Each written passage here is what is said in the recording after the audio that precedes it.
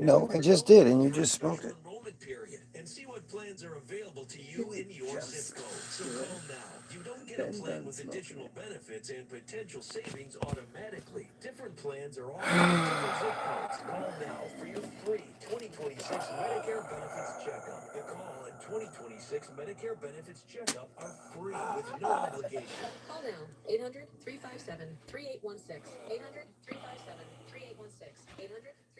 Oh boy, oh boy.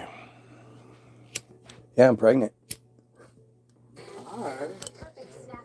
Yeah, well, the title says I'm late, so that can only mean one thing. And it's yours? Not mine, I'm good. That's what she said. Wait. Wait, what?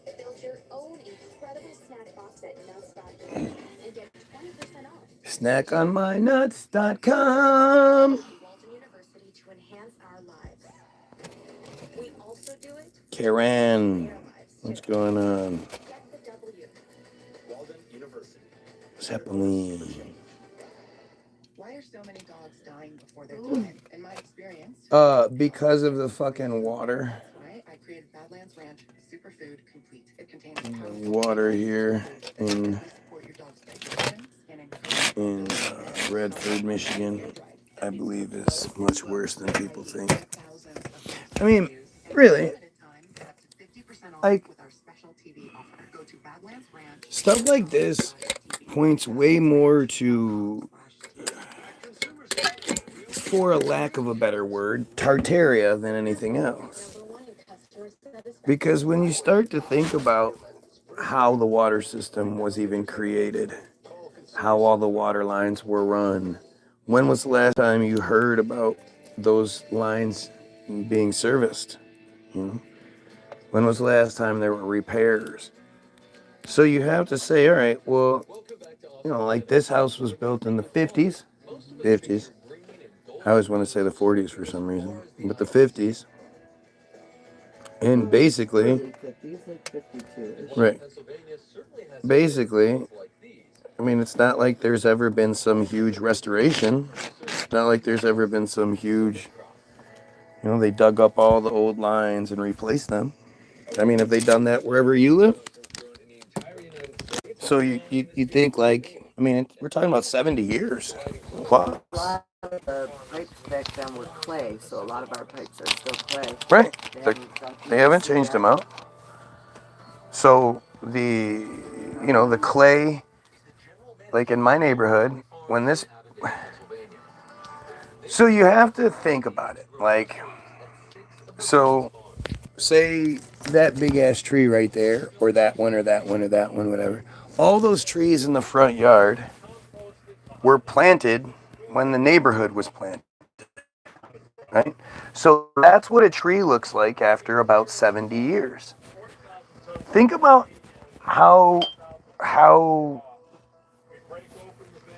like if that's what the tree can look like after 70 years, why don't we have trees 3 and 4 times that size that are, you know, that are 3 and 4 times as old?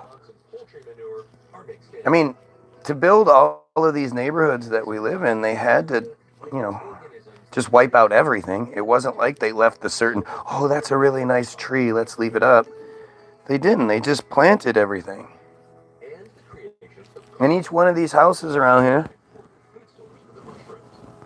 has one of these giant trees that I don't think they understood what they were doing. Because why would you ever put a tree like that in the front yard when you have the lines that run out of the house and then underneath the street? Because they didn't care what happened 50 I don't think years they from didn't then. care. It wasn't about a not care. I don't think they thought about it. We're talking about possibly people who hadn't been here that long.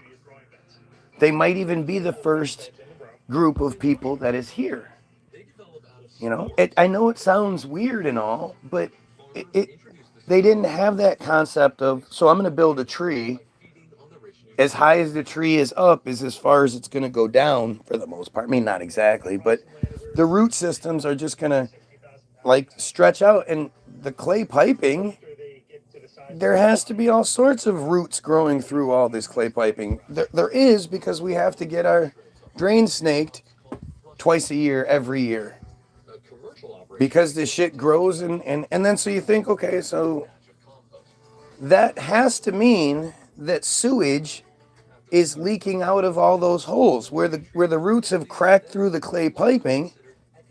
Those have to be leaks. And then you send the snake through there and it's cut like that. That's fucking. There has to be sewage leak literally underneath everyone's shit. How else could it not be?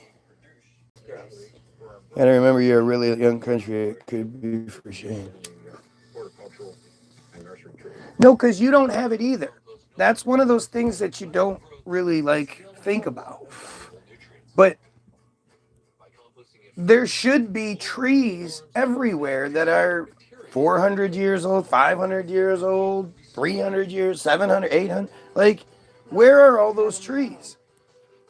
Yeah, but not everywhere. There are places that are supposed to be old growth forests and whatnot. Big places, not even far from here, where, nobody's ever built there. They're starting to now, but they never did. It was always just, either farmland or just forest.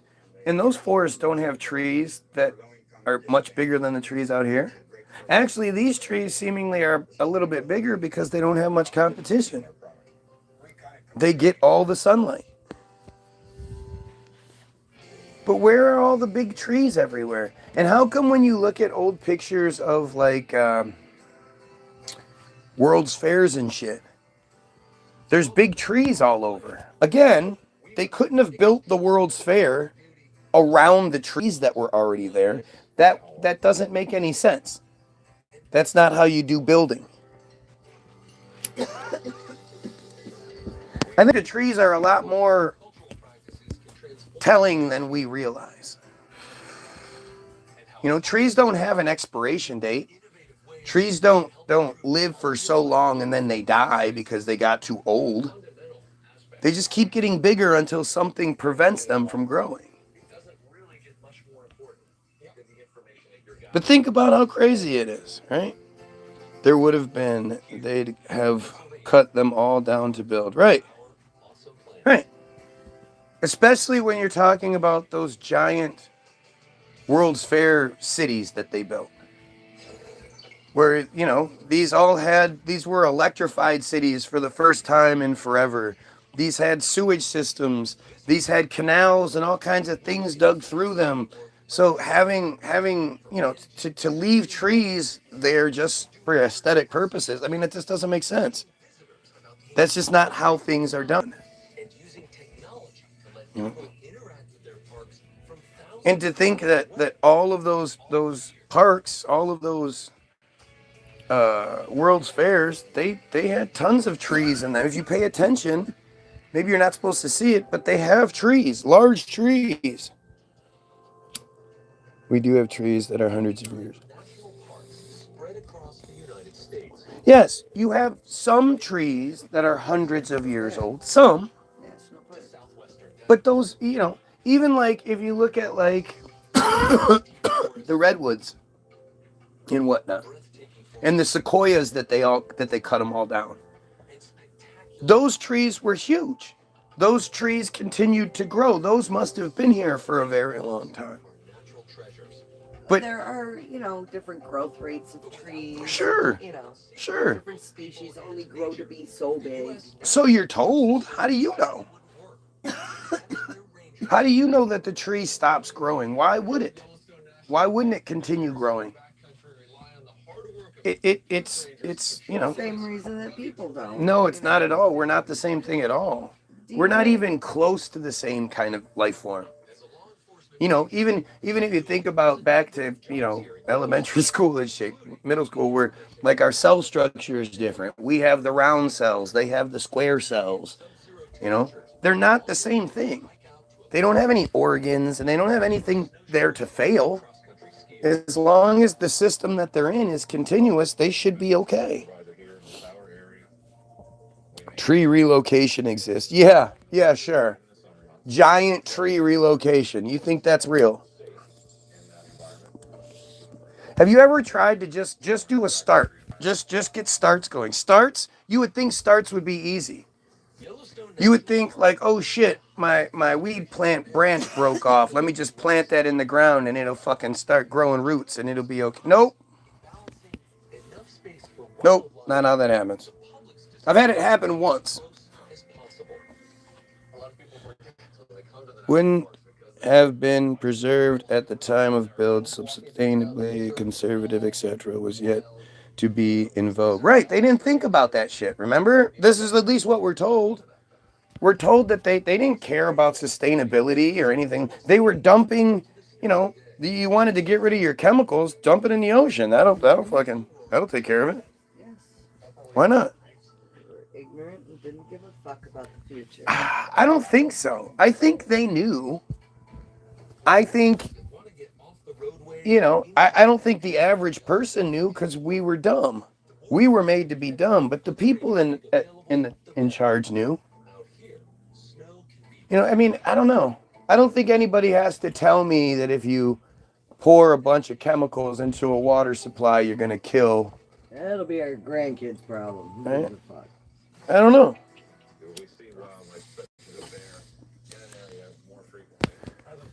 I don't know. The narrative we're given, just the more you think about it, the less it makes sense. But so think about all the trees that you do know of, right? If you were to say that there was some sort of reset that happened and wiped out all of the organics everywhere, and then there was the reset, and then as they repopulated, they started planting trees and shit. Well, the trees sort of matched that timeline. But then again, like I say, you do see plenty of cities. Like this is one of these conversations that I can't have with you if you have no idea of Tartaria. If you've never, and I don't even like saying Tartaria because Tartaria is that place. Tartaria to me represents the era, the thing that we're talking about, the reset, whatever you want to call it. But if you haven't gone down that road yet, if you still look at old skyscrapers and you don't have any questions, you still look at cathedrals, you still look at castles and churches and shit from all over the place, and you just go, man, those old people sure could build. If that's how you are, then I don't have a conversation to be had with you. If you haven't gotten to that point where you're questioning the tunnel networks underneath everything, like it's not something we do nowadays. I just heard something where they say like the very best technologies they have for boring can what was the number? I don't know. Something in my head says like 1.5 feet per month or something, but it's got to be more than that. But like our ability to tunnel is relatively new. Even though it's not, because you hear about stories, like you hear about CERN, right? And that they built CERN, they started building CERN in the 50s or the 60s. It's hard to sort of pin it down. But obviously, like something else is that's something else. Either they found the tunnel or they have better technology than we know they do. Like there's different examples of it. My lunch break just put out a video yesterday about the DUMBs, the deep underground military base, that mountains aren't what we think they are. And that we don't realize just how many mountains are said to have. Yeah, who cares? Mountains are said to have these major complexes and buildings and shit underneath them. And you know, we're not allowed access to it, but it clearly exists. And if it wasn't something else, they would absolutely allow it to be shown, like to some degree. But look at this. I love the idea that the dumbest person on here identifies as a Jew. To me, that's just hilarious. Like they're so stupid they don't realize what they do, and it's just fantastic.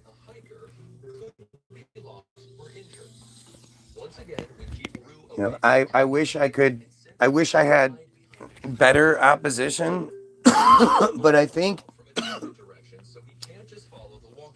what this sort of shows is that I can't have better opposition. This is the best opposition. Nobody's going to be able to come in here and actually, give good explanations for the shit we're talking about. There's definitely not going to be anybody representing Judaism or religion in general that's going to be able to come in here and even, slightly make a reasonable argument or, say something of merit. They literally can't. By the way, if you're watching, like, share, sub, help out. It's supposed to help. Looks like Karen keeps getting kicked out. Right. It's so stupid too because it doesn't even work. But it is what it is. This is what they do. I pray you have a great day in Jesus, and if you don't know, look at this stupid shit, man. If you don't know him, invite him into your heart. He is waiting and loves you. What are you talking about? What does that even mean? Do you even know what you're saying? Or are you just saying, like, you heard somebody else say this dumb shit at one point, and I guess it made you feel better or some shit? I don't even know. But how, what are you even trying to say? Do you even understand what you're saying? I pray you have a great day in Jesus. If you don't know him, invite him into your heart. He's waiting and loves you. Do you understand, just the crazy shit you're saying? Do you even know what you're saying? What are you trying to say that is coming across as stupidity? What tangible thing do you get from that? Why do you hate Jesus, bro? I don't hate Jesus. Jesus didn't exist. I don't hate stuff that doesn't exist. Don't hate the Easter Bunny. Right. I don't hate the Easter Bunny. I hate the hold that Christianity has, that the Jewish fairy tale that is Christianity. I hate that bullshit. But do I hate Jesus? No, Jesus is a.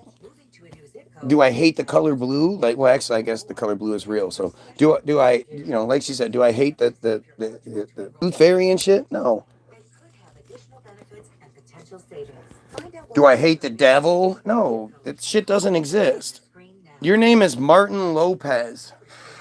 Oh, he's definitely Your name is Martin Lopez.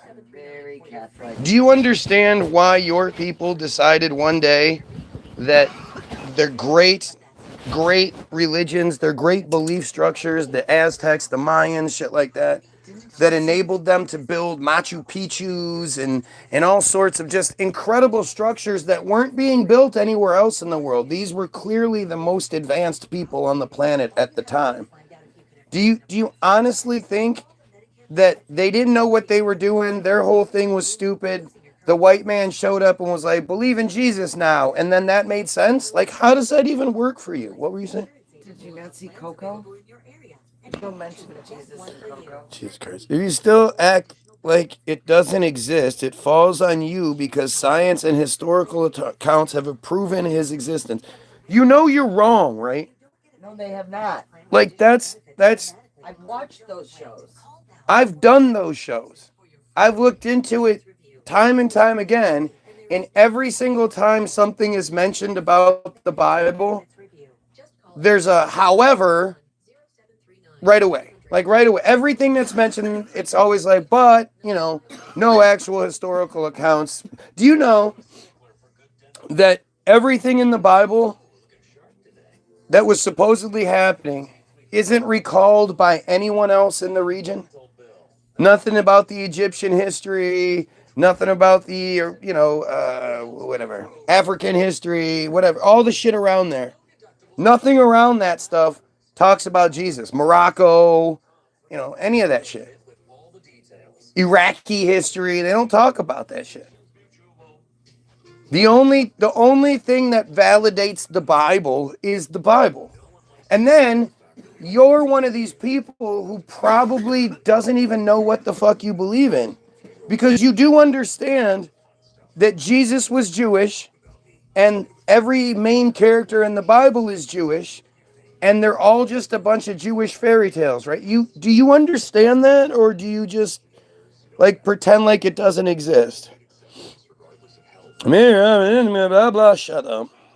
So you just ignore the rest of the comment where you would be proven wrong. What part proved me wrong? Please, I would love to know. Christianity originated in Africa. My ancestors, Aztecs, also sacrificed people to make the sun come up every day. You obviously have not studied Latin American pagan religions. That is not Christianity. What are you even talking about?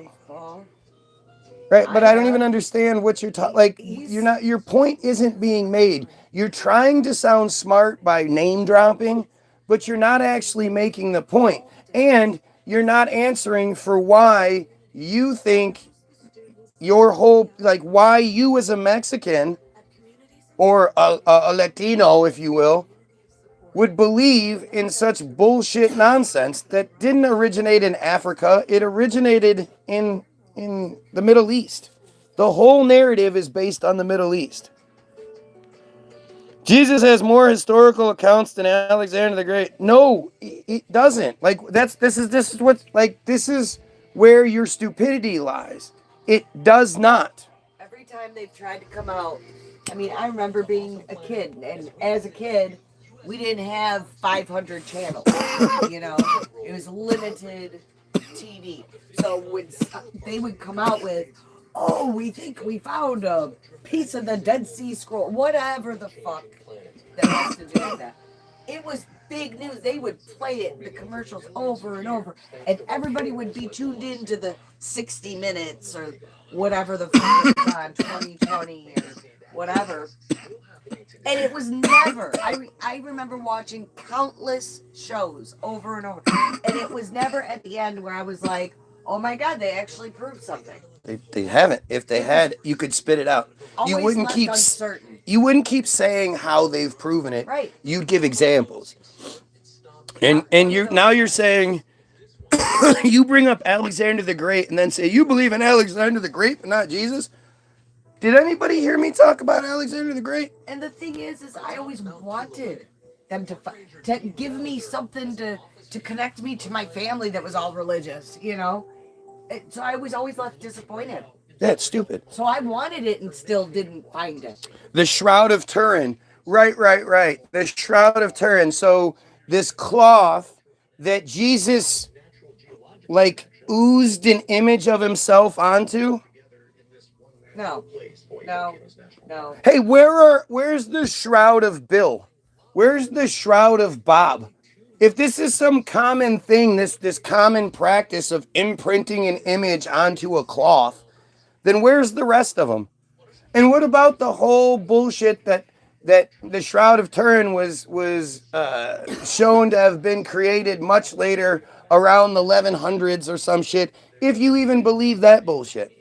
The idea that anybody even entertains the idea that Jesus died on a cloth and somehow oozed an image onto that cloth and then that cloth has lasted for thousands of years, the level of stupidity is like you're a little kid in an apartment and you're like, hey, how does Santa get in here? That goes against the character setup of Jesus. He wasn't vain. He wouldn't have put his image on anything. Like it's just stupid. Right. You're projecting your own ego onto this mythical character. You are lying to yourself, brother. It's okay. I'm lying to, what am I lying to myself about? Which part? Really, bro? Romans who disagreed with Jesus even wrote about him. You really don't know your history, bro.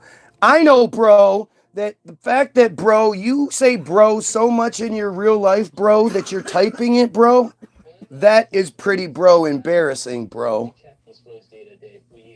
But no, they really don't. See, unlike you, who literally hasn't done any sort of research into this at all, you're basing your information on some bullshit you heard some dude say, or you probably watched some dumb truther who somehow is a truther and pushes Jesus or some shit. But you don't actually look. You don't actually know what it says. But yes, the Jewish fairy tale only existed in their bullshit. No one else talks about it. The Egyptians don't talk about Jesus or anything like that. No one else is talking about the guy that's performing miracles. No one else is talking about all these characters that are building God phones and then, have significance in their Bible version of the Bible. Well, even the whole Exodus bullshit where, they were the Jews were the slaves of Egypt and, that shit doesn't even exist. It's all just bullshit. And you know how I know? Because literally I've spent the last few weeks, months, specifically looking into Jesus, looking into the Davidic line, looking into the narrative that they want us to know, using the Jewish-controlled Wikipedia.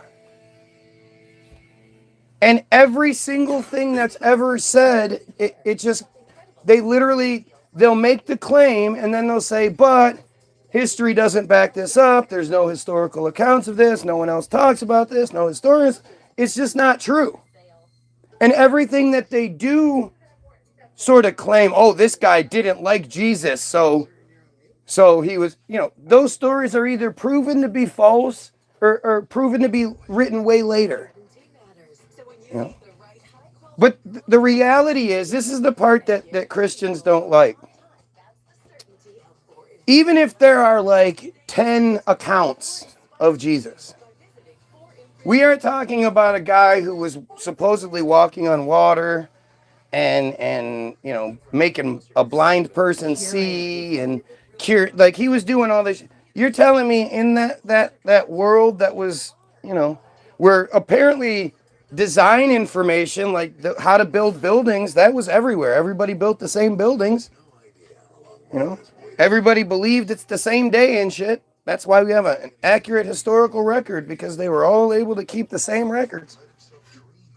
The fact that there would be 10 stories more proves that they were like, well, we need to have like 10 stories to prove that, Otherwise, everybody would have been talking about him.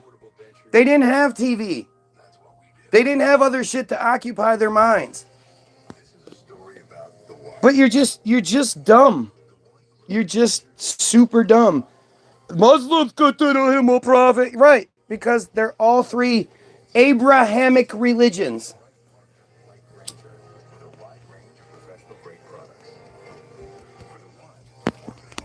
When you don't understand that all of the main three things all come from the same source, like if it was like McDonald's, Burger King, and Wendy's, all, under the Mick Corporation, when you say, holy shit, Burger King and Wendy's belong to McDonald's. Makes sense. You have obviously not studied history. Yep. See, this is, again, you have to love when... haven't studied history? Right. Instead of actually saying points, This guy is using that time, that effort to say dumb shit. To throw little stupid shade insults instead of saying, you're wrong about this because of this. You're wrong about that because of... It's just dumb shit. Proof positive, exactly, Karen. Let's see. Sounds like you guys have something and people... Yep, see, look at this shit. It's just dumb. Oh, the shroud is a screen print. Right. It's fucking stupid. Literally, science proves you wrong, bro. Again, this guy keeps saying these dumb statements, but there's nothing behind them. I could say science proves anything. It doesn't mean it's true. Doesn't mean I even know what I'm talking about.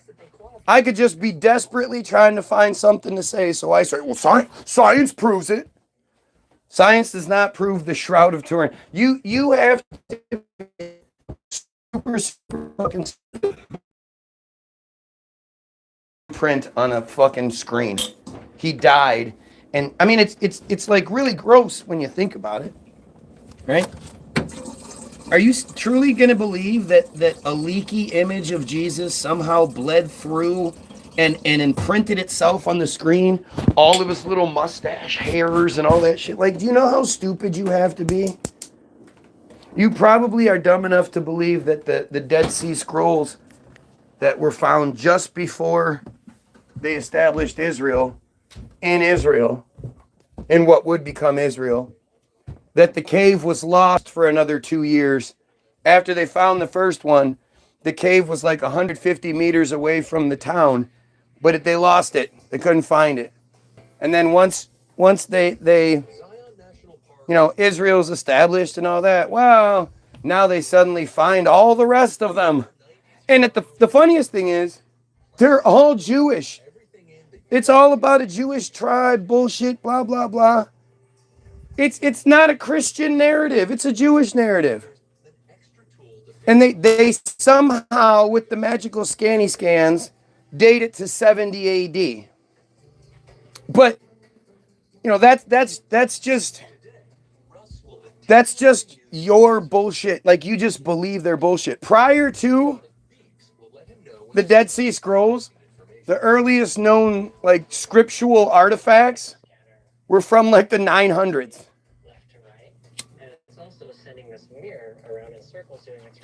But then again, like, this brings up the whole story of, Dionysus and the Dionysian calendar and why we live in AD and all and how that whole, like, it's all just so unbelievably stupid and convoluted and the switch between the Gregorian and the Julian calendar is because every 100 years it's a day off and they somehow were able to calculate it, and it's just so stupid. It's all just so stupid. Sounds like you. Yep, I have no argument against fake bullshit. How do you prove something doesn't exist? I'm not the one that has the burden of proof here. You're the one that's making the extraordinary claim. And you can't even do it. You can't simply say why, as a Christian, you think Christianity is true, but Islam isn't. Judaism isn't. Scientology isn't. Whatever sect of Christianity you belong to, probably Catholic if you're a Lopez. But all those other Mormons and Lutherans and Protestants, and why are all of those guys wrong? How do you know? What proof do you have? And you won't have shit. So you've never read the Roman historian's Tacticus. What about Pliny the Younger? Do you even know that these are Roman historians? I don't believe so, because they obviously wrote about Jesus. Did they? What are you talking about? Do you even know what you're talking about? Again, I think you're just saying things you've heard other people say. But these are all just bullshit narratives. This is whatever story you're believing because they want you to believe it. What about all the people that talked about Muhammad? What about blah, blah, blah? What about this? What about that? Again, this is me arguing with someone who doesn't know what he's talking about. He is making like sillier comments. He's bringing up, he likes name dropping. He doesn't actually know the things. He just knows the name to drop because he heard somebody else say it. And then he says, "Your Y-O-U-R right, brother." Good gravy. And continually somehow kept mutilating until somehow we came about. Yeah, I'd rather believe in God, bro, because you gotta have the same amount of faith to believe in the evolutionary theory.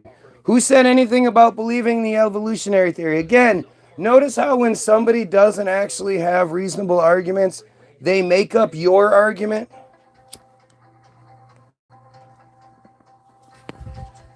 They make up your argument so they have something to argue against. I mean, I've said it before. I hate to admit it. But, you know, the Jesus narrative, as absolutely ridiculously stupid as it is, makes more sense to me than the Big Bang Theory. Because the Big Bang Theory is fucking stupid. But it's you know, if I'm given the two choices, well, I don't believe I only have two choices. And they're both dumb as shit. Democrats like the world of make-believe. Now we're talking about Democrats. Good God. Dead Sea Scrolls are not canon in the Bible. I don't care why you guys are even talking about that. Because that's what you base your shit off of, right? That's the sort of proof. Because if you're just talking about the Bible, then we're talking about a 1611 storytale, fairy tale. King James, the fairy tale bullshit written by Shakespeare, Francis Bacon.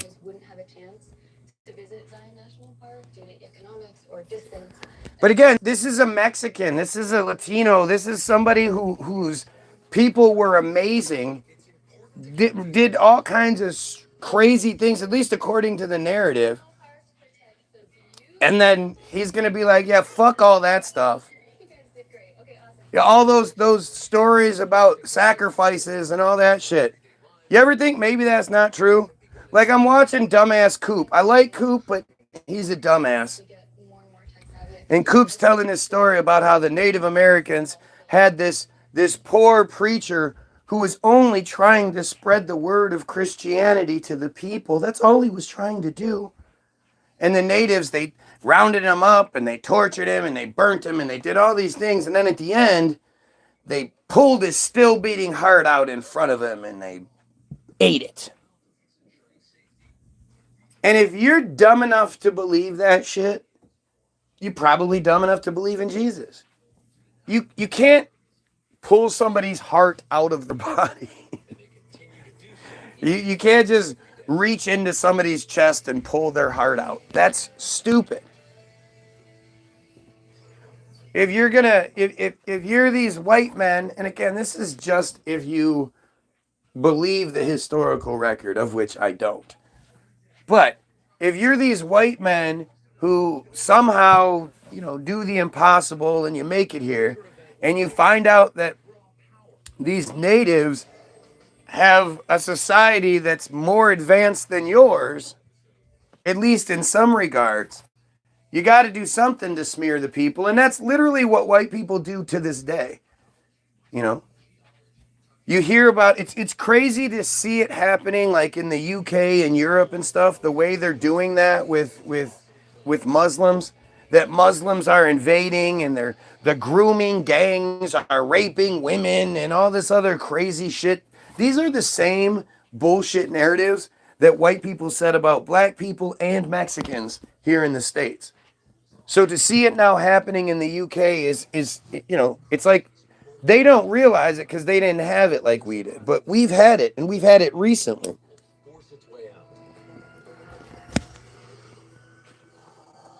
And at the end of the day,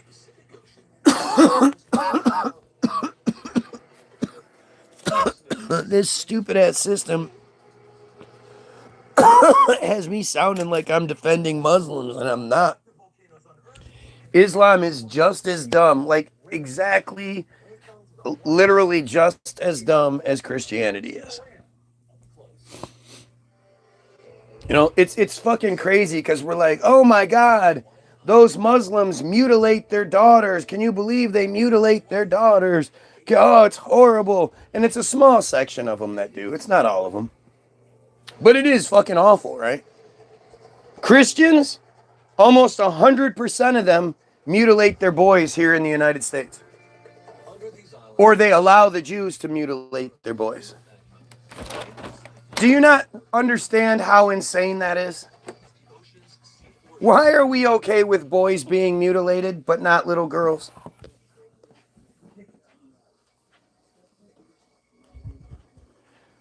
Oh, let's see. No, the burden of proof goes on them.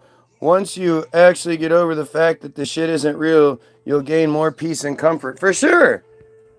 When you get over the idea that the evil sky daddy is watching you, waiting to smite you for any little thing, send you to burn in hell for all of eternity for just being a normal person. Once you realize that you don't have to be a slave to the Jews just so you can go to heaven when you die. Because that's what the Bible is. The Bible is the only thing that's accurate about the Bible is what's happening now. And I don't mean like attached to biblical stories per se. I mean the idea of taking from the non-Jews, from the Gentiles, and giving it to the Jews. The entire Genesis story is all about all of these different Jewish characters that somehow build the God phone, and God's like, oh, okay, hey, your name is now, it was Abram, now it's Abraham. I know you're in your 90s. I know your wife is in her 90s. Her name is no longer Sarai. It's going to be Sarah, and she's going to have a baby. You're going to name it Ishmael, and everything you can see from here to there is going to be yours. I guess go tell all the people that already live there that I said that this is your place now. And apparently that's what happened. They would just go into the town or whatever and be like, yeah, I spoke to God earlier today, and he told me this is all mine, so I have to have the biggest palace, and everybody works for me now. Give me money. And everybody was just like, okay. And when you apply that to what's happening right now, where our infrastructure is crumbling, we absolutely desperately need a proper government pedophile hunter. Instead of the anti-Semitism task force, we need a pedophile hunter task force. What? Ready for school?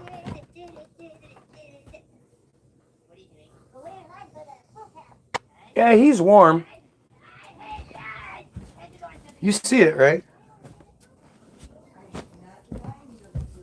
He's warm. He has a fever.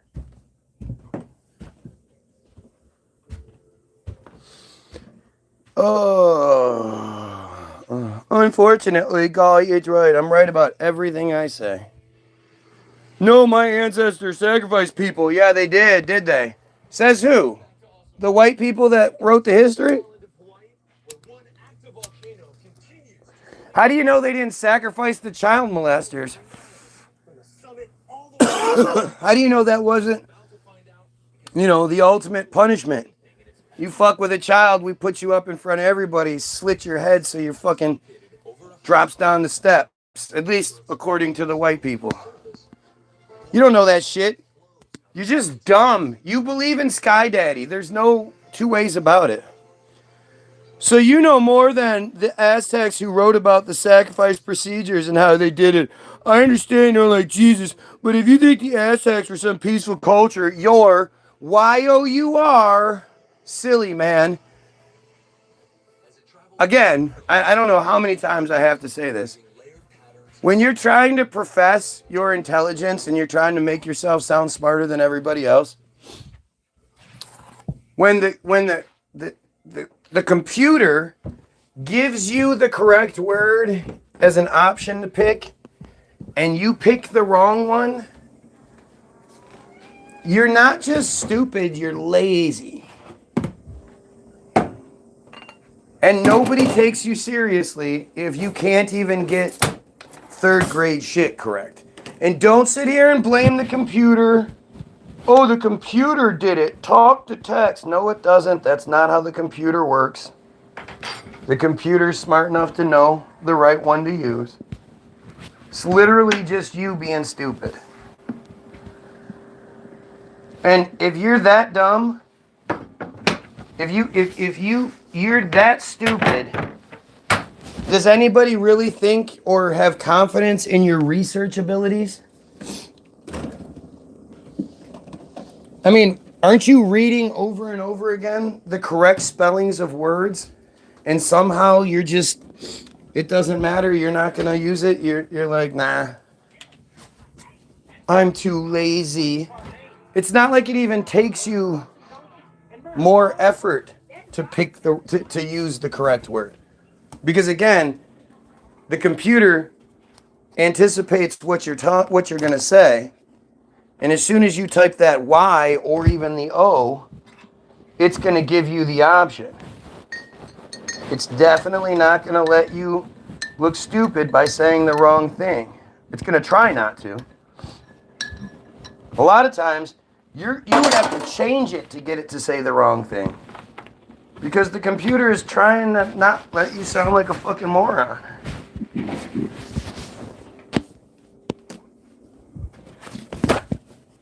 You know, if seriously, you're if you don't have enough pride to use the correct words, like I lose all respect for you. And whatever you're bringing to the conversation loses its weight, especially when you're not actually even bringing anything to the conversation. You just keep saying dumb shit like, science proves it, bro. For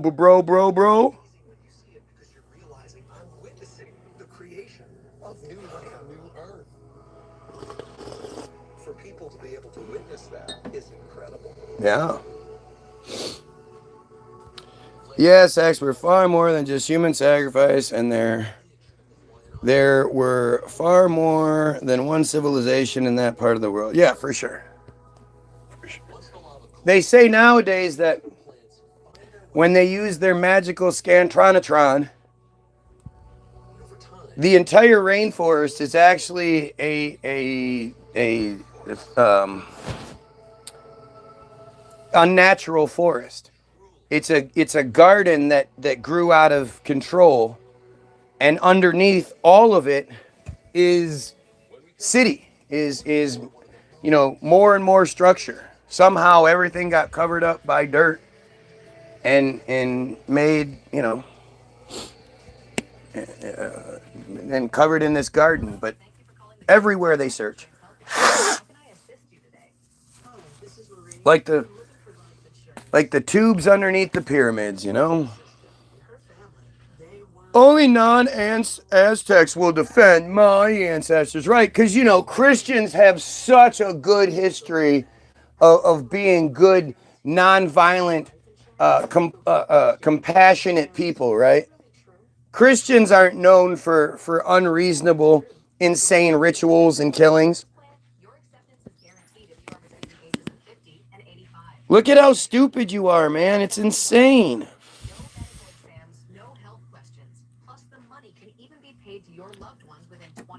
The Koran mentions Jesus over 300 times also. Right. Because it's all stupid. It's all the same stupid. But the thing is, the one guy that really carries the same weight in all three is Abraham. Because they're all the Abrahamic religions. I mean, Jesus actually had a big problem with the Jews of their day because he said himself he came from the Gentiles who are not Jews. No, he didn't. Are you stupid? Oh my God. Look at this. Look at this. This guy, let's just now see. Now, what do you think his excuse is going to be when I wreck his argument real quick? What crybaby do you think he's gonna say? So we're gonna go with Jesus. We're on the wiki page. The wiki page that is completely controlled by Israel. Well, here, let's stifle the arguments before they make them. So we have Naftali Bennett. At this point, he's a former Israeli prime minister. At the time, he's a future Israeli prime minister. High-ranking, Mossad, IDF, all of it. Every horrible thing associated with Israel, he's a part of it and a leader in the situation. But here he is talking to the IsraelNationalNews.com. Metzitzia, in conjunction with My Israel, has arranged instruction day for wiki editors. The goal of the day is to teach people how to edit in Wikipedia, which is the #1 source of information today in the world. As a way of example, if someone searches the Gaza flotilla, we want to be there. We want to be the guys who influence what is written there, how it's written, and to ensure that it's balanced and Zionist in nature. I came here to learn. So everything on Wikipedia is balanced and Zionist in nature. Jesus, on the wiki page that's all locked up that people can't edit. Jesus, also referred to as Jesus Christ, Jesus of Nazareth, and by various other names and titles, was a first century Jewish preacher and religious leader in the Roman province of Judea. Right? Right? This is what the people that give you the narrative tell you. But hey, he said he was from the Gentiles, I guess. Some people might think that it's just a food pantry. No, you're wrong. Moses made it, Paul. No. All of this shit was crafted in the 1800s at best. Maybe the 17s, but more than likely the 1800s, if not even into the early 19s. Hebrew was revived, was invented by Eliezer ben Yehuda in the late 1800s, early 1900s. His son being the first native Hebrew speaker in modern times. They had a Hebrew Bible that's thousands of years old, but the language somehow evaporated. How does that work?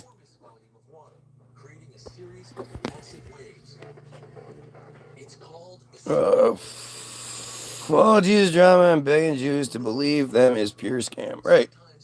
And that's what it comes down to. Again, take from the Gentiles, take from the non-Jews, and give to the Jews. And the Gentiles need to beg for forgiveness from a Jew. I don't think the disciples would have lost their lives for it. Like, see, again, this guy is just dumb. Like, he can't get past the idea that the Bible is not a historical record. It's not something that you can just keep going off of and be like, well, the Bible says, well, the Bible. Who gives a shit what the Bible says?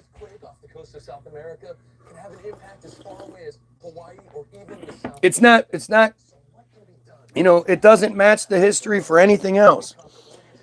If you go study this stuff, the guy that believe, blah, blah, this guy's just dumb. Oh, now he's leaving. Of course. Of course. He's run out of ass. Get your contradictions right. Yep.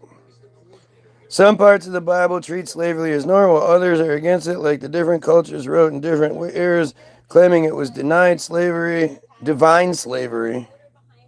Oh, claiming it's always denied slavery is Olympic level mental gymnastics.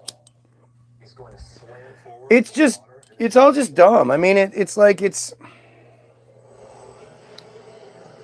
just embarrassing how stupid it is.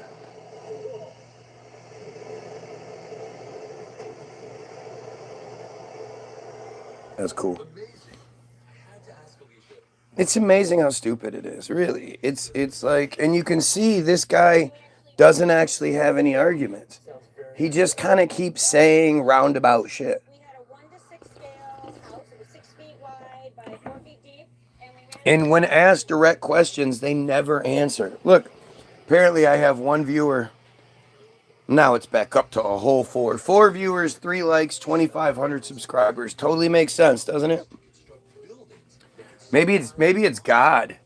Maybe God is preventing me from reaching out. Has also found that forests can lessen the impact of the tsunami. In fact, trees can make all the difference between surviving and dying. It's so stupid, man. I just don't. Like, that guy's a Mexican, right? His last name is Lopez. The devastating effects of a tsunami. Like, they act like, can you imagine that? Can you imagine how they could have possibly gotten these people? Like, there has to be a reset. There has to be a wipe. Right?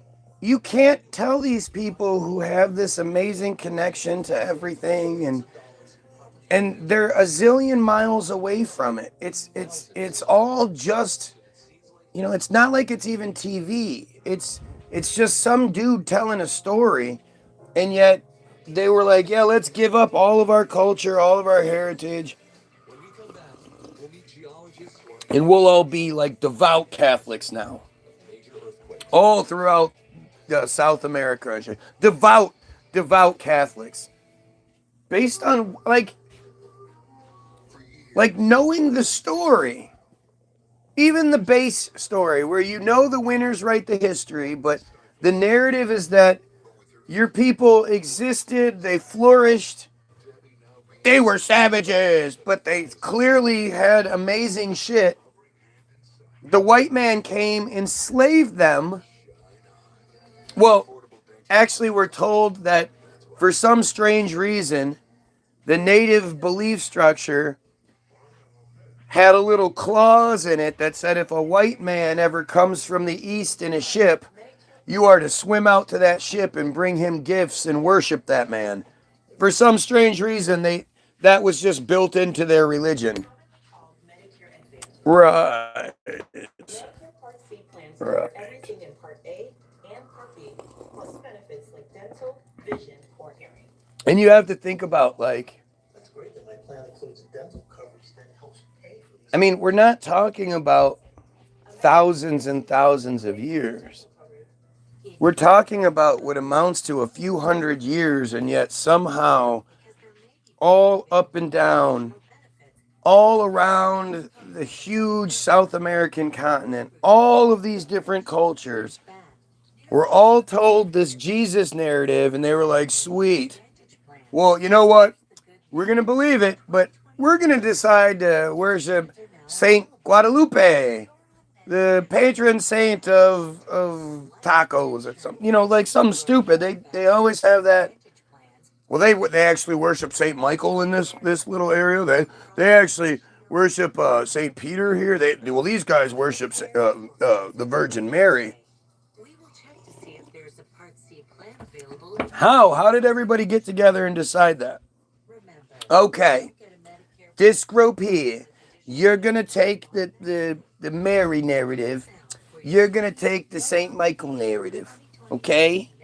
We need you guys to still be able to war with each other if ever necessary, okay?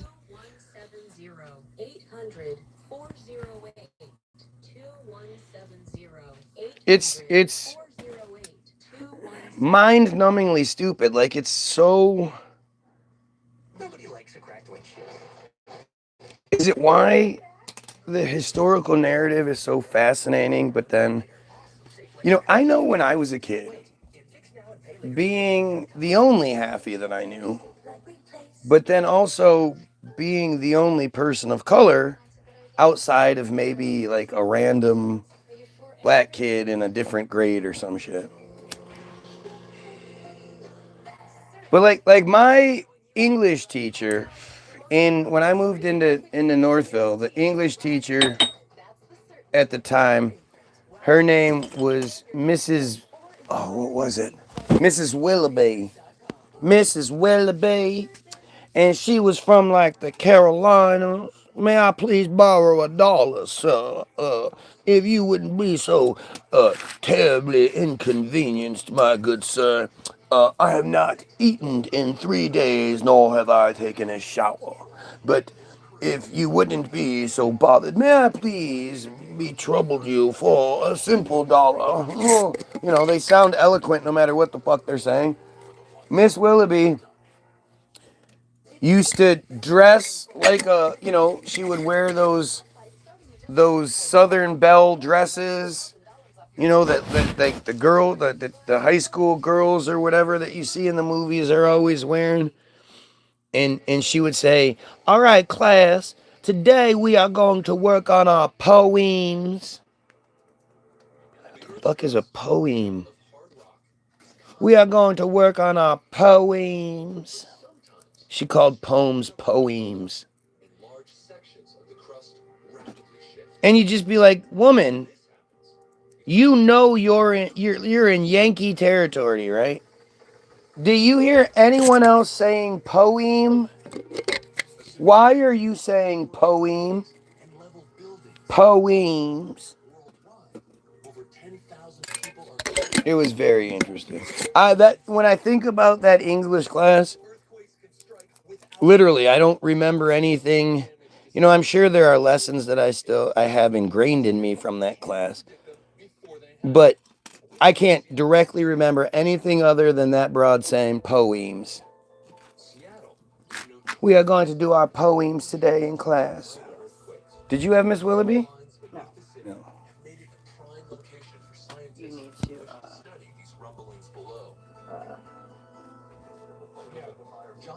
there was a story you told about her.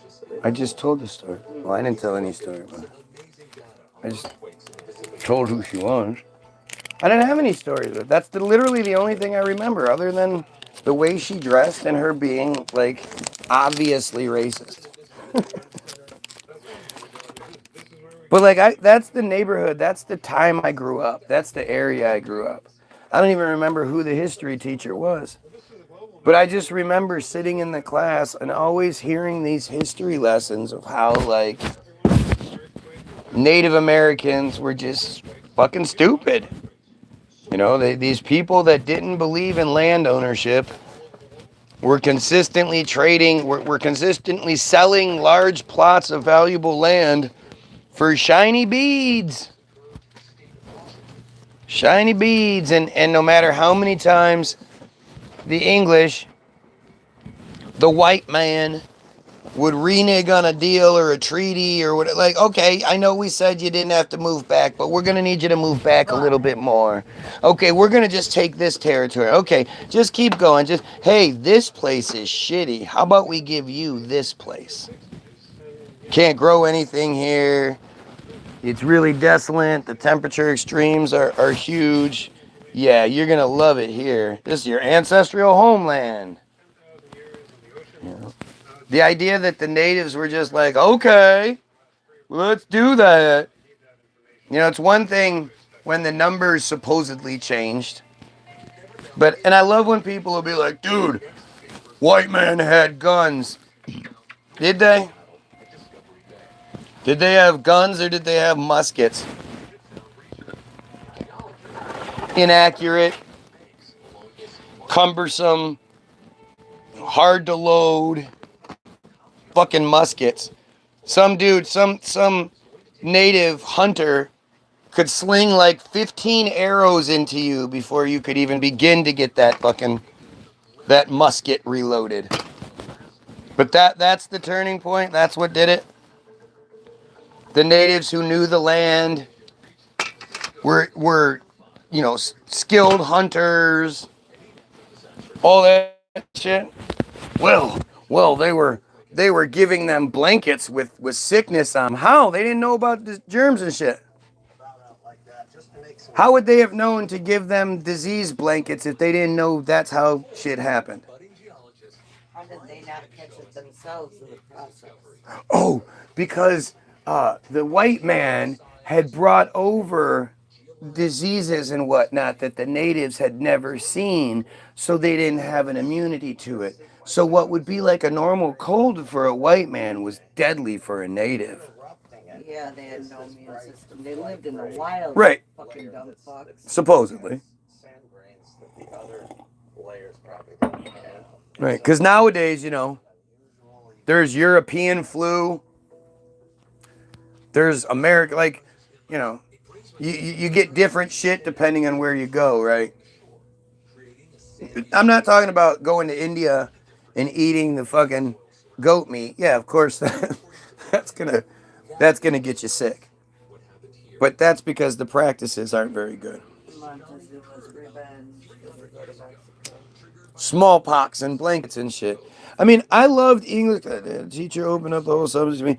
I mean, you know, the whole thing is those teachers, even if they question things, they weren't going to. They're not going to give up their jobs. They're not going to give up their livelihoods, their wives' clubs, their kids' sports and activities, the cars, the insurances, all of the things that come with the gig that they only work 9 months of the year, 8 months of the year. You know, they're gonna keep that shit.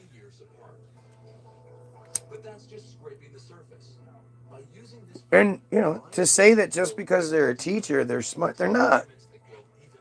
There's somebody that's good at like regurgitating, but that doesn't mean they're good at critical thinking.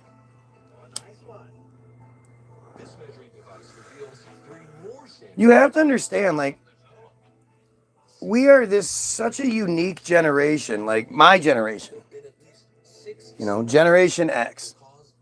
The people that have one foot in the old world and one foot in the new. Where, you know, the baby boomer generation, when the computers came, the computers are scary. My generation embraced it. We were the ones that brought it to you. But we still remember what it was like to not have that shit. But, you know, every other generation before my generation literally only knew what the system wanted you to know. In any situation, for anything. All the information was controlled. Right. Unless you, like, had some inside source that was like, no, that didn't happen like that.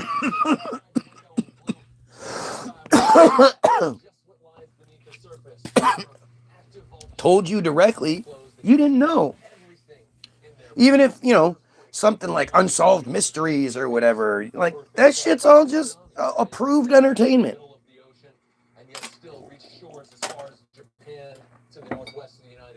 You know, and sometimes the people got lazy and something would air that maybe wasn't, that maybe shouldn't have as far as they were concerned. Well, the good thing was, you know, once it aired, if there were reruns, you had to wait for the reruns. But a lot of shit just aired and then it was gone. Maybe somebody recorded it after the 80s when people had VCRs and shit. But prior to that, nothing. You know, there was this hoarder on the Hoarder show who literally had one of the most valuable collections ever. And it's because she was like, she must have been autistic or something strange, but she had multiple TVs set up in her house. And she had VCRs and blank tapes, and she would just record the news, record what was being broadcast every day, all day long. So if there was a breaking news story or whatever, she had that. She had it all, and she would keep it all in these tubs, and you know, obviously she was a hoarder, so she wasn't the best at keeping it.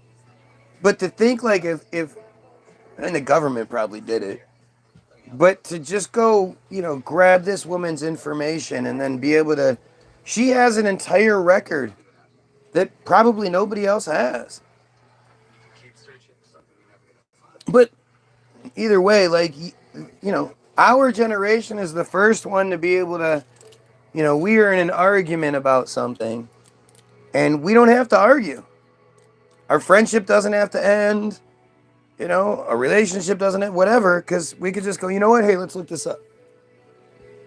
And then, depending on who the people are, if, you know, they're insecure and they can't be wrong, then maybe the conversation continues. But a lot of the time, you can just end arguments now because we have access to information that we didn't used to have. And,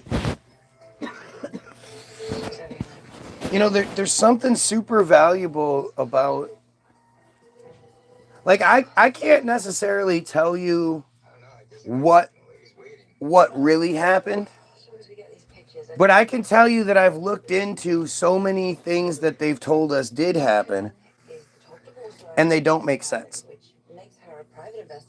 And when you look at the narratives that you're given, and these are, because I don't think they ever expect free-thinking adults to look this shit up. Most of the time, it's either going to be people in an argument, or it's going to be somebody that's doing it for school. And you'll notice that a lot of the Wikipedia entries are written almost like a book report. But what you see repeatedly is a lot of nonsense details. And these are the details where, like, how could they even possibly know that shit? He was offered a job that he didn't take. Again, 1632, and that's part of the record, that he was offered a job and didn't take it. But how he invented this, or what alloys, or what the process was, or that part we don't know anything about. The whole thing, the whole narrative we're given. What's up, Reggie Red?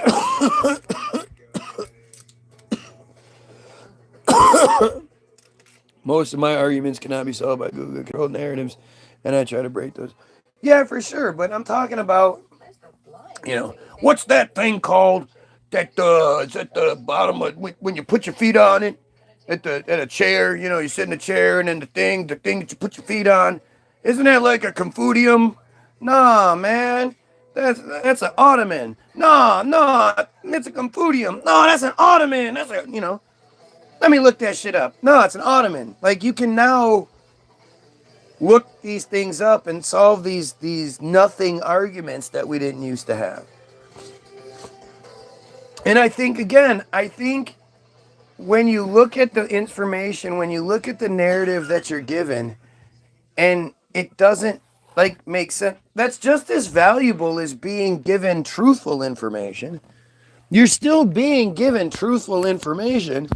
It's just coming out in a different way. Ottoman, whatever. Yeah, it's Ottoman. Didn't I say that? Ottoman. Didn't I say that? What did I say?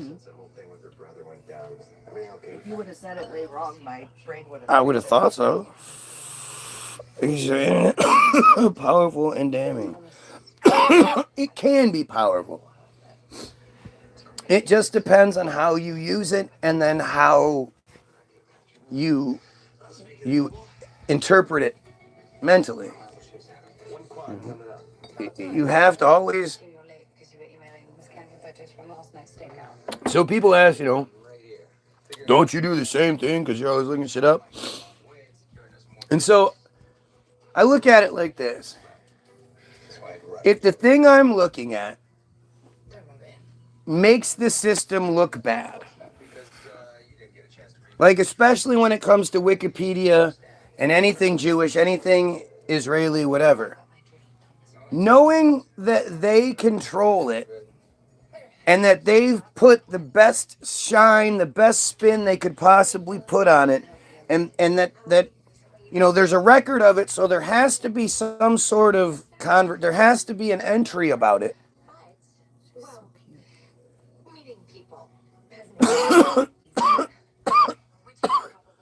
If the thing that I'm supposed to read isn't supposed to make them look bad, but it does, then you see truth coming through. When they're telling you, believe this, believe this, believe this, believe this, well, that's a different story. But when you go look into the history of submarines, and you hear the narrative that in 1620, Cornelius Drebbel, this guy you've never heard of, but you should have, This man made it thunder and lightning on command. This man invented so many microscopes and had to do with the telescope and air conditioning and like all these different things that this man supposedly invented. You know, along with being a painter, an architect, a veterinarian, a dentist, you know, whatever. And you find out that in 1620, King Edward I was the first monarchy to ever travel underwater. This guy built a submarine that could travel beneath the water for over 3 hours, could hold 30 people or 15 people or whatever it was. I don't remember. Could dive, you know, between 20 and 30 feet below the surface. Again, stay under there for 3 hours, travel, blah, blah, blah. 1620, does that fit the narrative that you know? Does that fit what you thought it was going to be? No. And so, first of all, you didn't even know that story existed. If I read you the Cornelius Drebbel history, you'd be shocked and wonder why you didn't know who that guy was. And then you read about the history of submarines, and it's just failure. After that, they just fail. Nobody tries again for another 100 years. But when they do, they fail. And then they fail, and then they fail, and then they fail. And then in like 1850, a submarine is somehow built down in the Bahamas region that can go 150 feet below the surface, can stay underwater again for hours, but even better, has a hatch on the bottom that can open, and they can harvest oysters and clams and shit with it. Open the hatch on the bottom of the submarine, 150 feet down. And they could do all this, they can engineer all this, and this thing was, of course, attached to a ship that was above, and they were somehow using a steam-powered motor to pump air down. It's just so stupid. But they understood all of that, but couldn't understand that you had to come up slowly. And so they would just come up real fast, and the guys would get super sick from the bends. You know, decompression sickness or whatever the fuck it's called. And so apparently this submarine only flew twice, and then it was just abandoned on the side of the fucking beach somewhere. And then there were other attempts with submarines that just failed and failed and failed. And then suddenly the Germans in World War I are able to make these U-boats, but the U-boats seem like exactly what they are, underwater boats. They can go just below the surface of the water. That's what it seems like those are to me. They're not little dolphin submarines swimming around, because anything that was sort of like that, again, it would just fail. The Acorn sub failed. The Confederate sub failed. It's all just failure. And then the Germans somehow figure it out. And then in 1952, the United States decides they need nuclear-powered submarines. And within a couple of years, Hyman Rickover delivers a nuclear-powered submarine. And that's literally like the history of submarines. There is no progression. There is no, examples and explanation and all. It just sort of like happens. And the narrative that you are given is a bullshit narrative that's nothing but failure. And it just even that seems strange, where you think, okay, so random guy attempts to make a submarine in 1700, 1800. He fails, and that's a story that I know about in 2025. This guy was just a tinkerer. He owned a Confederate confectionery shop during the day. He just made submarines in his spare time, and And I know that story. Why would I know that shit? It's 2025. What the fuck does that have to do with the narrative? But the narrative will always be a whole bunch of nonsense, a whole bunch of failure, a whole bunch of mundane, dumb details about, and he wore this outfit and, stupid shit like that. Look up Hyman Rickover's fucking history. This is a guy who apparently was born into a Jewish family, but converted to Protestant at some point in his naval career. Because how many times have you ever met somebody that's like, I used to be Jewish, but now I'm a Protestant? Have you ever heard of that?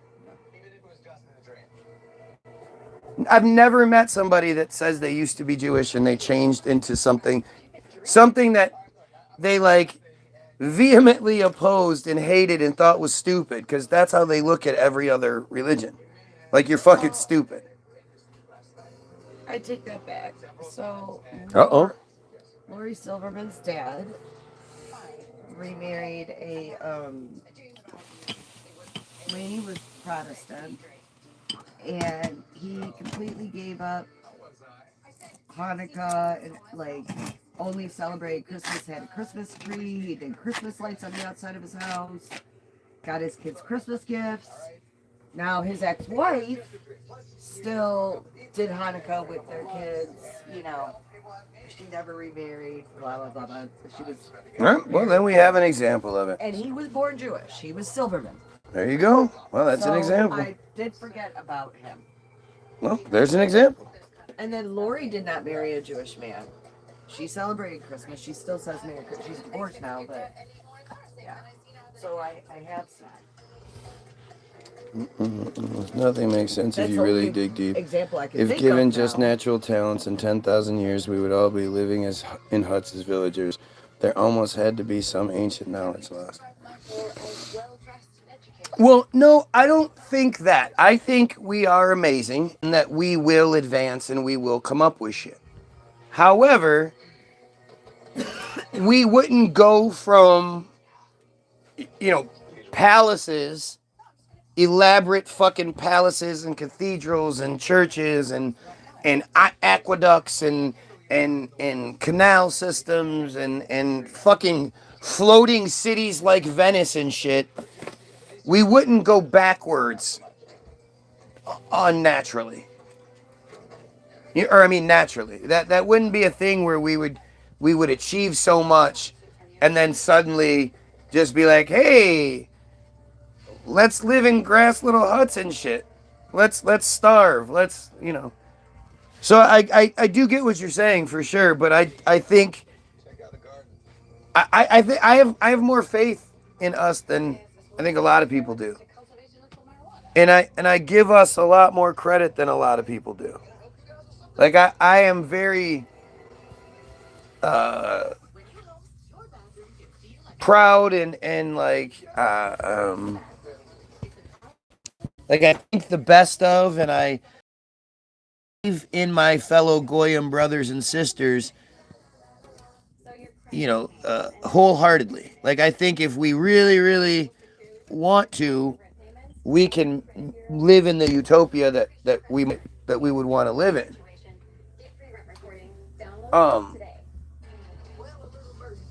And I'm not supposed to. I'm supposed to think poorly of everyone. I'm supposed to think everyone's out to get me, and everybody is just an asshole. They're not like,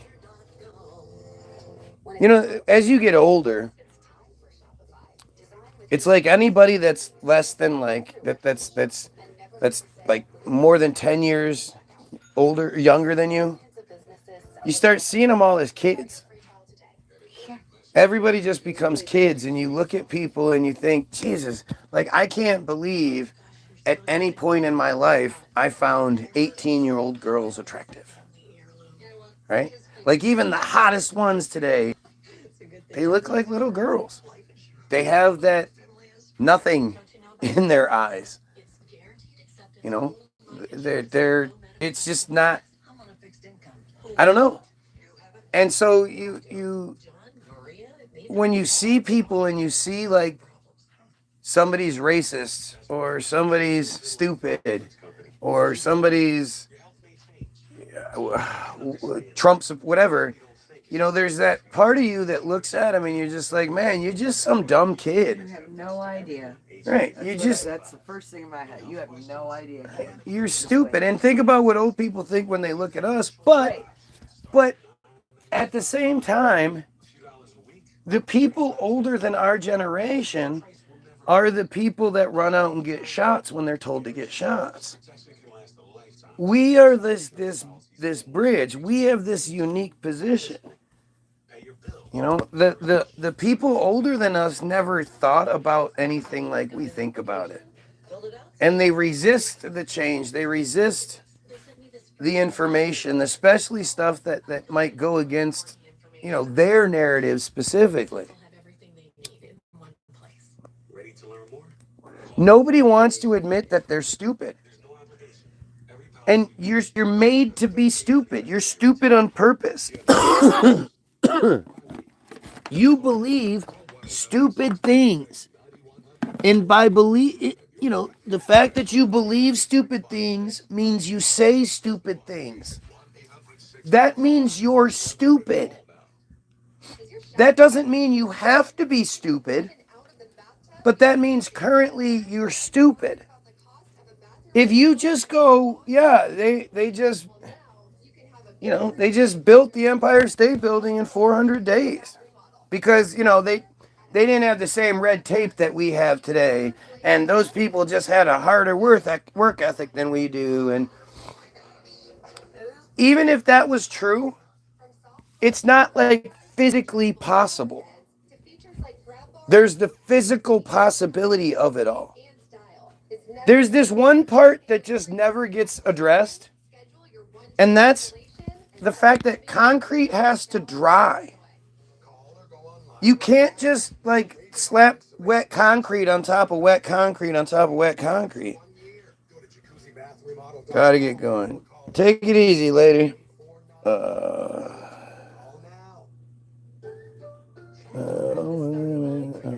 I am contrarian Krumadegian. I don't know what that is. People piss me off most of the time. It's a flaw, admittedly. Absolutely. And the best part is you say it's a flaw. Curmudgeon, yes. Curmudgeonry, he says. Yeah, curmudgeon. Yeah, it's a contrarian curmudgeon. But yeah, at least you acknowledge that it's a flaw. And it is a flaw. If you let people get to you, like I hate these pedos and I hate these friars and stuff. But they don't, it's like, I believe in a great relationship with your hate. If I have a great relationship and a great understanding of my capacity for hate, well, that swings over to the other side as well. And I have a great capacity for love, and, you know, that other side is there, and I have that in my life. And so, you know, I think we all should, like, this narrative that don't hate anything, hate speech is bad, you know, that's a hate crime and shit. Like most crimes hate crime. What the fuck are you talking about? Are you saying if I murder one person, it's a crime, but if I murder a specific person, it's a hate crime? Like, that's ridiculous. Facts now, but my point was that we were placed in barren land with just nature. How long would it take the normal man-woman society to harness free energy? Oh, yeah, absolutely. Abso-fucking-lutely. I totally agree with that statement. And I ask people all the time, if I dropped you in the woods with a hammer and some nails, how long would it take before you built the cell phone network? But I do think that after, you know, I think we are very, very capable. But you know, we clearly inherited this realm that we're in, this set that we live in. You know, it was clearly built, manufactured. Like the earliest pictures show a very well manufactured, groomed city that looks like it's prepared for the people to get dropped off. It's hard to deny that.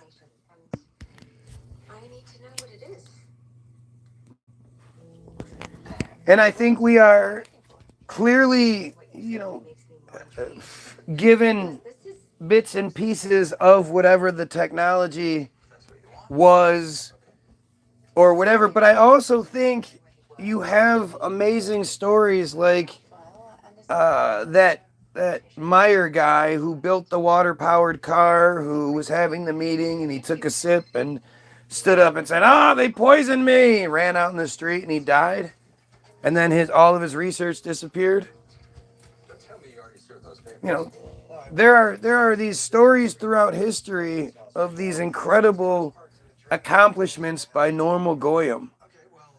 And then there are accounts of shit that you know from like the 19 early aughts or 20s or something, of the other Meyer guy that was able to make it rain.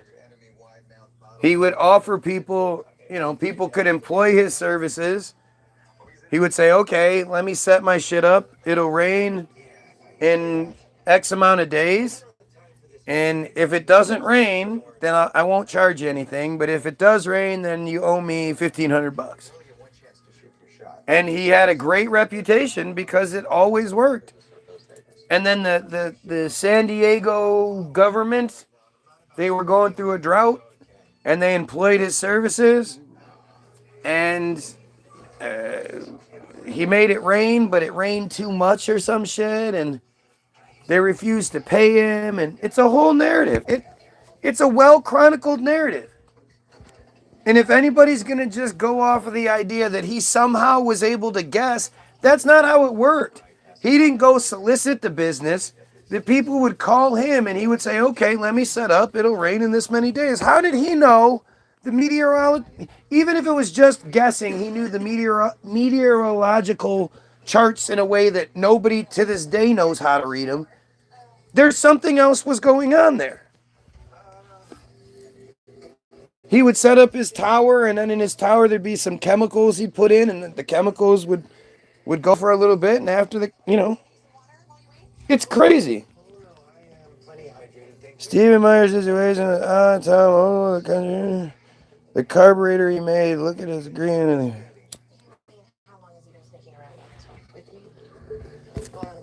you can go fuck yourself. TMT or TXT, what's up, dude? What's up, Turtle? I remember. Where I live, there is a slaughterhouse adjacent to the subdivision. It definitely does not give me hope to see the trucks of squealing pigs and sheep and other souls waiting to be murdered. Wow, that has to be rough. And the smell has to be atrocious.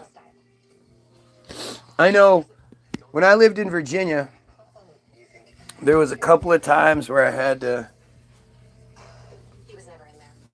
either for work, or one time I went with one of my buddies, but we had to go.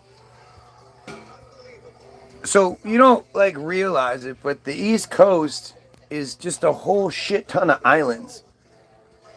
And there are these toll highways and shit that you can ride and get to these different islands. It's really crazy.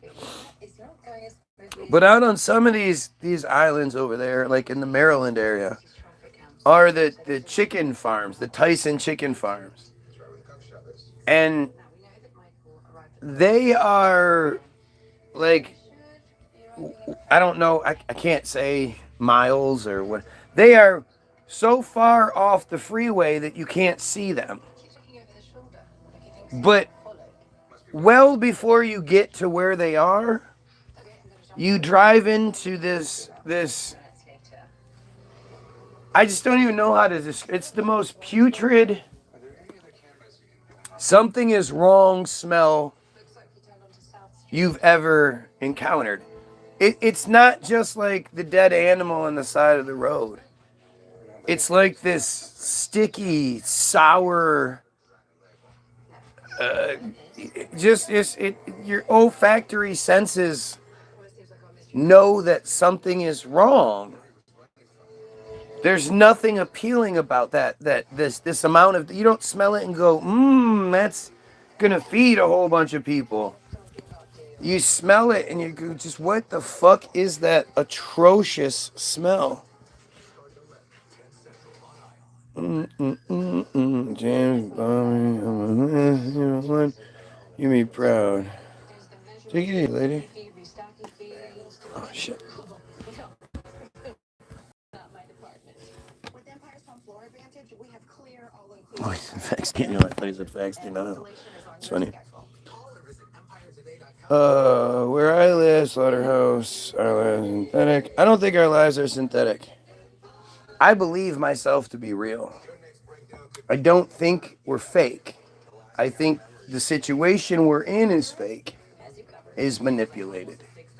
But I don't think we are fake.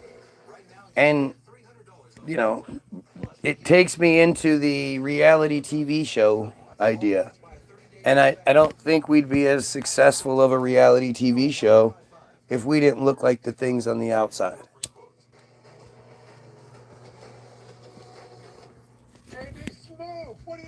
But that'll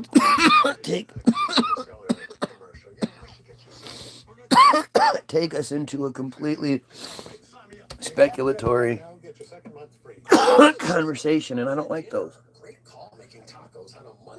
I mean, there's a time and a place for sure, but I just feel stupid talking about it.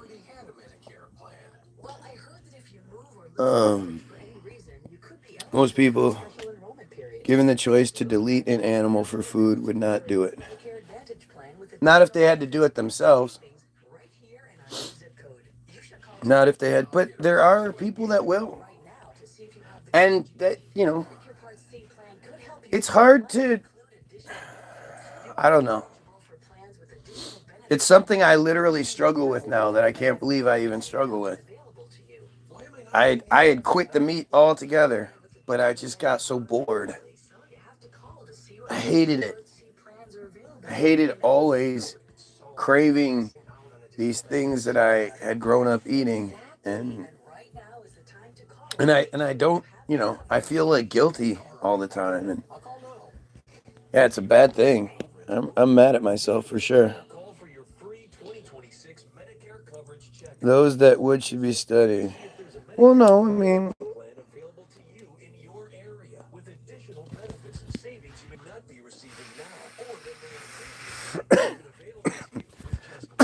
I mean, you know, our grandparents and shit would have had no problem killing the chicken. But see,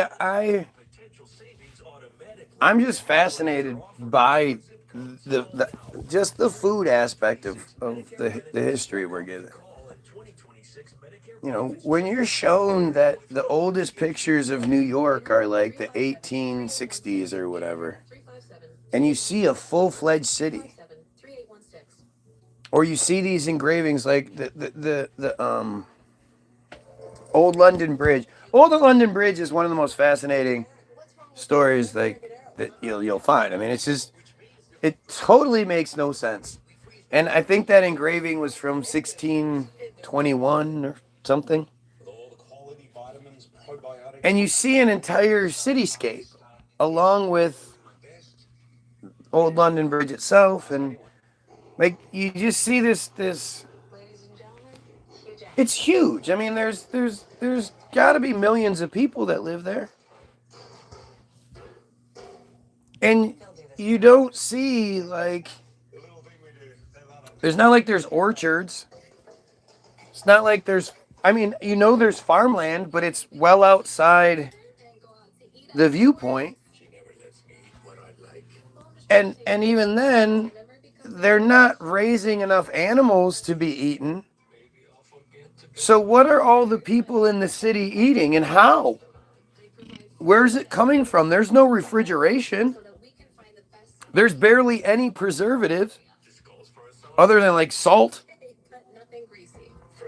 What are all those people eating? Another question.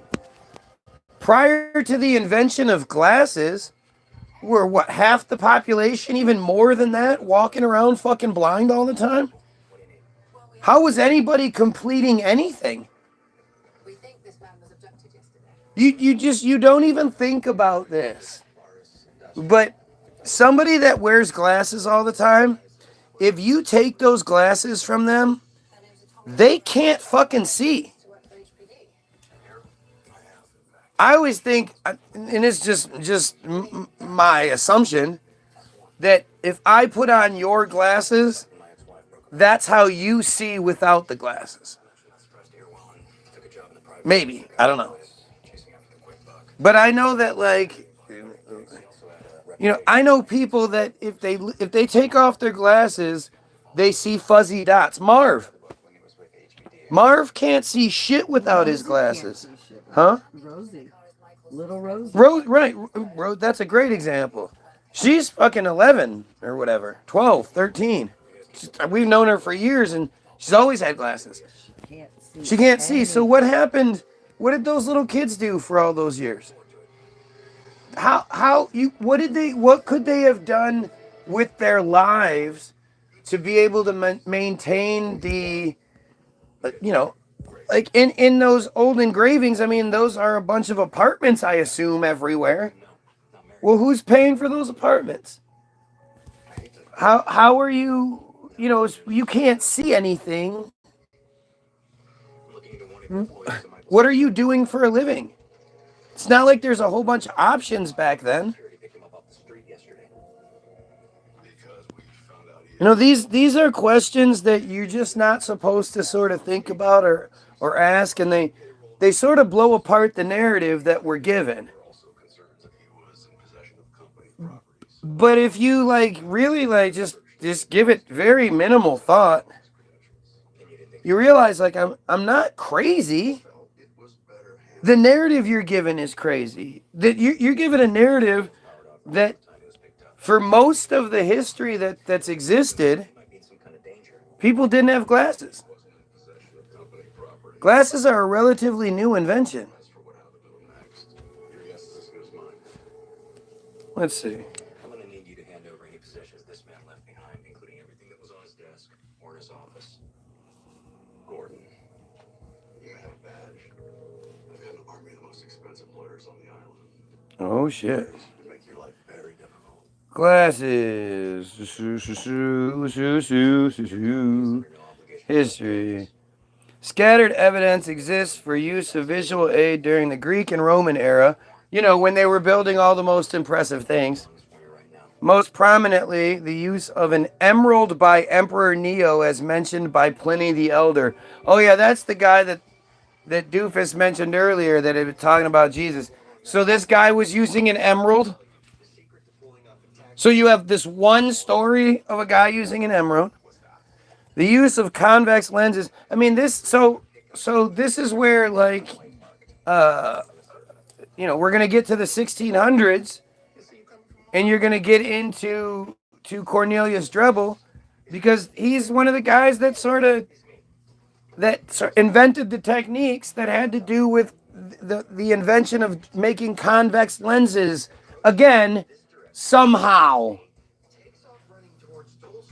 The use of convex lenses to form an enlarged magnified image was most likely described by Ptolemy's optics, which survives only in a poor Arabic translation. Ptolemy's description of lenses was commented upon and improved by Ibn Saul in the 10th century, and most notably by Alhazen, 1021. Latin translations of Ptolemy's optics and of Alhazen became available in Europe in the 12th century, coinciding with the development of reading stones. So, see, this isn't glasses yet. What we're talking about is people being able to use a stone to magnify something. They're not talking about everyday fucking, you have, what's the one where you can't see? Nearsighted is where you can't see far, right? I don't remember. I always get it confused. You get it confused because it's not supposed to make sense, right? So nearsighted means you can't see far, I assume. I'm not even in. But the development of reading stones. Again, this isn't glasses. Robert Gross Treatise de Irid on the Rainbow, written between 1220 and 1235, mentions using optics to, quote, read the smallest letters at incredible distances. So, this is telling you about something completely different. And the fact that we take like people like Ptolemy and people like Pliny we take some of the shit they say seriously, and then stuff like this we're just supposed to be like, oh, they were just lying. What were they using to be able to see great distances? A few years, incredible distances, I'm sorry, to read the smallest letters at incredible distances. What does that mean? That's not, still though, that's not like everyday walk around glasses. Oh, God damn it. Keep knocking the cord out. What the fuck? Okay, Robert goes to the tree. We're in between then. A few years later, in 1262, Roger Bacon is also known to have written on the magnifying properties of lenses. The development of the first eyeglasses took place in northern Italy in the second half of the 13th century. Okay. So in the late 1200s, independently of the development of optical lenses, some cultures developed sunglasses for eye protection without any corrective properties. For example, flat panes of smoky quartz were used in the 12th century China, and the Inuit have used snow goggles for eye protection. I'm not at all concerned with that. The earliest recorded comment on the use of lenses for optical purposes was made in 1268 by Roger Bacon. Here is a French Empire glit, scissors glasses with one lens missing circa 1805. So again, that can't be what we're talking about, right? Because that would mean somebody is walking around like this. And how is it that somebody could have invented all of the parts to glasses but not thought, hey, let me just put it on the ears. That'd be good. Oh, Jesus. Got a dumb Christian's back. The first eyeglasses were estimated to have been made in northern Italy, most likely in Pisa or Florence, by about 1290. In a sermon delivered on February 23rd, 1306. Now, is this February 23rd, 1306, Gregorian or Julian? Because, there's 13 days difference there. I'm going to be upset about it. We don't need to fucking have that shit screwing everything up.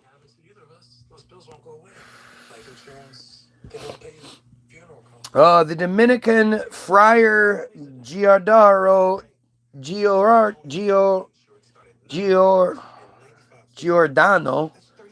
da Pisa, 1255 to 1311, wrote, "It is not yet 20 years since they found the art of making eyeglasses which make for good vision.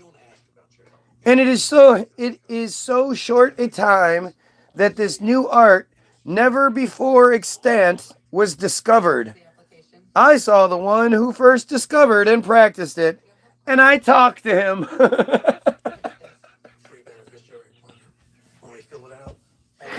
Oh my God. The funniest thing is to think there are like people who take themselves way too seriously. They'll be like, oh shit, I lost my page. They'll be like, they'll have none of those fake accents, and obviously the glasses were created by blah blah, and they'll say these things, and and they'll be like, and look at this account. He even says he talked to him. He knew the guy who discovered it. The technique that he's not talking about. But apparently this was 20 years now. It's not yet 20 years, but if it was 15 years, he would have said 15 years. It's not yet 20 years since there was found the art of making eyeglasses. You would think with all of the dumb shit that's recorded in history, the guy that first fucking invented eyeglasses, he wasn't like, that wasn't a big deal? This guy literally gave sight to the fucking blind, and that wasn't a big deal? Now think about it this way. We're talking about the 1300s, right? Well, actually, this would have been in the 1200s, because this was 1306. Yeah. So in the late 1200s, what process do you think they had by which they were manufacturing lenses with different, like, thicknesses? Is it the thickness that makes it, or is it the cut of the lens that makes it so different things? How's that work? I know thickness has to do with it, but curvature. There's a whole bunch of different little things involved, but it's a process that's pretty fascinating to think about it. And in the 1300s, they were just 1200s.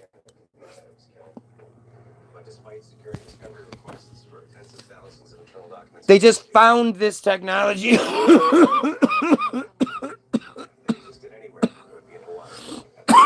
Was found the art.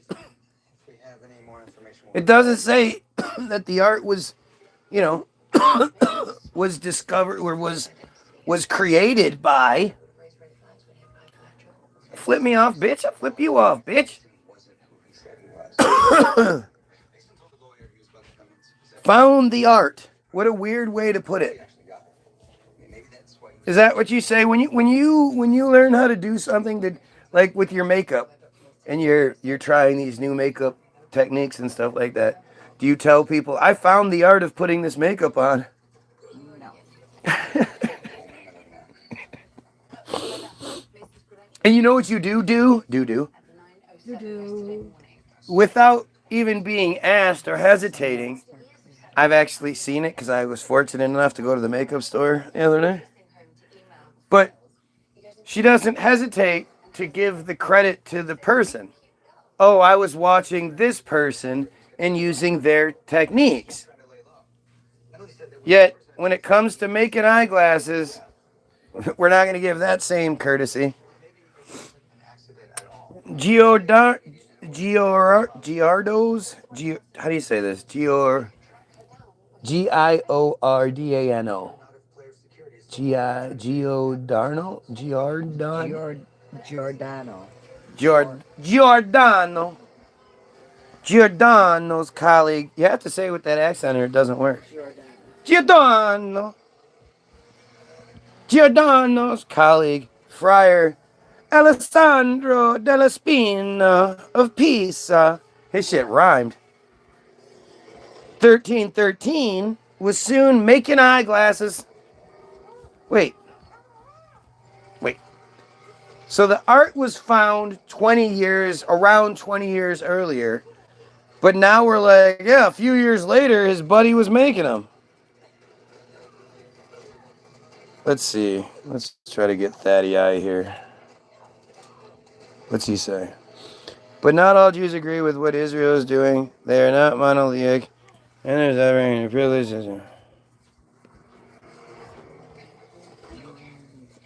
Yeah. And they all, like, I love when people say that, like, not all Jews support what's going on in Israel and yada. Yeah, but where are they on the other side? Like, you'll see certain characters like that pink lady and like some other, random characters.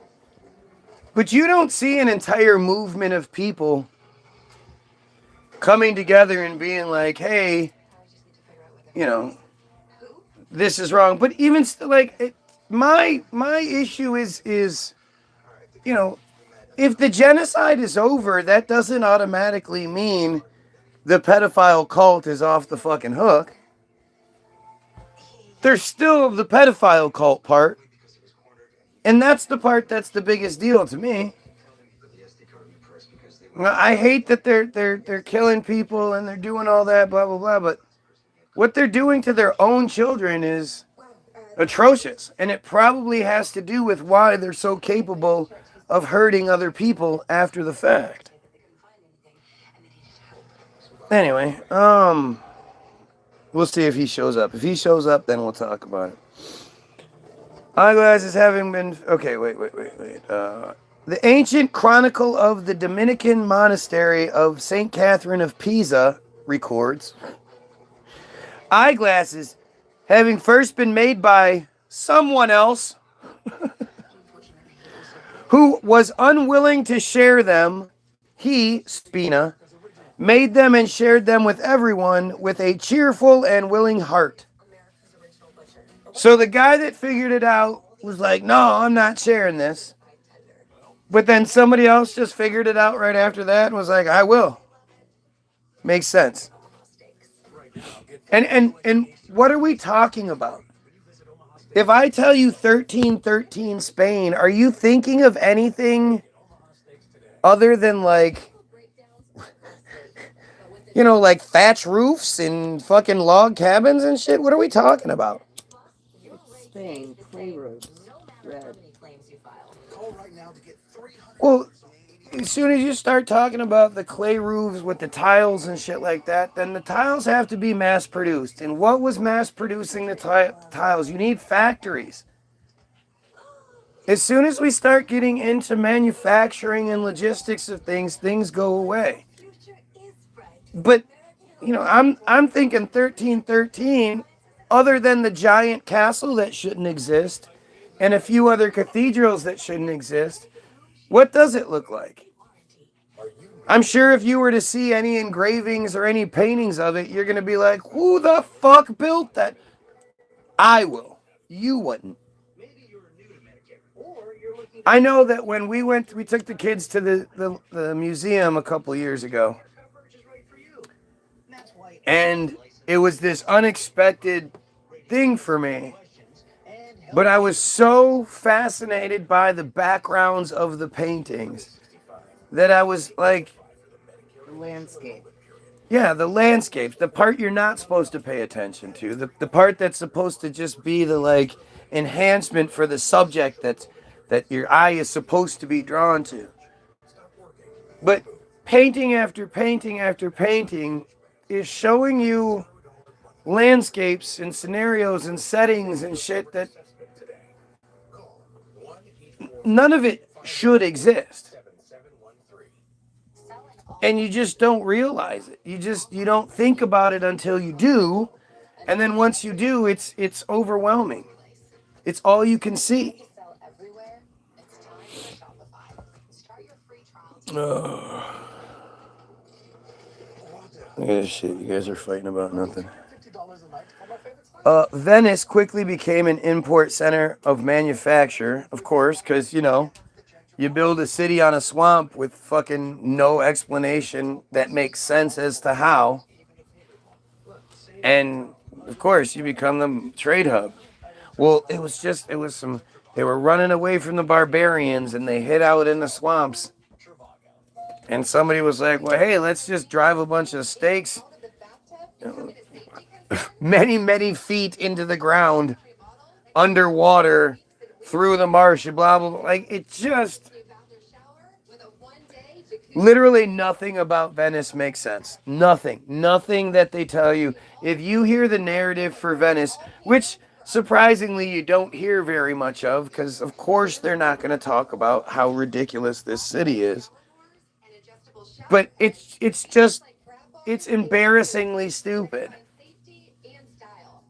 By 1301, there were guild regulations in Venice's governing the sale of eyeglasses, and a separate guild of Venetian spectacle makers was formed in 1320. In the 14th century, they were very common objects. Francisco Petrarca says in one of his letters that until he was 60 he did not need glasses. And Franco Scattetti mentions them often in his I don't even care. Like these are just they just throw these things out there, and you go, well, shit, okay, yeah. I mean, if Francisco Petrarca says it in one of his letters, then it must be true. And then Franco Scattetti mentions them often in his thing. Well, yeah, must be true. The earliest pictorial evidence for the use of the eyeglasses is Tommasino di Modina's 1352 portrait of the Cardinal Hugh de Saint Cher reading in a scriptorium. Well, let's see if we can find that painting. Is this it? No. Hugh of Saint Cher with his glasses on.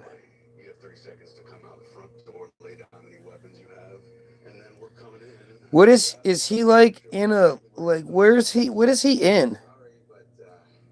Look at the dimensions of the painting and shit, or the picture. Like, is he in just a little closet or something? You gotta love how they're always, in so many paintings, they all look like they have scoliosis. So those are the first pictorial evidence of glasses. So 1352, but that's just the pictorial evidence, because there was, there was more before that. I don't know, that when you think about it, and then, so we're talking about something that existed in this area in Spain and shit. Did they have glasses everywhere else? And of course, the Native Americans, well, they wouldn't have had any glasses until long after the white man got here. So, did they use glasses? Did they not have bad eyes? What about the Russians and shit like that? You know what I discovered the other day? Let's see if I can find it.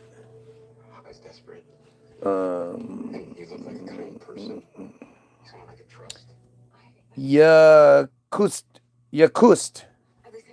Yakutsk is considered the coldest city in the world.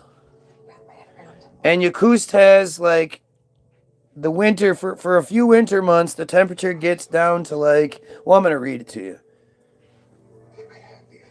But it gets down to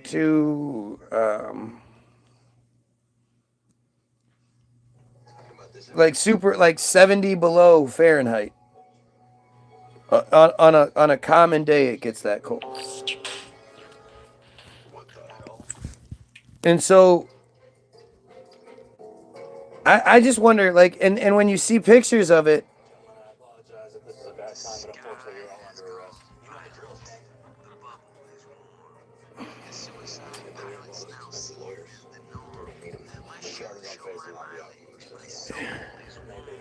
Yakutsk is the capital and largest city of Skaha, Russia, located about 450 miles south of the Arctic Circle. 450 kilometers, 280 miles south of the Arctic Circle.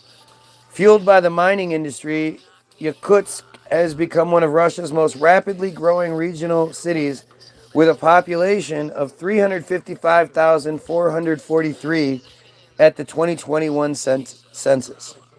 This is an aerial view of the place. And it's not a very good shot. Let's see if I can find a better shot.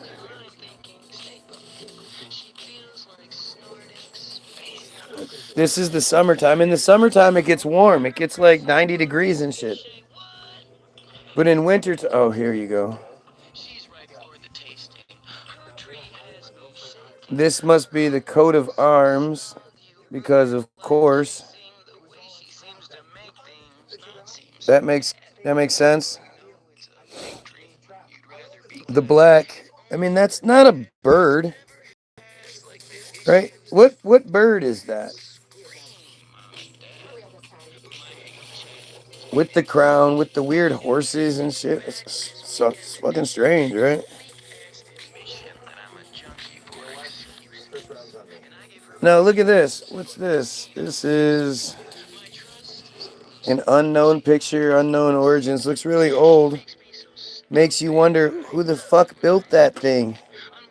Like anything that happens in this country, all of this building and shit, you have to wonder, like, how do they do it when in the wintertime it gets as cold as it does? Founded in 1632. In 1632, they were capable of surviving those winters? I'm sorry, I just don't understand that. Everything I've seen, like this, I watched this video last night of this goofy white kid that went there, and within a few minutes, like his nose kept freezing. He kept getting this spot of frostbite on his nose. After like 15 minutes. So to think that it was founded in 1632 and had a city status in 1643, 9 years later it's considered a city? It just doesn't make any sense. It has an average annual temperature of 17.6 degrees Fahrenheit, -8 Celsius. Winter high temperatures consistently well below -20 degrees Celsius or -4 Celsius or Fahrenheit, and record low of -64.4 degrees Celsius or 83.9 degrees Fahrenheit. Minus. As a result, Yakutsk is the coldest major city in the world, although a number of smaller towns in that region are slightly colder. Yakutsk is also the largest city located in continuous permafrost. The only other large city is Norilsk, also in Siberia. Yakutsk is in the central Yucatan lowland and is a major port on the Lena River. It is served by the Yakutsk Airport as well as the smaller Magan Airport. The territory upon which the city of Yakutsk now lies on was inhabited long before the founding of the Russian Lensky Fortress. According to... Oh, that picture was from 1891, and it's of Kate Marsden leaving. So in 1891, that had already existed there.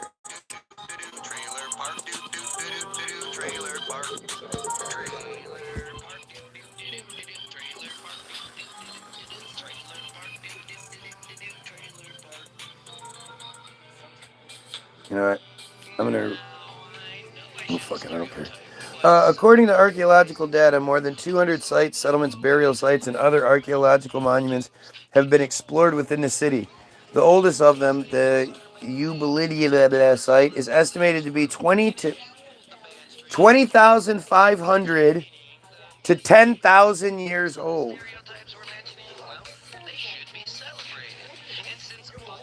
But Jesus, right?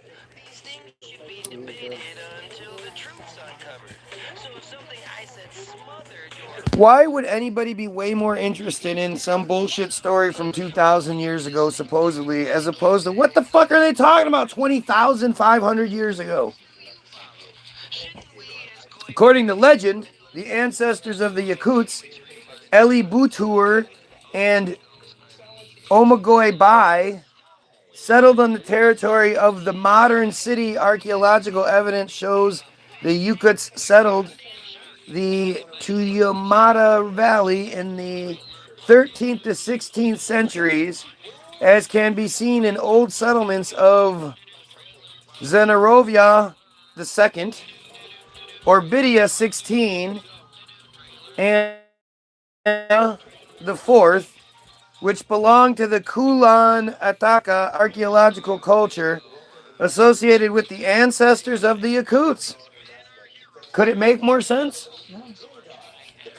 When the Yakuts, also known as the Sakha people, migrated to the area from other parts of Siberia, they mixed with other indigenous Siberians, such as the Ivanik and the Yukirgir.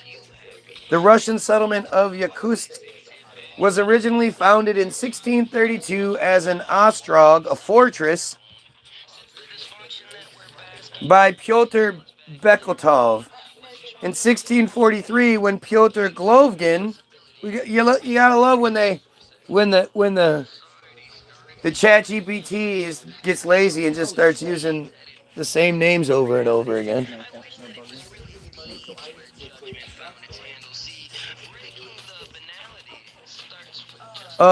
When he was the governor, the fort was moved to the left bank of River Lena, the Toymata Valley near Lake Syesari. It was at this location that the fort would become the town known as Yakutsk. Now we're just going to go. In 2024, a corpus of written documents was discovered in Yakutsk, including 14 birch bark letters written in ink in a 17th century cursive script with numbers written in letters.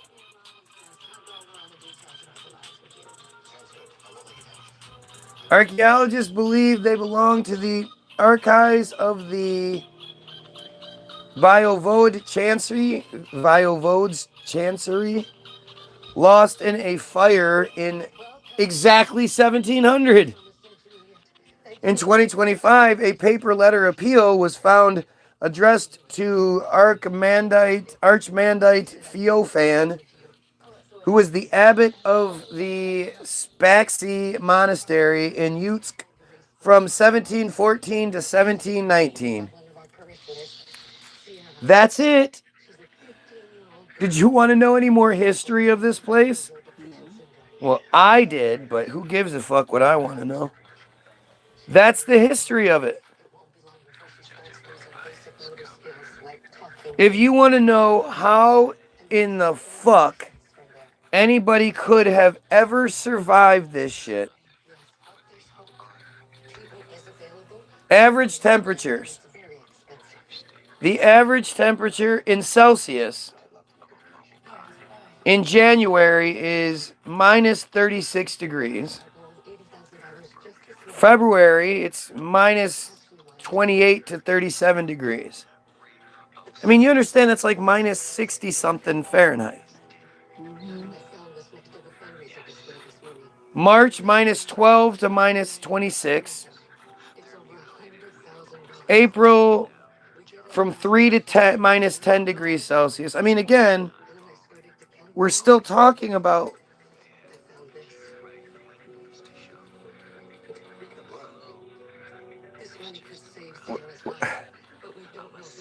why aren't they giving me the fucking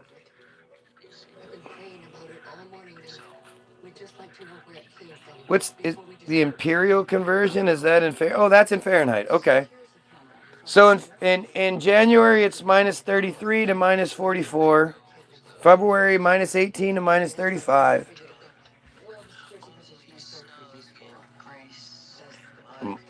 This is off a little bit. Like I don't see how this is necessarily lining up, but okay. March 11 degrees to minus 15. No, that is it missing one? Is that the problem here? I don't understand, but so April is 11 to 15. May is 37 to 13. June and July is 57 to 35.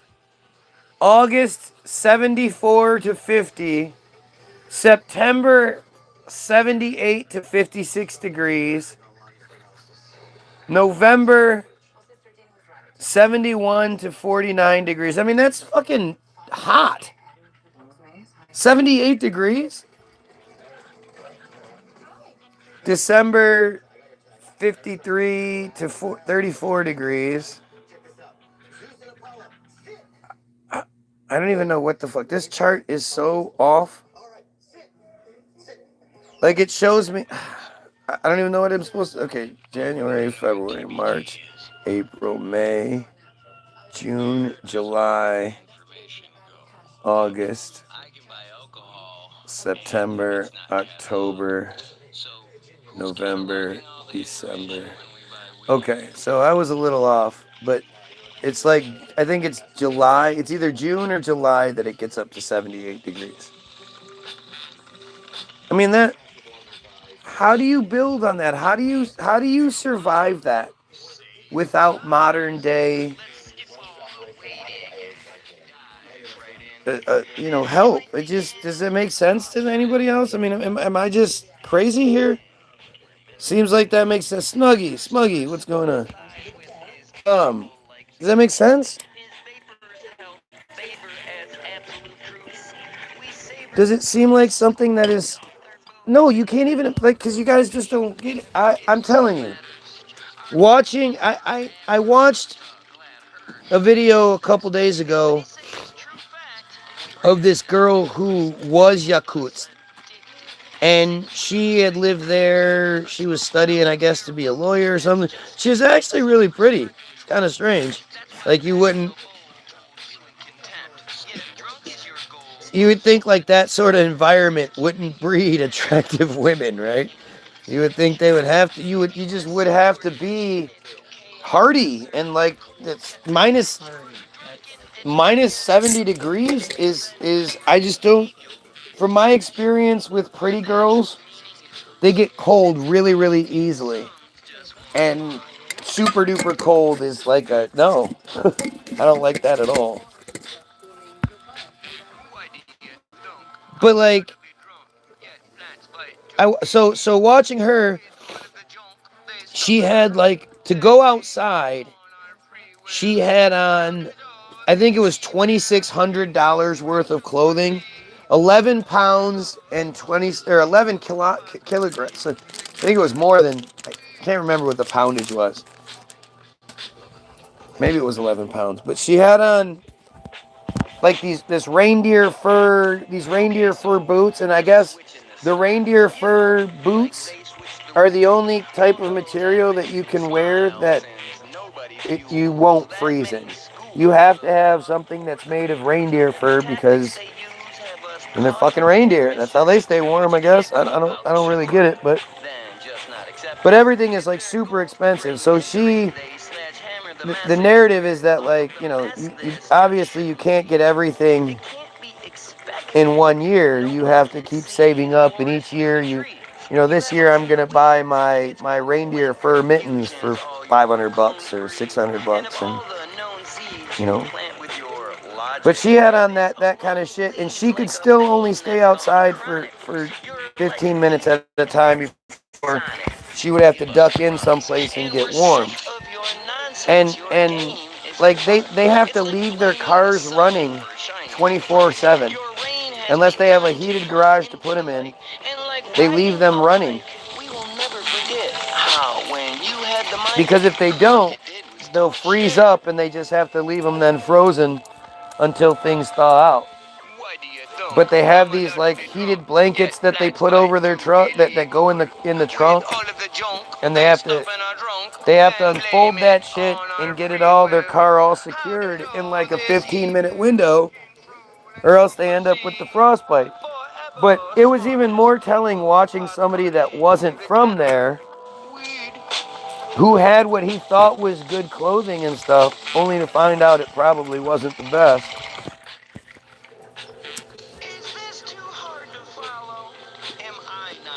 But I'm telling you, he had this whole like thing on his nose, like right here, it turned white. And he didn't even realize it the first time. They had to point it out to him. And so when he would realize it, he would have to cover his nose and go running into a building, where these buildings have like a 3-door system in order to keep the cold out. Go in one, door closes, the one next door opens, door closes, to keep the cold out, right? And he would have to run into those places and then spend a little while in each place warming up and letting his face warm up so he could stave off full-on frostbite. Well, when there wasn't that modern day system there, how did you survive that? 1600s? The people from the 1600s were just like, yeah, didn't even get that cold this winter. It was only like minus 55. Like, what the fuck?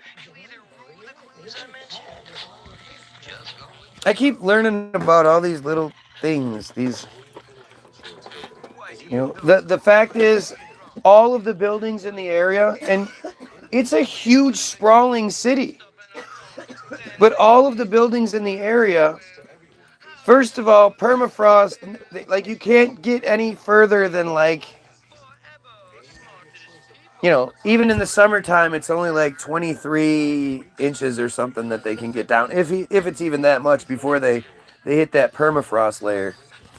So all of the houses, all of the buildings are built on these pillars that are drilled into the ground, and then the building is kept up above the ground because the residual heat from the building would melt certain parts of the ground during the winter months, and the building would collapse. So somehow they managed to build all of this shit, and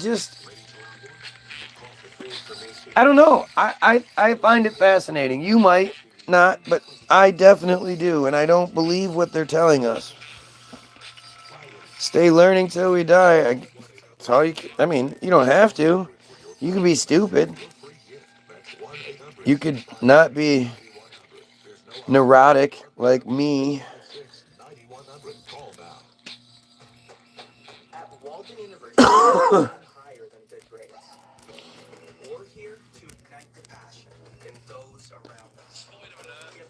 I was looking up the Statue of Liberty the other day. It's just so fucking goofy, man. It's just so goofy. I want to see this band, Vapor Trails.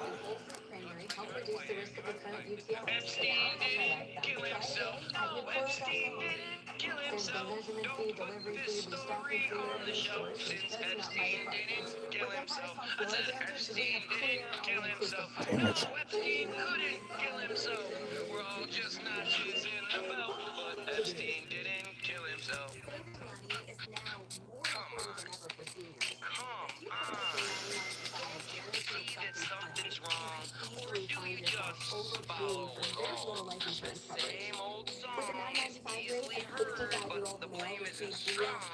So there was a band, Vapor Trails. No. There was a band called Vapor Trails.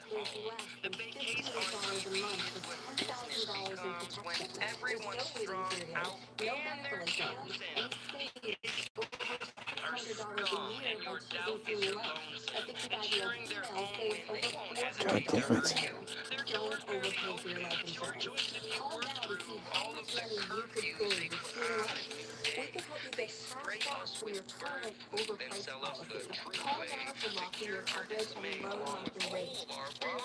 Artist is Vapor Trails. VAPOUR Trails. Cuts. Do the bossa nova. Don't worry, baby. Night people. True love. It's alright. Slow dancing. Modern love. Non-mercy. Hold on to something good. Strange conversations. Throw down the dice. And falling. Birthday. Andy was born on December 8th. John on October 7th. Philip on March 31st. Aww. Astrological signs. Andy's a Sagittarius. John is a Libra. Philip is an Aries. Hometown. Andy's from Gainsborough, England. John is from London, England. Philip is from Newton Longville, England. From England comes Vapor Trails, streaking across the musical skies with some of the most alluring and well-crafted jazz-tinted rock in recent memory, recalling the best tradition of Steely Dan. This non-nonsense trio delivers a lyric and melody punch that sets them apart from the rest of the league. John McBurney, formerly with Kiki D, Andy Dalby, and Phil Curtis are vapor trails. 1979 Warner. So they should exist. Like, where is the... Why isn't there a vapor trails band?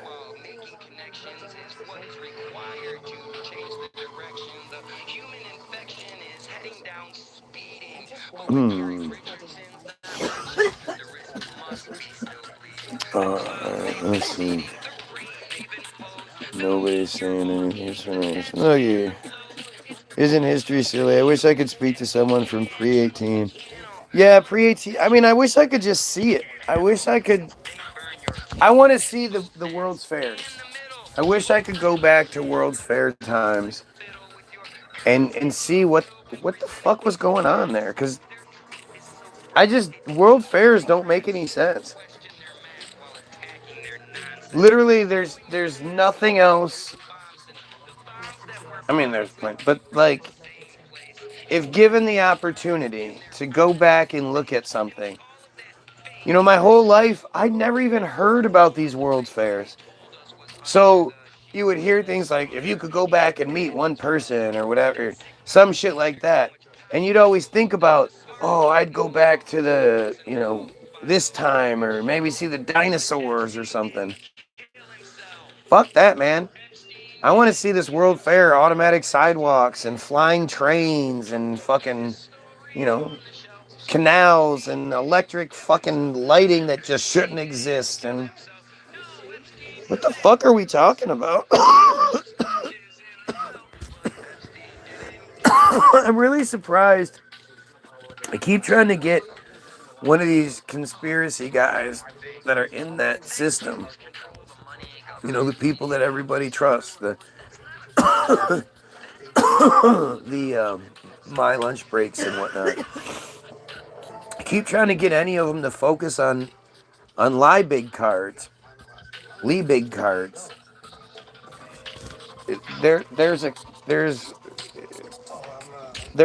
They're not even tobacco cards because they're a lot bigger in most cases. They're actually bigger than even your average baseball card. There's a couple of different things. There's those, which these will show you, like, if I look these up, you'll just be fascinated. Let's see. Liebig trade cards. Do yourself a favor. Look up Liebig trade cards just on eBay, and you'll see these different. So I just pulled up the first one, and is this a biblical thing? This is Prometheus, but like, this is one of the cards that you see depicting a giant. All right. But I'm much more fascinated by the scenery ones.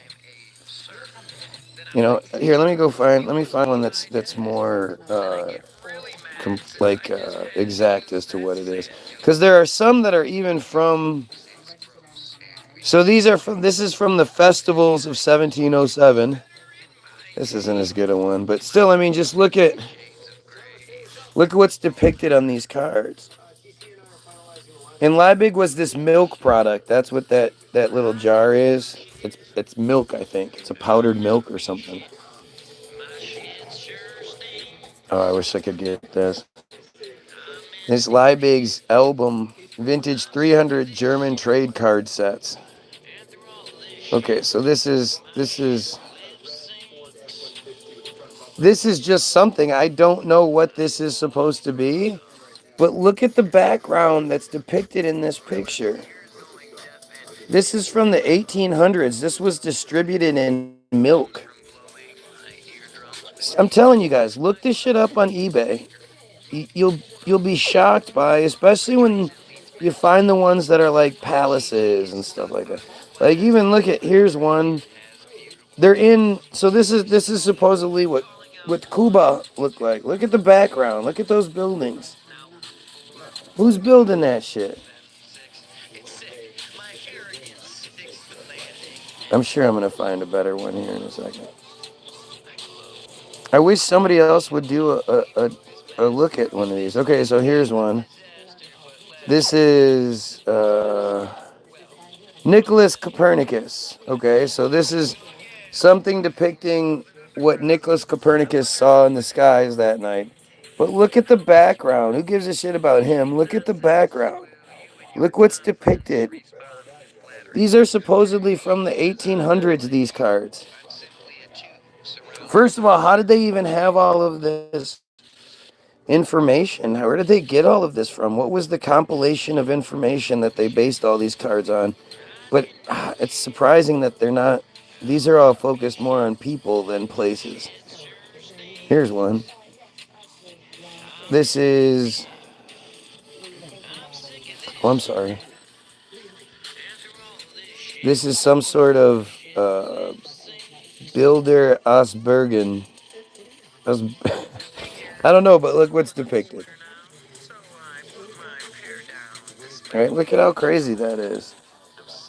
And I'm gonna show you some better ones because this album is amazing. I wish I could have it, but it's expensive. But it's not. There's better picks. Let's see.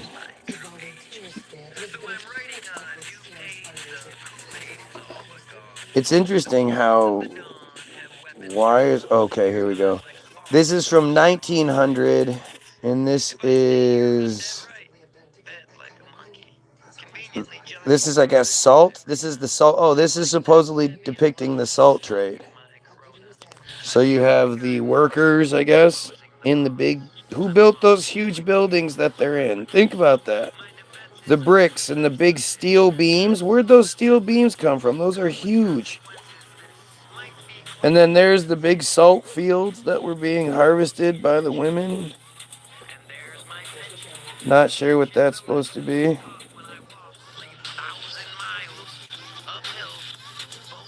I mean, this is what? The storage? This is them mining salt? They're mining this? What, by fucking torchlight? In the salt mines of 1900? There's the big wall.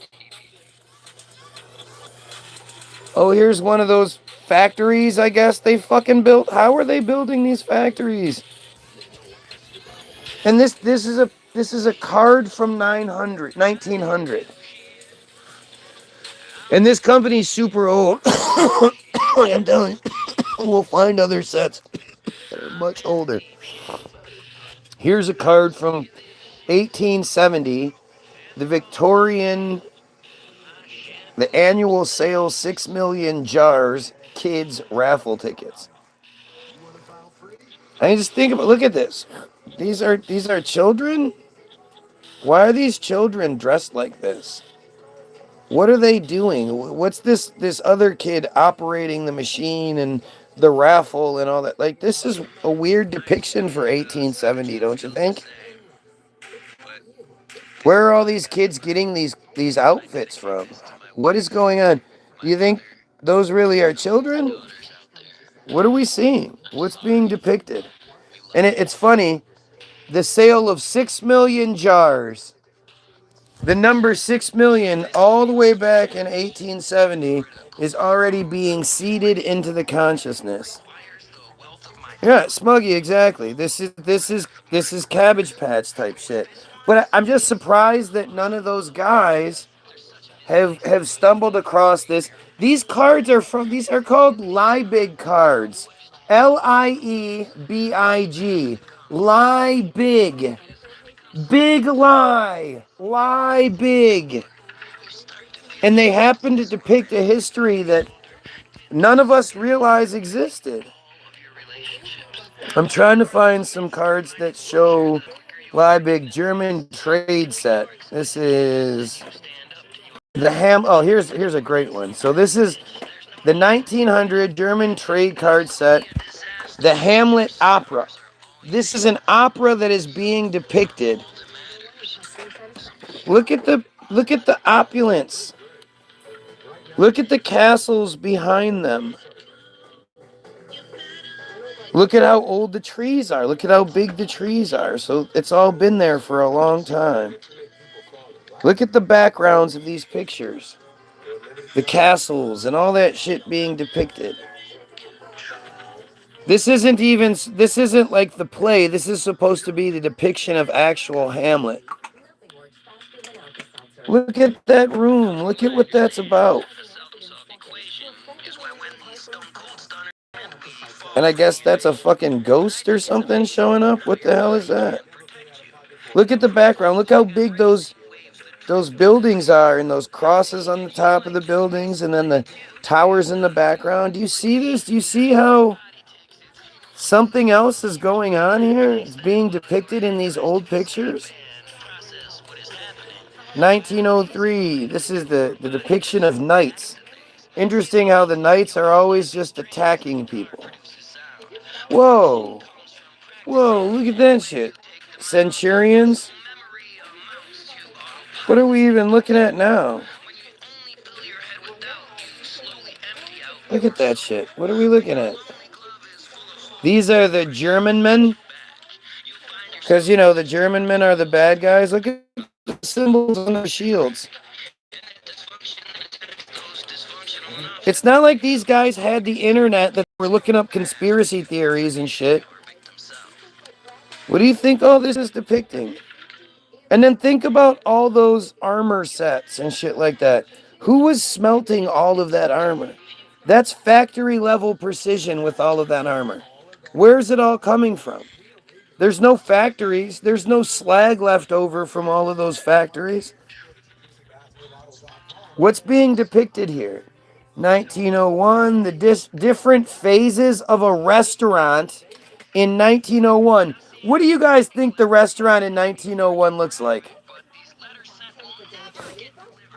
If that doesn't fuck with your head, nothing will. Yeah, no. You guys ready? This is the restaurant of 1901. This is where people were eating. This was commonplace. These cards are like, they pride themselves on accuracy and realism. Do you see that? They're not like exaggerating people or anything. Even the depictions of Hamlet were meant to be realistic. Look at this shit. The top hats are all there. Who's the lady in red?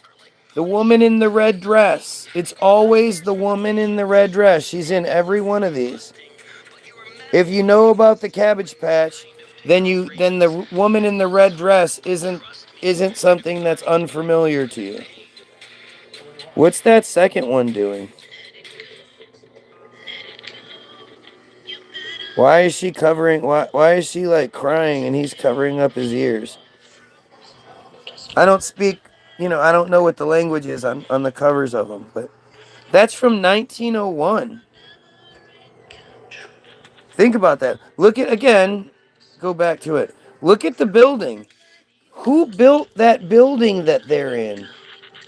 Look at this. Look at the fucking paintings on the walls. The big archways and shit. Who built that? Have you ever been in a restaurant that nice before? You ever seen anything like that? That's just the phases of a restaurant.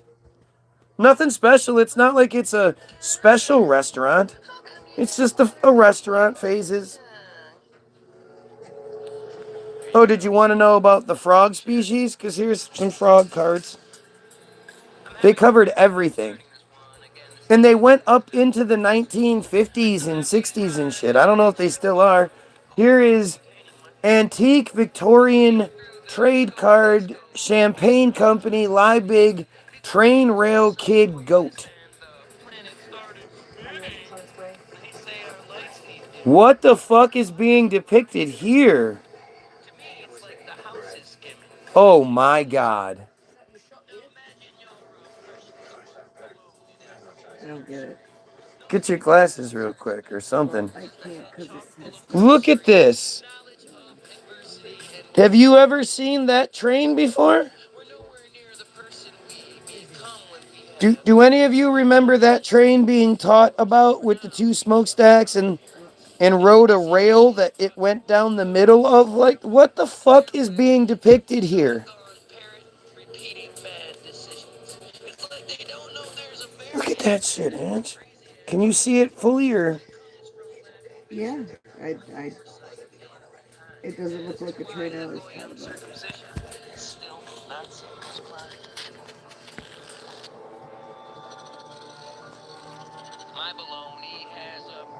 This is a depiction of history that like escaped the watchful eye.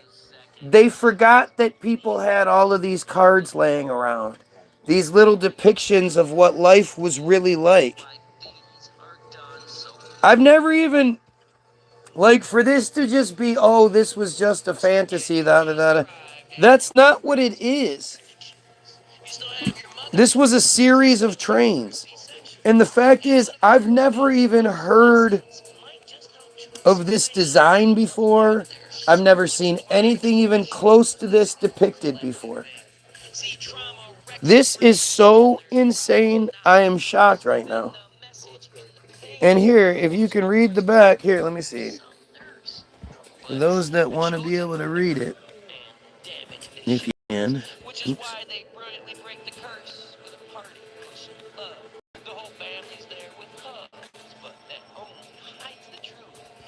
Sorry. Yeah, let's see.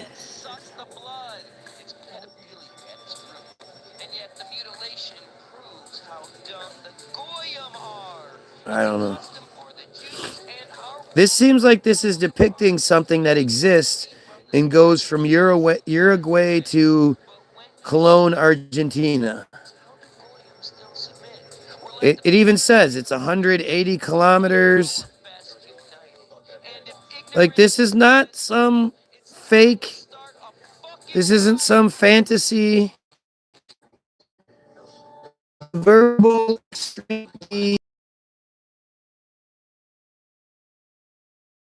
drivers. The Chemid. I have no idea. But it's the rail unique. I don't know. Who's sitting there fantasizing about goofy shit like this? This is the weirdest shit I've seen in a long time.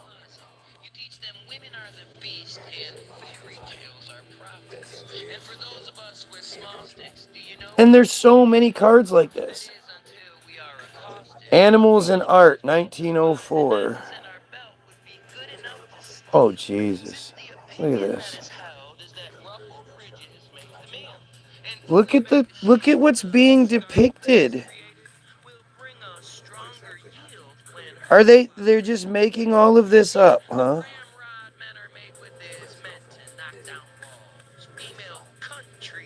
Do you see this?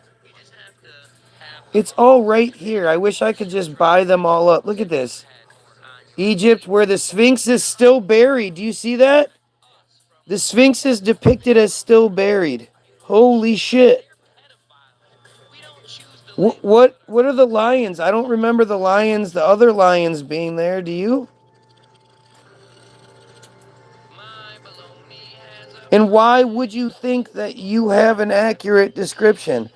Look at this shit. Look at these griffins on the bottom.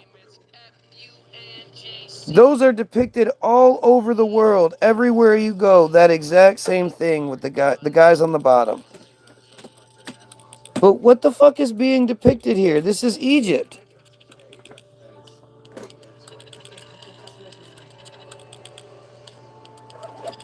Look at it. The Sphinx is buried.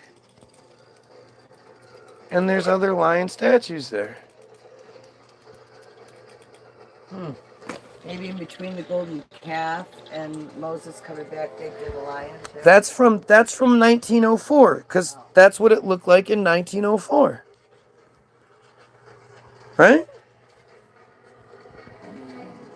Here's one from the 1880s. 1880s farming scenes. China, Rome.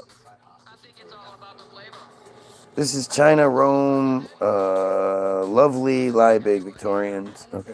This is from the 1880s. This is what is being depicted by this 1880s mayonnaise or milk company or something. I think maybe it's mayonnaise. I don't know. But they put these cards inside of the product. So these were just a bonus to go. Why would you even bother doing this?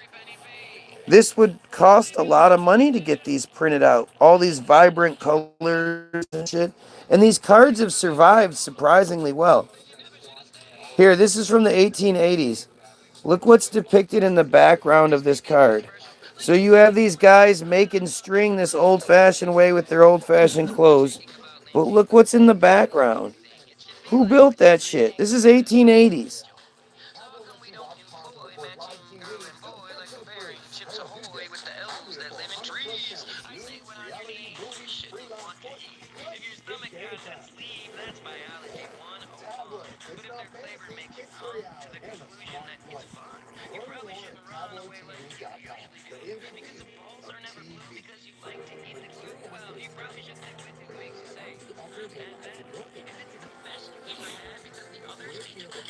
Okay, so this is, I guess, supposed to be China. But again, look at the background. Look at the building in the background.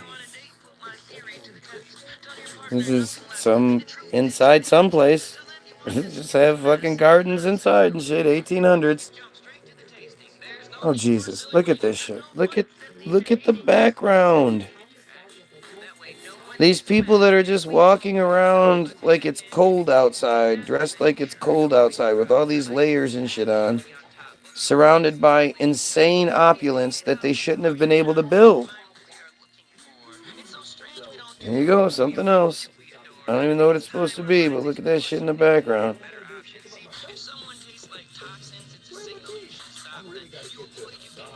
This is India, I guess. This is India.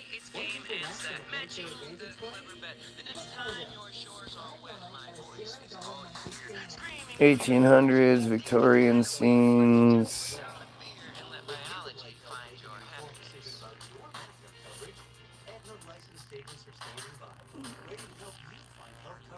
These are kind of boring.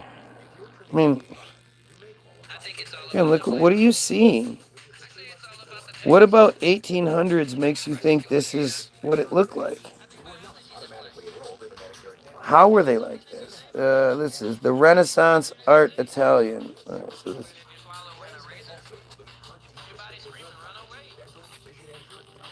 This is from the 1800s. This is this is from 1904. My bad. So the full set. So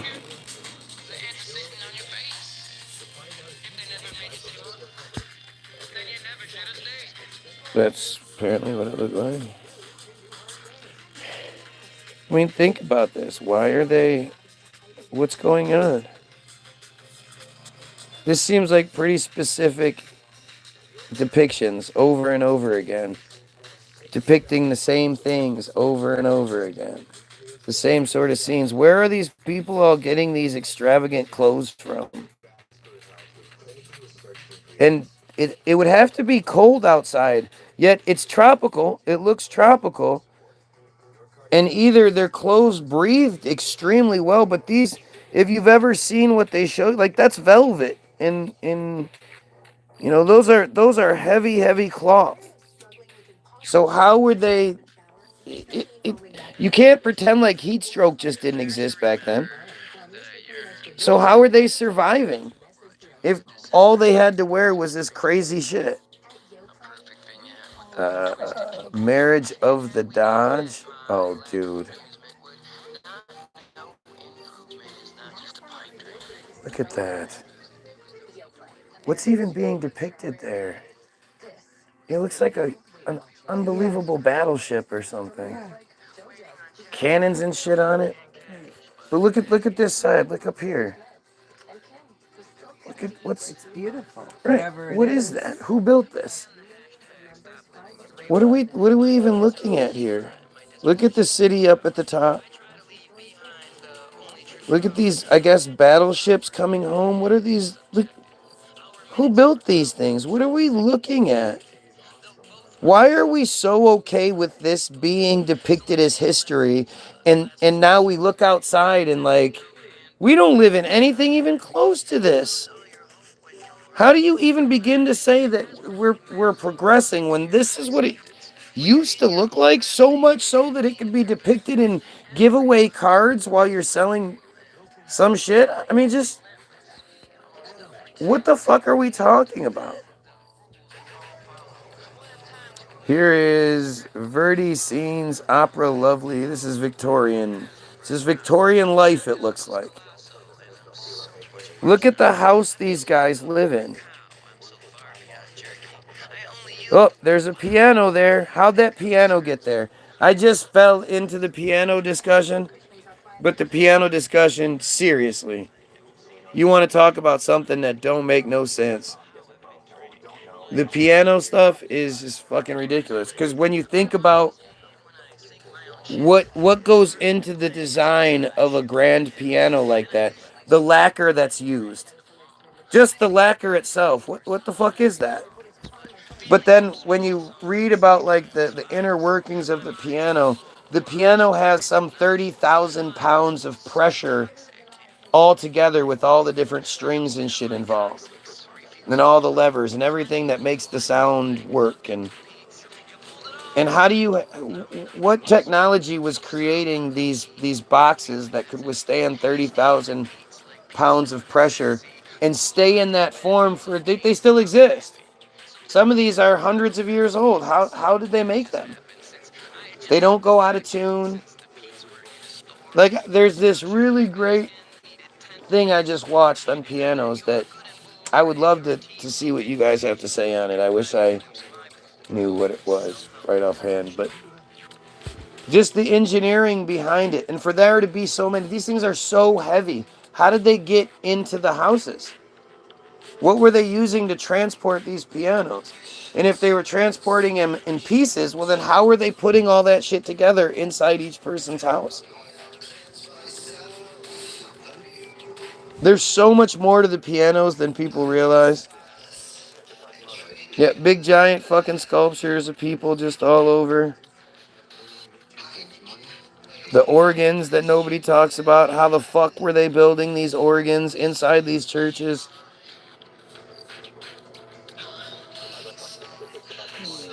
Look at the life being depicted.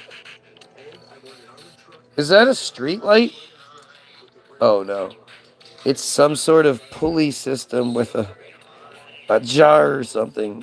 But look at the building behind them. And oh, this is just dude's house, I guess.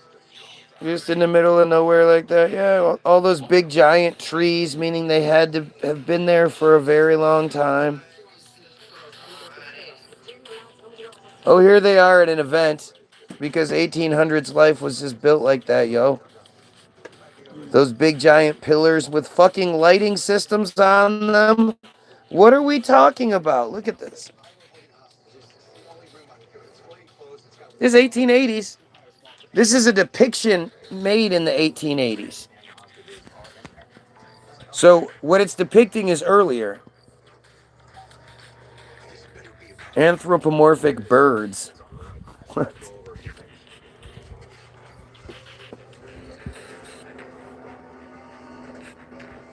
Oh yeah, because there you go. I have those patriotic birds.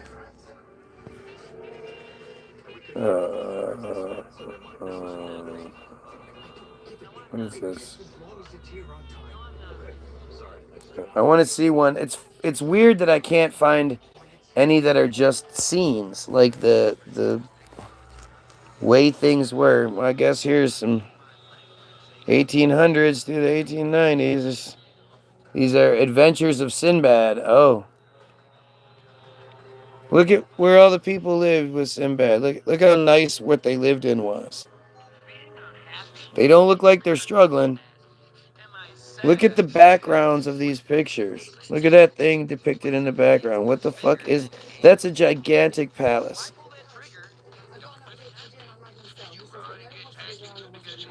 Oh, the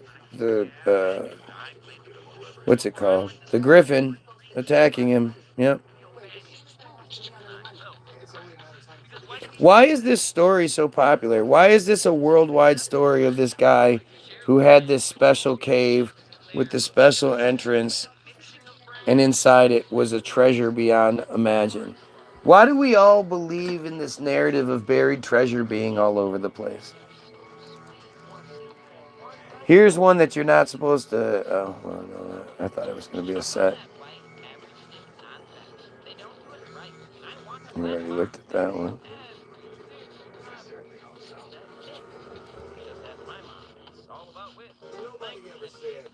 This is the trade set white coal hydroelectricity card set. I guess. Not sure when this one was created.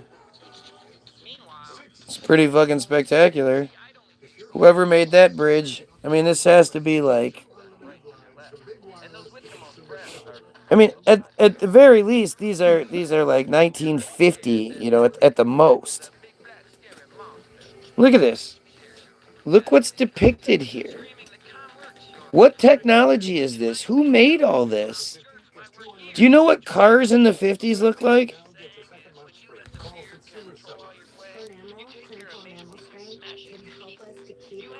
Oh, what are we even seeing here?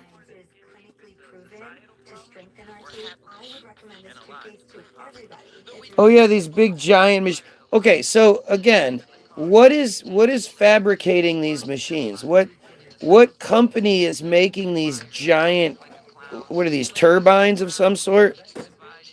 With these huge steel housings, and then look at the building that they're in. And then the converters running from, you know, the one lines running the power from this, turning the turbines, and like what is manufacturing this technology back then? This has to be old because look at the guys being depicted in the corner next to these giant fucking machines, but look at how they're dressed and shit. With the checkered floor, the giant checkered floor that they're on apparently. Look at the housing, look at the building that these giant machines are in. I mean, if the people are this small, the machines are that big, look how big that building has to be. Who's building this? Oh, and here we go with the magical computers from the back in those days, 50s, 40s, with all the different dials and flashy lights on them because they had to show us something to make us think it. Do you ever think that maybe the computer systems have always been very, very advanced, but instead of telling us that, they've shown us the famous, you know, reel-to-reel things spinning on the walls, and then all the big clunky machines with the flashing lights on them, beep beep beep beep beep beep beep beep beep beep beep beep, and the things turn. Maybe they just do that so we don't think about it, because this just doesn't. It's silly. It's fucking stupid. What is all this even working on? What is this that we're even looking at? If there's no computers and there's no like what's running all of this? How is this all work? This guy's sitting on his desk making gee whiz, buy, sell, trade. He's sitting there at his desk that only has a fucking telephone on it. It's this kind of shit where you just don't really you don't get it, man. Famous explorers. These cards are fascinating. If you just go look it up. Liebig, Liebig. Oh, look. They're carrying this man in a shaded hammock. This white man is being carried by these black youths. And they're just so happy and frolicky about it. And they must be incredibly strong for two of them to carry not only this man, but this apparatus. Look at this.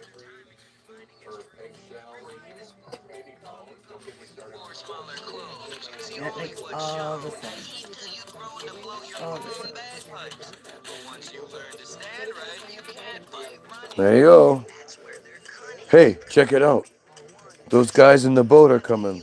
They probably only have good intentions. Okay.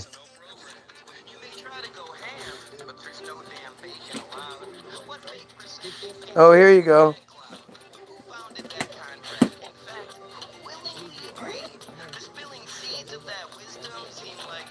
Liebig companies. Oh, That's the extract. This is A.E. van Noordenskold. Dutch, I believe. Notch, Nord American. I'm Polar Mirror, 1878 to 1880. This guy was in the Polar Nord America, so is that North America? He's out there just exploring it, you know, do do do do do.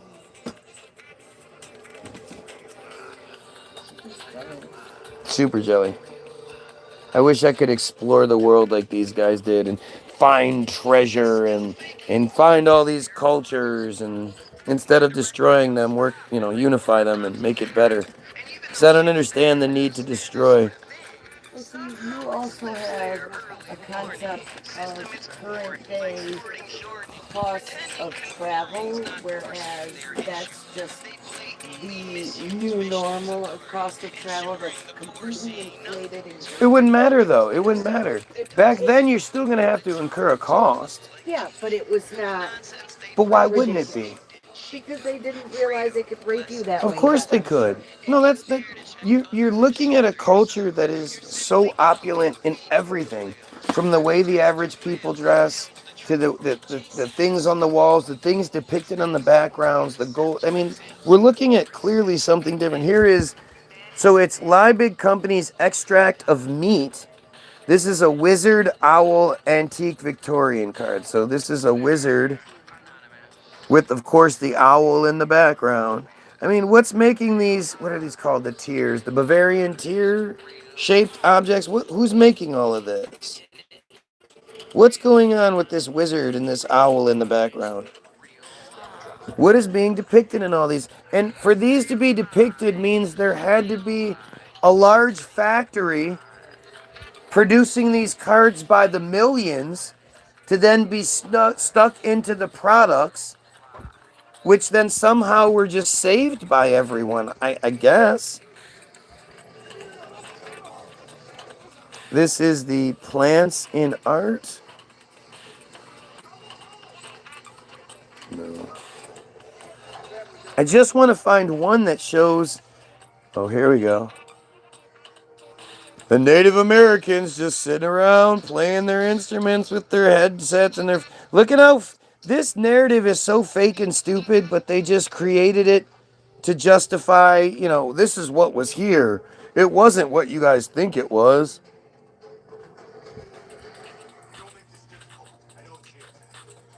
No. I just want to find one of them. Jesus Christ.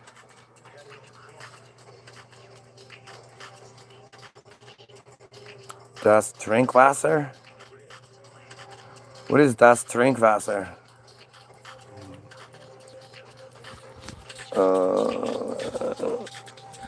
Language.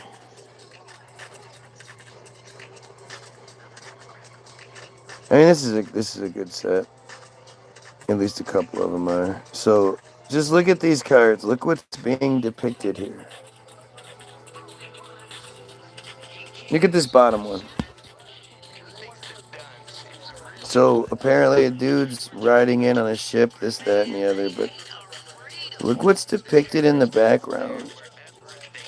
Somebody took the time to draw all that in for a reason, and it looks like that's like London or some shit, I don't know. But look at what they're depicting in these cards.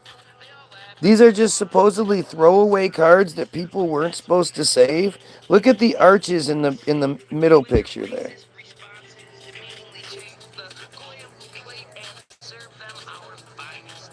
These orchards and these vineyards and these, you know, look at this. Look what's being depicted again. The arches and shit. Who's building all these giant stone arches? The inhabitants, the founders came in and didn't know what to do and had all these goofy plays and shit. Oh, Mary, good to see you. This is some of the craziest shit. I wish more people knew about this. Oh, here's one that I'll show you. No.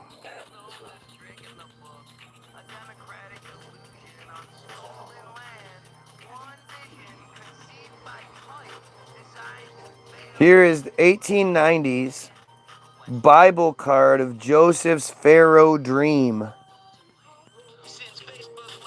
What the fuck? Look at this shit.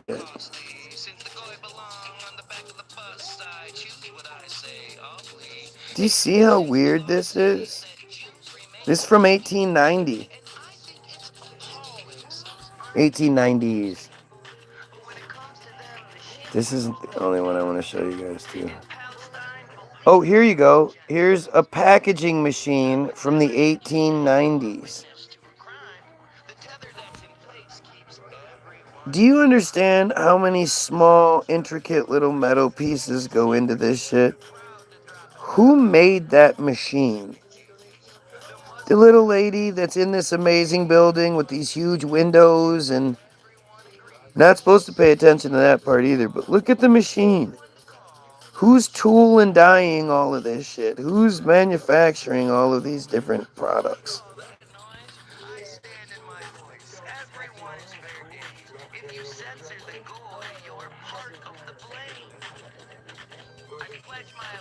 Oh, and then we have 1880s historic farming plow scenes.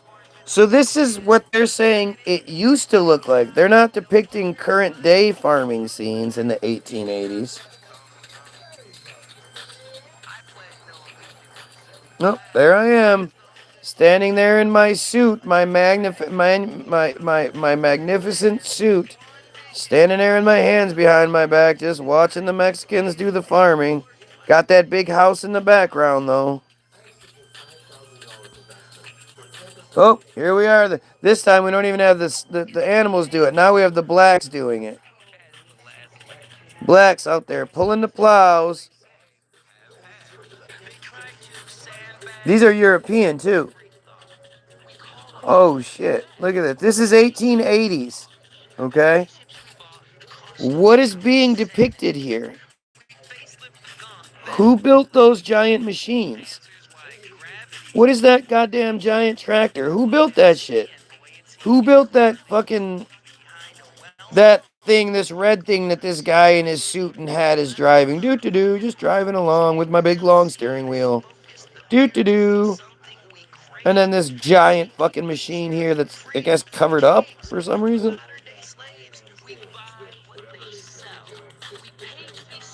Oh, now we're over here where the camels are dragging a giant sword. Oh my god, look at how silly that shit is.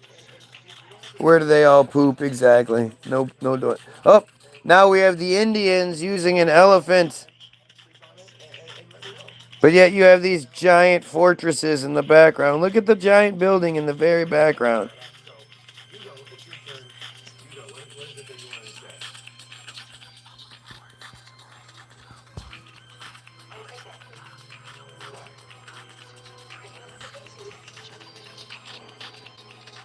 The Grimm Brothers Raven's Fairy Tales. 1880s. That's kind of fucking freaky.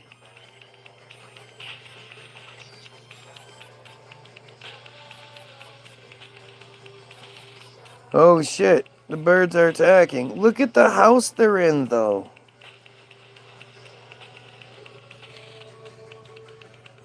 Oh, my back is killing me.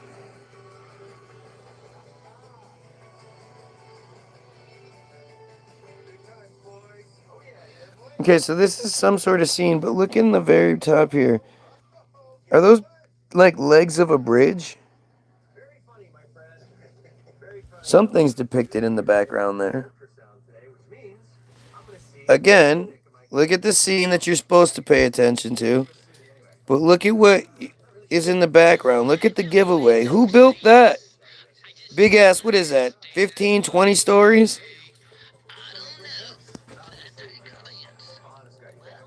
Nope, here they go burning a witch while some other chick flies around with babies.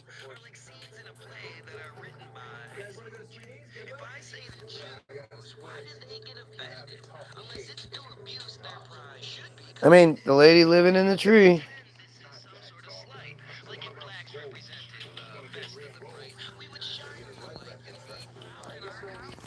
Oh, here you go.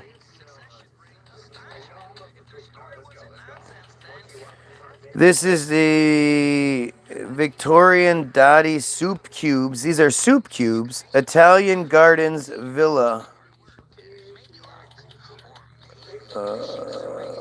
I mean, I don't know when this is supposed to be, but Jesus Christ, look at what's being depicted.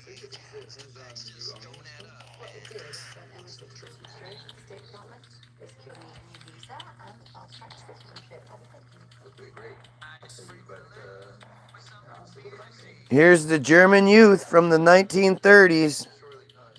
Guess this is before the Nazi thing. Oh, nope, there looks like a Nazi flag. And they're just hanging out, campfires in their little Cub Scout outfits, just walking along, smiling, just marching around. They're figuring shit out. Look at the castle in the background, of course. Camping, just having a good time. All these German youth just out there doing this with nobody else around. Who did these German youth belong to?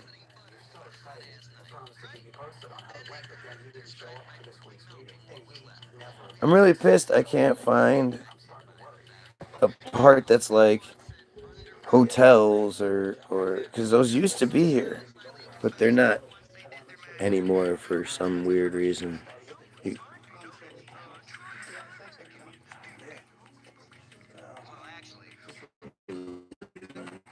Scenes of Venice. This is the 1900s, so Venice looking good in the 1900s. Boats and everything.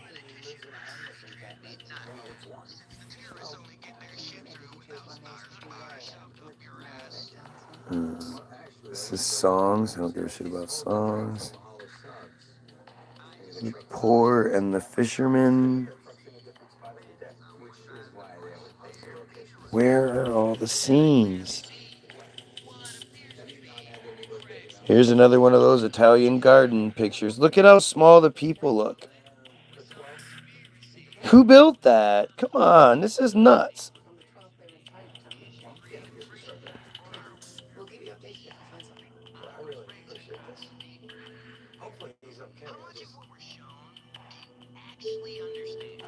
The garden villa, I don't even know what the fuck I'm looking at there.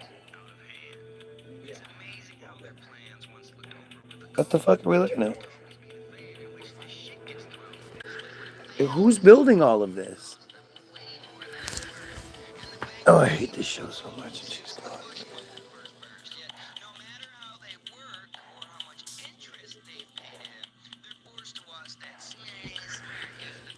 Alright, this is, I'm so fucking broken. Alright, so this is German trades. I don't know what this is supposed to depict. This is some sort of mining operation.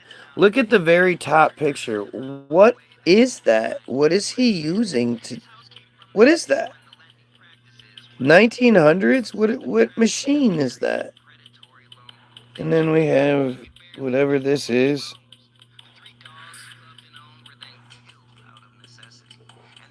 You know, just out and about, skiing along, pulling my big sled. But wait, watch this. Watch this other side. I'm gonna even hide the bottom one. So look at, they're just hanging out in their laboratory or whatever. Look at the out through the window, and it's like they depict it out through the window just so you see it. Somebody is trying to tell us, hey, look out that window, look around. All those are in there for a reason. They could just have trees or birds or shit, but they chose to show you in each and every card what it actually looked like. Like somebody was trying to preserve things before the reset happened. What the fuck is that even supposed to be? What are we even looking at?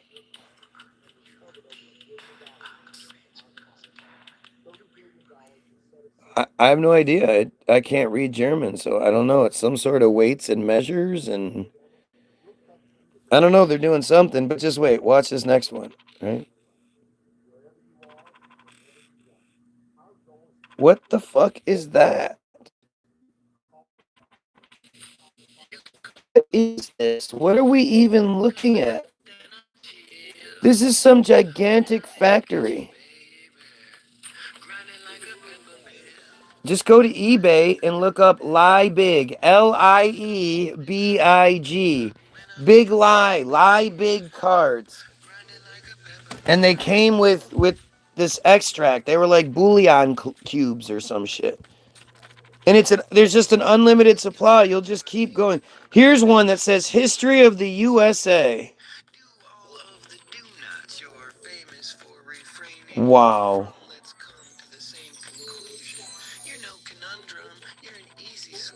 Wow.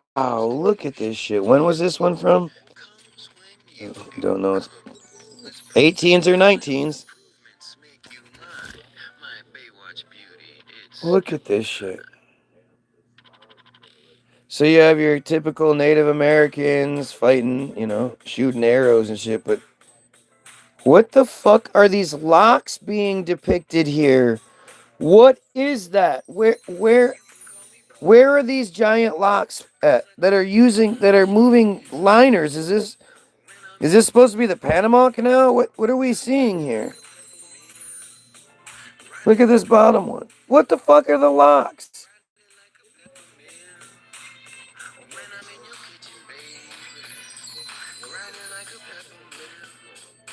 Yes, you have Lincoln and you have... What the fuck are we looking at?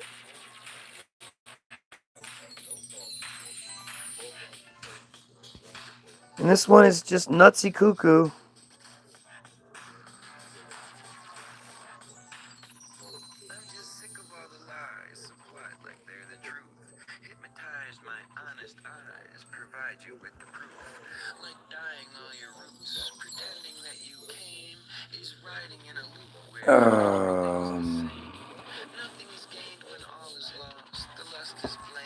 I still can't believe I can't find one that shows you like castles and shit, because those are... What's this?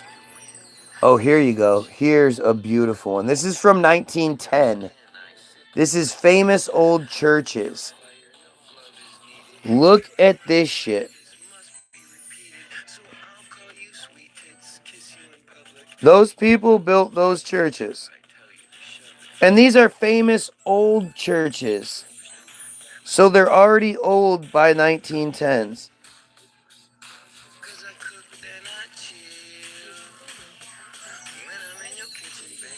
I mean, everybody has a church in their city that looks very similar to that one. With the two things and the thing in the middle like that. Oh, and then there's these. What the fuck is being depicted here? Look at this pomp and circumstance at the top. Can you imagine that undertaking? What that would take to organize in 1910? Look at the size of these buildings that are being depicted. Who built this shit? All looks old in 1910, right? The big golden bell, look at that. What the fuck is that?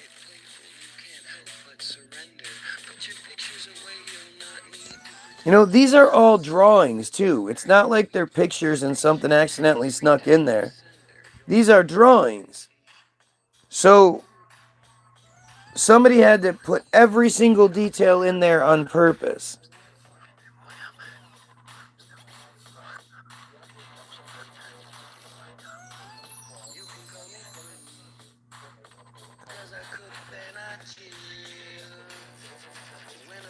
Saw those.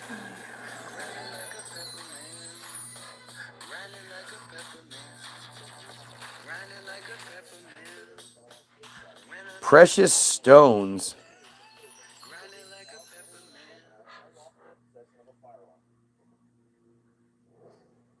I don't even know what the fuck I'm looking at. Look at that shit. At the bottom, you got your guys working in their little factory.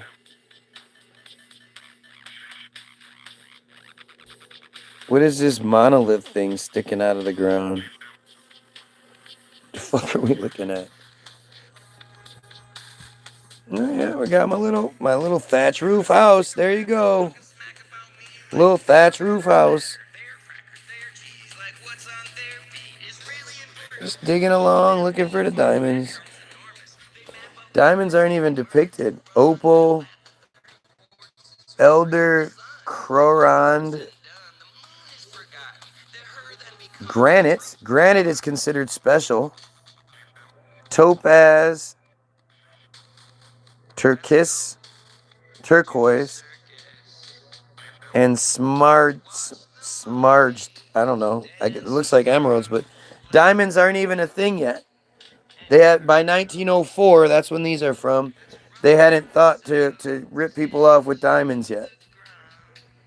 Oh, here's another one of these fountains from Victorian Italy. What's powering these fountains? How is all this working? And where is Liebig? This small, it would have to be a huge company again to be producing millions of cards like this by the jar. Who are these people? They have all of this information. 1913. Oh, here you go. 1913 Italian fortified castles. Look at this shit. You guys remember hearing about these places? Look at that shit. What the fuck? Look at these castles.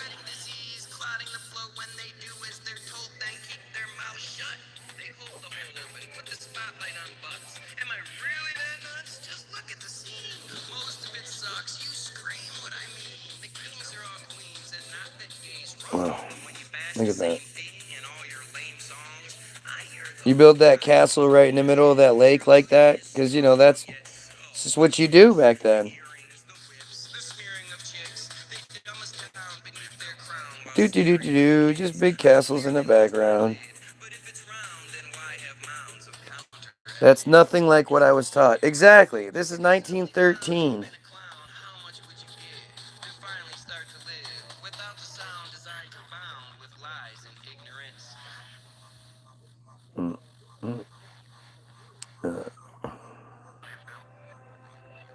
Rounton Railways. This is from 19. Oh my God. This is from 1914.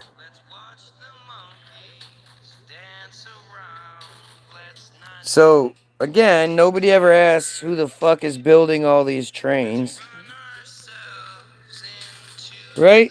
Because giant bridges made of stone, arches like that for trains that's nothing worked, 1914. Yeah. No, we just go right through the fucking mountains. And of course, we have electrical lines as well. Why are there electrical lines running along with the train in 1914?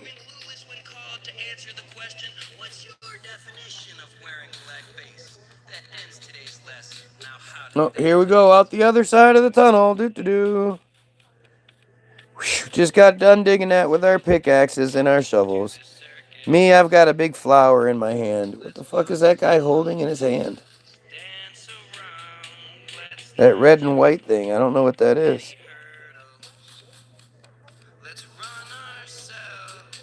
And then we've got this with the woman on the white dress and the donkey. With the something. I don't know what the fuck is being depicted there. And then we've got that. What about that train with the rail going down the middle, though? How fucking weird was that? Forgive me if I sound like a child, but my parents have abandoned me. My attempts to drown my broken smile have failed since I was barely 3. But complaining's like comparing things that compared as the Arabian Nights from 1880. Ooh, I want to just see if there's anything decent. I mean, look. So you wouldn't think about it, but look at the background. Can you see the faint images of the castles in the background? Somebody is showing us this from back.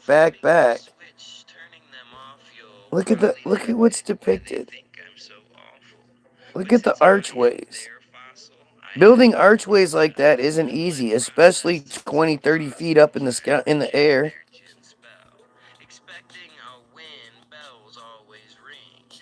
Look at the place where they're in. They're just hanging out. Nobody's ever depicted working in any of these. Other than those couple of farm pictures, nobody's ever pictured making clothes or, going to the factory. They're all just sort of hanging out, living life.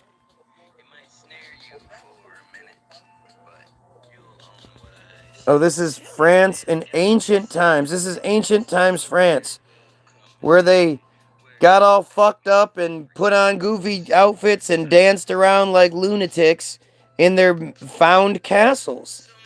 How else do you describe what you're seeing here?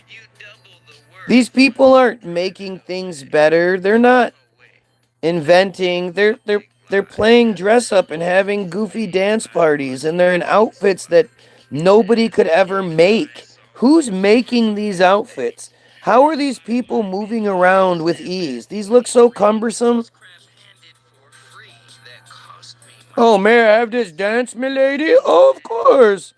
And then we'll have fucking orgy sex, and everybody will get fucking syphilis and herpes and shit. Oh, let's go for a walk. We got nothing else going on in life. We're not worried about how we're gonna eat today. We'll just go for a walk with your lace umbrella like it's cold outside. Why are they always dressed like it's fucking cold? The green stuff shows you it's not cold, so why are they dressed head to toe? I don't. If you say modesty, it doesn't work because you have heat stroke. Heat stroke would kill people that are dressed like this. Look at the castle in the background of the middle picture. Look at the archways and shit. This golden piano. Who the fuck built that golden piano? You have to have literally no comprehension of pianos and shit to not totally be blown away by that scene. The chandeliers, all the symbolism in the card itself, but that big giant golden piano. Do you know how Mary, you watched that video I sent you, right? Now when you see pianos, does it even make sense to you?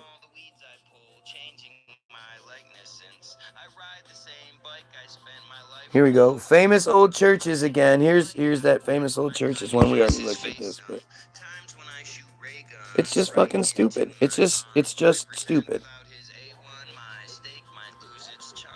Styles of architecture. Oh, here you go. So, architecture, these guys are sitting around, not drinking. The Sphinx is still buried again. Do you guys see this? The second time it's been depicted where the Sphinx is still buried.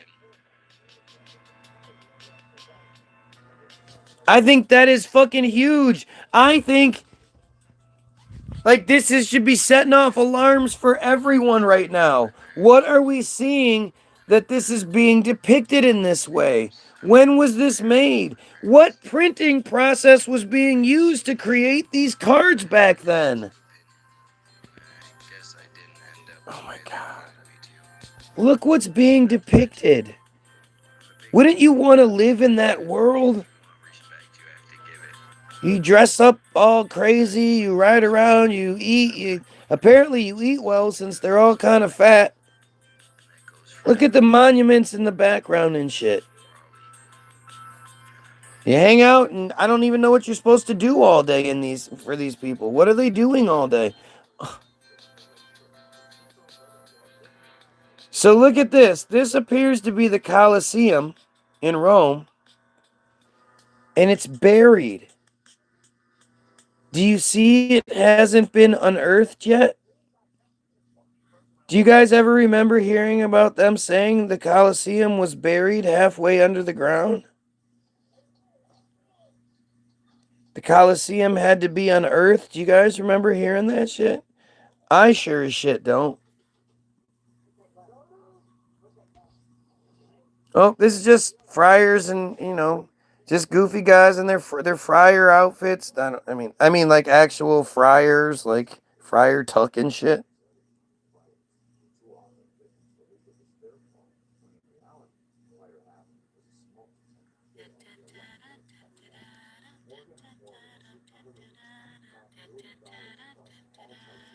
But look at the background again. Look, you pay attention to the goofy guys, but look at the wrought iron shit. Look at the monumental castles in the background, the archways, the doorways. Look at the setting that these guys are in. And these are actually the gold leaf. If you look around the edge of the card, that's a shiny gold paper. What is being depicted in this scene?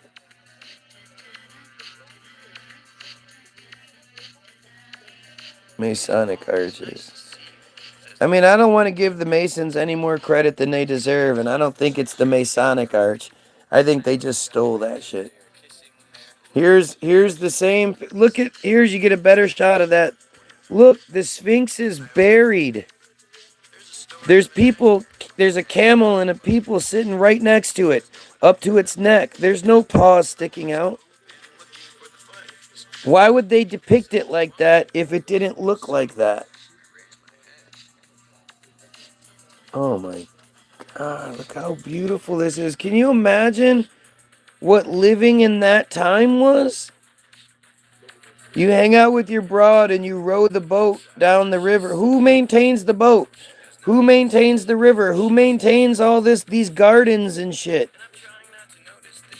Nothing talks about the laborers. Nothing talks about all that because they didn't exist. Everybody just had life. That's what life is supposed to be. These people were living life. They weren't controlled by the friars who enjoyed their slavery.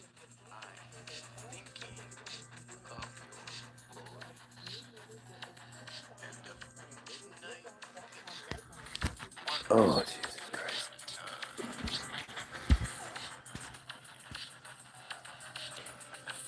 Medieval entertainments, it says. What? So apparently this is like a screen of some sort that's depicting a devil doing they're clearly watching a screen. They're not watching a play. They're clearly watching some sort of giant movie screen. And then look at the background. Does anyone think that's some sort of play happening? Puppets? Does that look like a puppet or does that look like a fucking movie screen? Ensuring the lob ends in a Hail Mary. The tales can be scary and vary in subject. Caught in a bug net, a hug vets my feelings. The drugs make me feel things might in the rain. The wings on my frame came with my halo. To just say no is impossible. A colossal task at best. A test to my Here's the bicycle. Look at the world that they live in. The little bicycle paths and everybody's just riding around and life looks amazing back then. For everything to supposedly be so hard, it looks amazing. The life consistently depicted in these images. Look at the background. Look at the giant church right there and then in the middle there. Or just building. I don't even know if it's a church, but look at that. Somebody is sneaking these images into these pictures for us.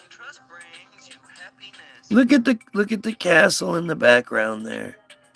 And they're just riding their bicycles around.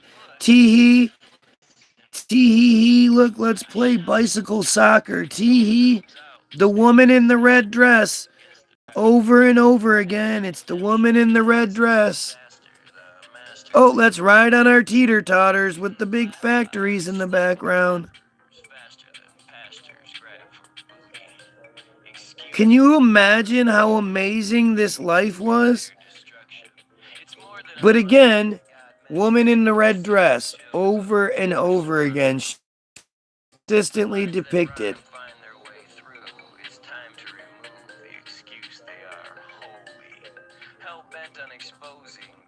This is fairy. It's called fairy. Natural infant vertebrate. I don't.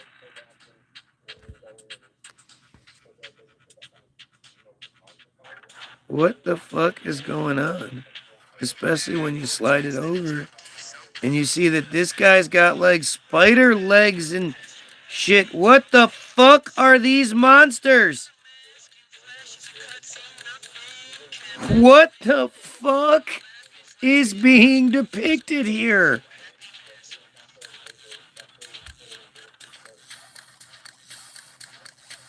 Spider monster getting the what? I have never seen anything so creepy in my fucking life.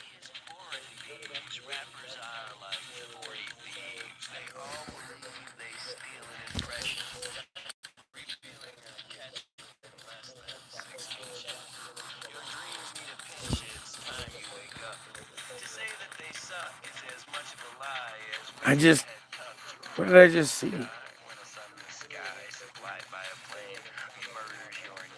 Oh, here's the sea sponge harvest by the guy in his little boat. But look at behind him.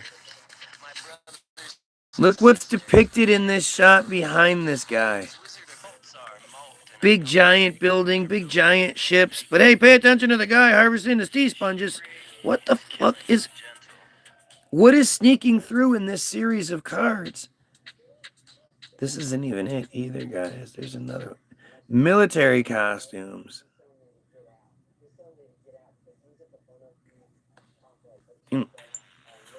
Look at the backgrounds as always. None of these outfits make any sense. It looks like if you're doing like some sort of goofy ass parade type battle, then yeah, maybe everybody's sort of playing around, but I've got different color socks on. Oh, look at me. I got my little mustache and I've got like none of this shit is battle ready. None of this shit makes any sort of sense. It's all just cartoon costumes and shit. Oh, he's got his bow and arrow. Well, he's got his gun. Bright red outfit, so you know exactly where to shoot.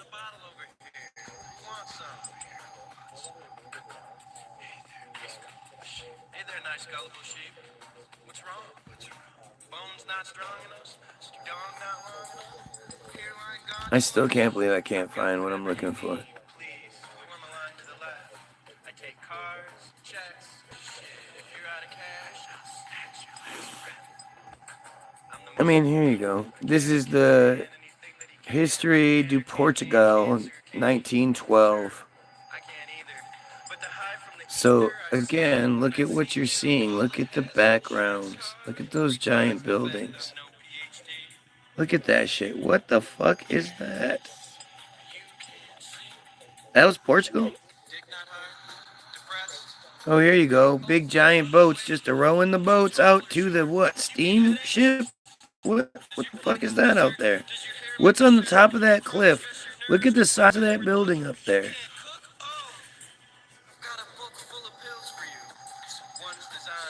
I mean, don't listen to me. I'm a crazy conspiracy theorist. Oh yeah, I got all that windmill power, a big city in the background, and right, gotta have the windmills. Why did they have windmills?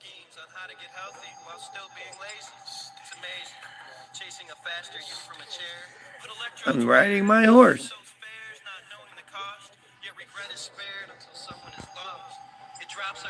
God damn it. This is Famous Lakes.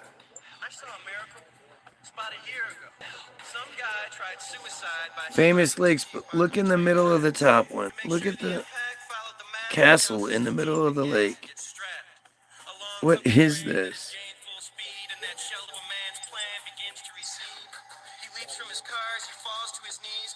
Yeah, no, the rest is very good. Hitting his cars, it spins like a top. Derailing, it flops like a fish out of water.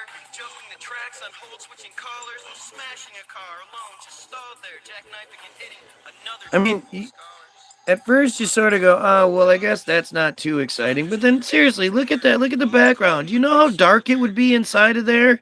Except for those giant flames that would have to be creating all sorts of soot and, what are we looking at? Look at that shit. Look at the arches in the background. They're huge. They're 30, 40 feet off the ground. The marble floors. Look at those outfits. Who made all those outfits? What did these people do all day? Yep, we've just got our desk outside. Do.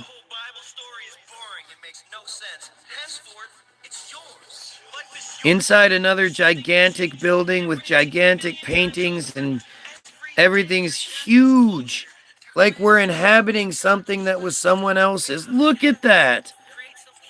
Somebody drew all of that for a reason. That's fantastic. You're not supposed to look at what you're supposed to look at. Look to the outsides. Look at that shit. Checkerboard floor. That's too much to ask.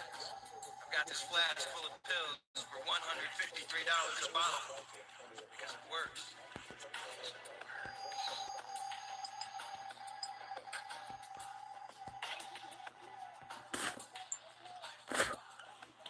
This is Vilegredin Godin or God. Wow. The fact that they have like thousands of variations of the cards as well. Like, again, who is doing all of this? Who's behind this company? And just coming up with all of these crazy ideas and shit. To put into cards that most people just threw out.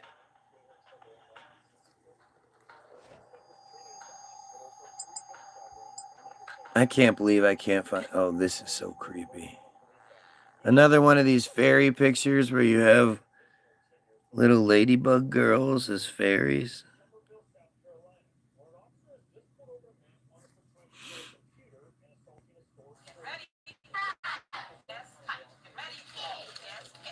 So this is Chinese school scenes.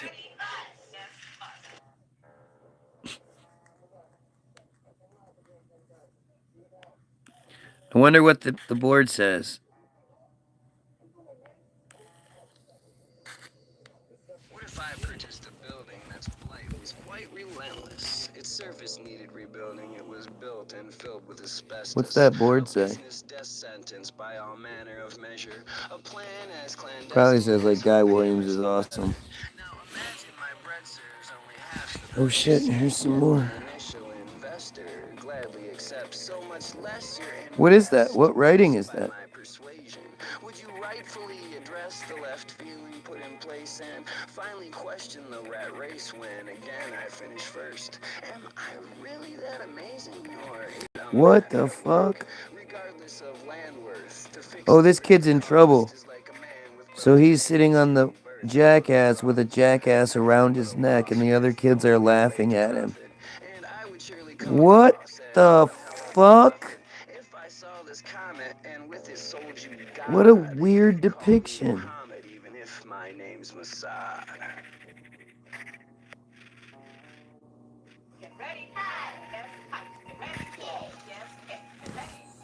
Yes, get ready. People do need to see this. That's what I've been saying for a long time. Like, this is nuts. People don't understand that this is...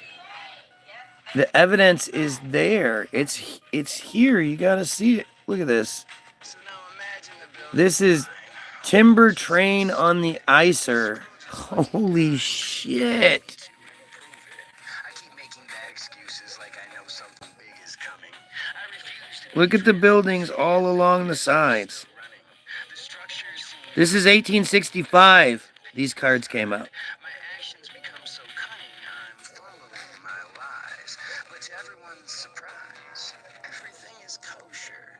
There's nothing to deny since I know there's no It won't let me load that picture for some reason. Why can't I see that picture?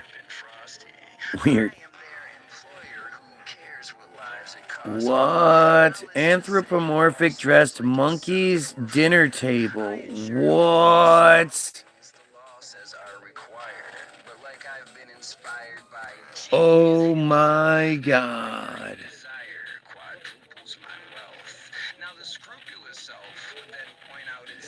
They don't look like black people, actually. You see who they look like, right?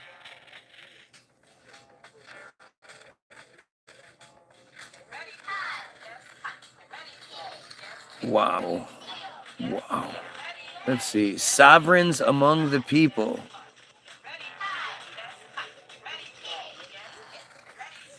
Shows up on his horse. Look at the buildings. 2-story building, 3-story buildings in the background. All these supposedly children. Where are all these children from? Whose children are they? And they just surround the guy and start. So fucking weird.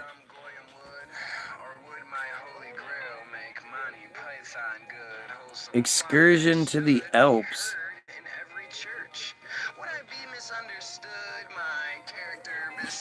That's supposed to be.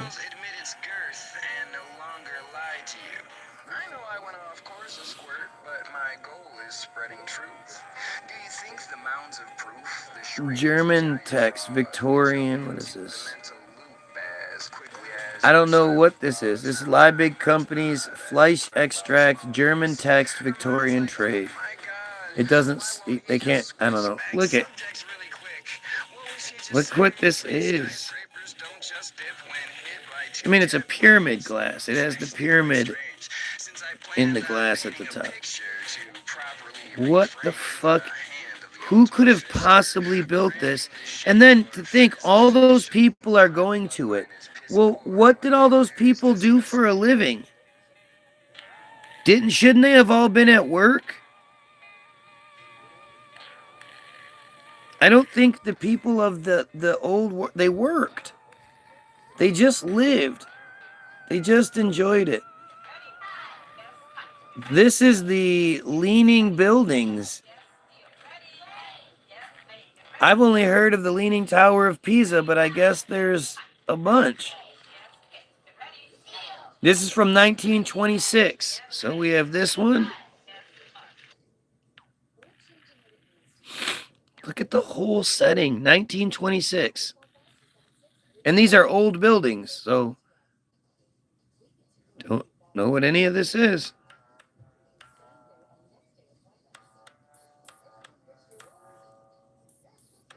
This one's in Venice. This one is in Senegus, so it must be Senegal. I don't know. This one is in Fufua. I have no idea where this one is supposed to be. What country is Soa Tutufua? Where have you ever heard of that before? These are supposed to be really real places. This is in Bologna. Look how tall that shit is. You ever hear about these buildings? They must have existed in 1926. This is in Modene, wherever the fuck that is. And then this is Pisa. Obviously. Okay.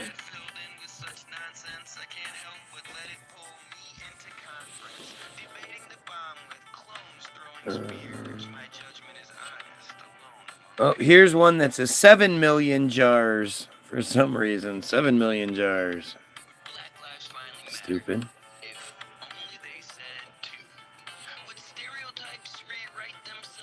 This is Isaac Newton.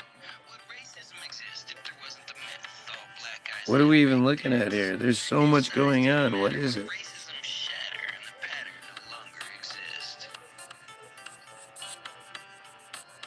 Isaac Newton. But look at the people. It's cold. Look how cold it looks. Look at how she's dressed. Look how he's dressed. They look like they have on layers because it's freezing.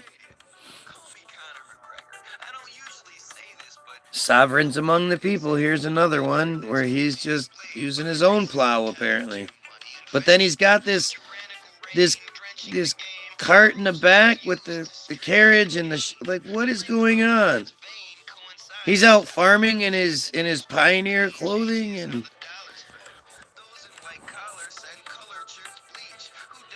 Oh, what is this?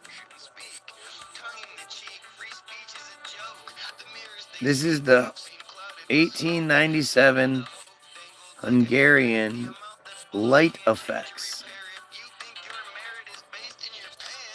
So yeah, like, that's daytime and that's nighttime. Again, look at the background. There are giant buildings in the backgrounds. Oh, now we've got a lady on a shooting star.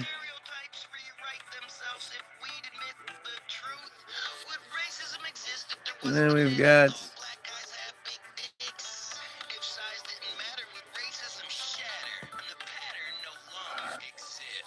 Sana Nafugang. I don't know what that means. Something that has to do with the sun. Nafugang. Sunin. What's your phone for that? I don't know what this says. What the fuck is that? Oh, I'm in the middle of a.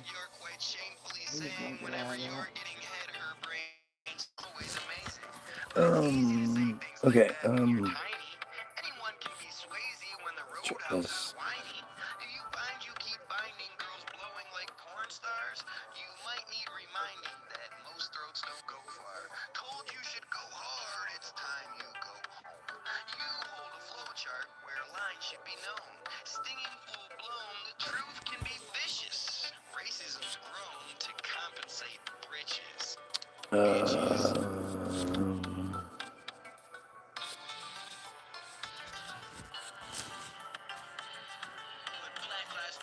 I can't tell what it is.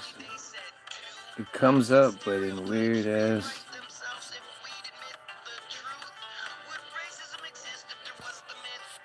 I don't know. I'm not gonna spend too much time on that. And then there's the Regenbogen rainbows. But they don't pick the rainbow in between you and the sun, do they? Because that's fucking crazy.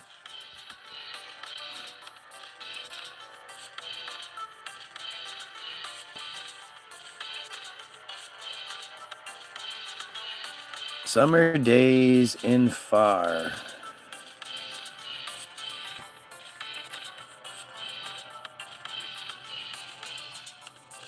Look at this shit. Look at up top. Sure. Look at down here. What's that big ass boat? And then over here, look at this castle. Like, look at this event. This castle is there. All these guys are on their boats and it's lanterns. Again, nobody's working. It's almost like they're just living life. They're all dressed up and they're just enjoying life. That's from 1909.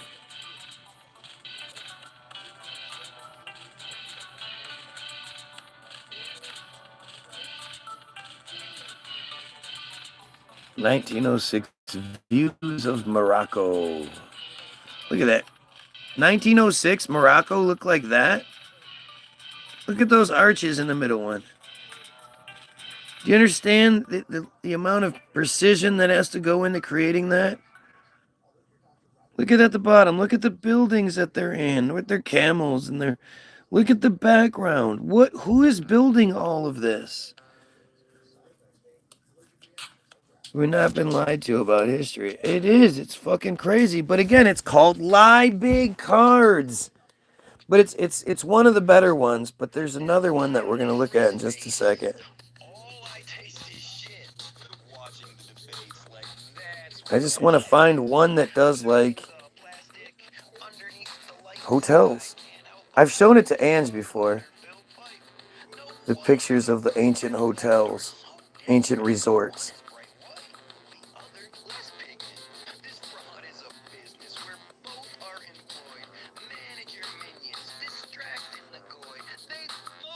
Yeah, let's just carry this guy around. You know, the red hat, white cloth club. With the woman that's like half something or other laying I there. mean, even the Detroit Yacht Club, when was that built? Right. That building was beautiful. Like, Look at we this. walk right through it to get to the back rooms for the Lions Club meetings. Look Like, at those this. rooms we walked through were gorgeous. Yeah, but nothing like this. It's not even close to this. This is opulence on a level you just can't imagine. And again, everybody just seems to be enjoying it. They're not like fighting. They're not. There's not depictions of that. They're just, you know, they're like doing Black plays and civilized. shit. Sure, yeah, kinda. Yeah. 1909, sovereigns among the people. This woman just showed this idea of sovereigns among the people. Wonder what that means. Because obviously we're the people, so who are the sovereigns? Daniel in the lion's den. A goofy ass picture. Why would he stand like that? Why do they always stand like that? And those lions don't look very good. Somebody who could really draw did not draw. Like, why do I can't draw lion faces. Just ask me draw something else. It's not lions faces. Monuments to great sailors. Because there used to be monuments to great sailors. So this is a monument to Christopher Columbus that used to exist. Look at the Because he background. did nothing. Look how big that monument was. Where'd that monument go? This is one to Sir Francis Drake at Plymouth. Where did that go? This is Vlissingen. I don't know. Michael de Ruyter de Malco. I don't know. I don't know who this guy is. I never heard of this guy. From Catalina. This is Niles Jewel, Copenhagen. It's crazy how all of these same style statues were all over the world for some reason. Wow. This is Nelson. He's just Nelson. But who, how? Who built that? How would they have possibly built that?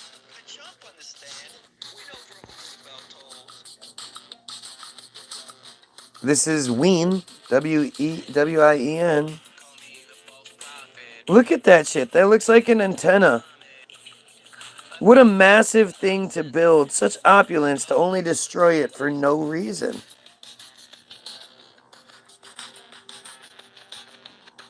Famous animals. Lassie? Here is, I guess, a dog hanging out with the people. Look at the background, as always. Just look at what's depicted.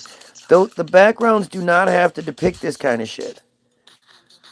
1904, hanging out with the jackass. Do those women look like it's hot outside or really cold? Everybody always looks like it's freezing outside. I don't see an animal here. What are we looking at? There's no animal in that one. This one doesn't have an animal, or does it? This is, I guess, the attack of the geese. I'm not really sure what's going on here. It's some sort of battle. But look at the building. Oh yeah, the dolphin giving you a ride home. While you play your harp. Oh shit, getting eaten by a lion. Look at the Colosseum that they're in. Look at the people. Look at the archways. Look, who would have built that?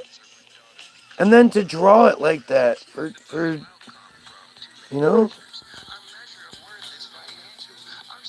gone long before photography. In some cases, I think we'd be surprised that there are photographs of a lot of this shit. We just didn't know. And I'm going to show you that, actually. Let me show you something in a second.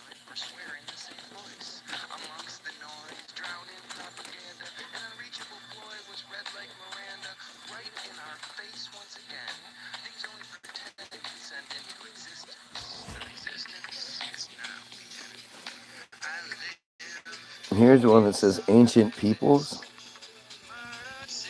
Oh, whoa.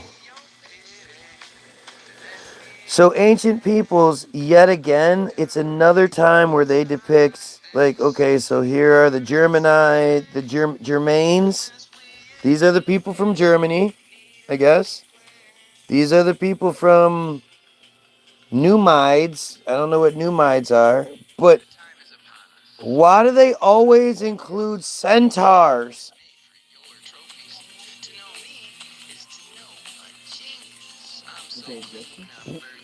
How else do you say it? Other than they existed, why are they always included? Here's the Huns. Here's the Salians. Like, these are all real people, right? We all agree that those are all people, a part of our history. Here are the Parths, whatever that may be. But all of these other ones are real depictions. And then they just thought they might as well throw in some fantasy to discredit themselves by saying fucking centaurs. Or what the fuck are centaurs doing? And it's crazy, too, because it's not like there are centaur lions, centaur elephants, centaur anything else but horses. Why would that exist if there's not some legitimacy to it? And if you look, these guys are being pictured fighting. They have bows and arrows and shit. They're fighting against the other people. We must have taken them out. That was from 1900, by the way. A lot of women must have been fucking horses. Right. Fucking horses? What are you talking about? Like, this one is supposed to be clocks, I guess.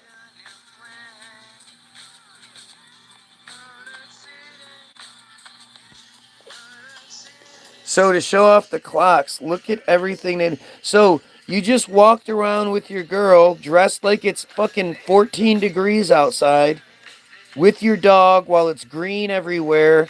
Look at the monster shit in the background. You have your weird stopwatch.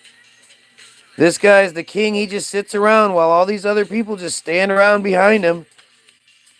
And that's another clock that's been presented. Maybe that's the perpetual motion clock that we don't know about. This guy's like, oh, I've got such a headache. I'm waiting for the aspirin to kick in once that shit hits to the bottom. Now here you go again. A picture of people depicted outside. It's green, but look at that out. They look like he's got an overcoat on, a jacket, a pants. Everybody's dressed like it's 20 degrees out. And yet it's green everywhere. What is the secret with that? Oh, here's the old monk just sitting around inventing a cuckoo clock with all its gears and shit. What is this clock rod thing that I've never seen before? Oops. And then you have... What the fuck is being depicted in this? Look at that building in the corner. All the other pictures, that's the clock. So what the fuck is that building? Look at all this shit.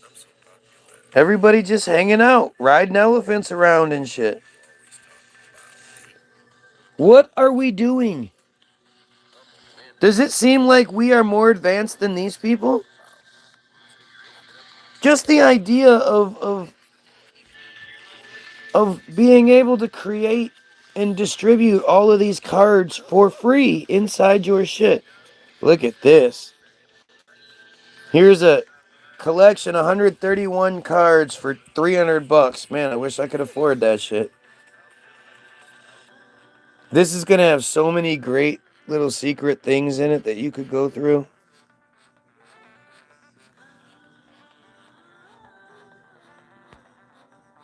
Advertising cards. These are the...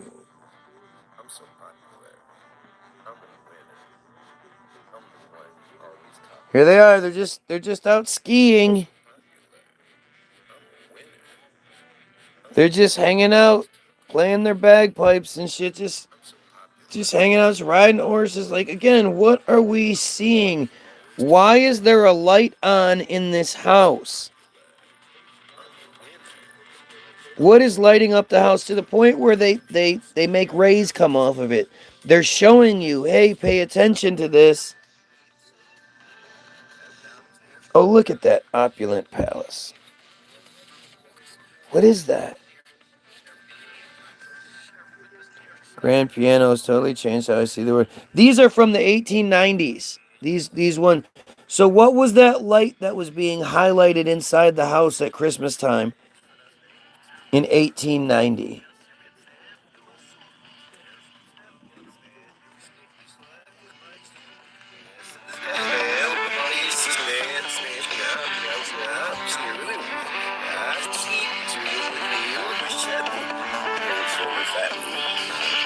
I'm so popular.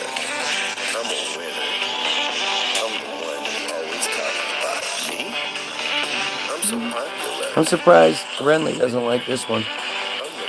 Here's that education set again. What writing is that?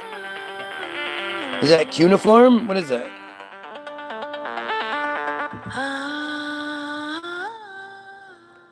Here's dolls and talls.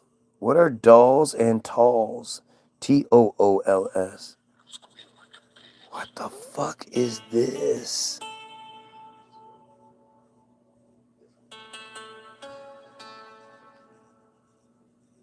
What? What is this depicting?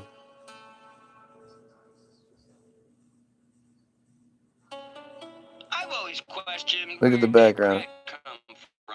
It's always mentioned like it fell from a bum, like some average dum-dum deep in Do the those look slums like they has a don't home work? once Looks and like they then brought make a them to jump. life. The hood is a dump, but let's just Well, look at the pretend canal the running hood's no through the chump big and the building in the camera's your background. friend. The They're first just world hanging out playing situation, dolls in the standing on street. Everything's posts. just The fine. It's movies to beautiful. invasion, they're practical jokes. What To the the pricks fuck that is poke their this? fingers pointing out blame, because limitless coke's just part of the game. Are you guys paying It's like attention to how sports weird grades this where it shit don't is? make no sense. Like what scientists came Like, share, sub. Don't forget to like, share, sub. I have 6 viewers, 15 likes, and 2,500 subscribers. Totally makes sense. put it together. The odds on that chart read 1 out of never. Oh, here's China, I guess. Just flat out China. Look at that shit. What are you even seeing here? Who built all this shit at the bottom? Who built all that? Look at all those bricks and the control of the waterways, the canal systems and all that. Oh yeah, that's just totally big giant skyscraper fucking buildings and shit. Who's building all of this? 1901. That was 1901.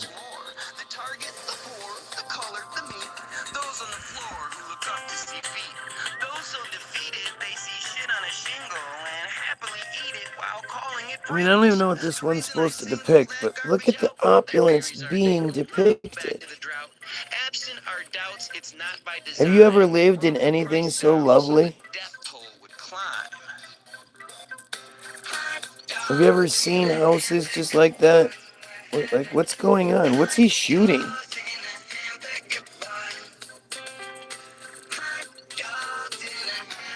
This guy's fucking killing people in the middle. Look at that shit.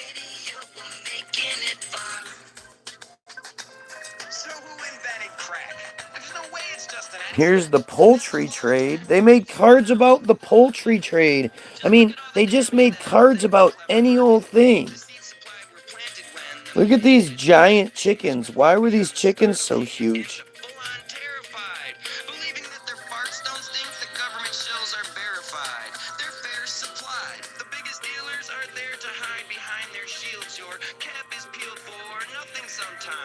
Look at how old and busted these giant buildings look in the background. Like they've been around forever. And this was from, I don't know, 1918s.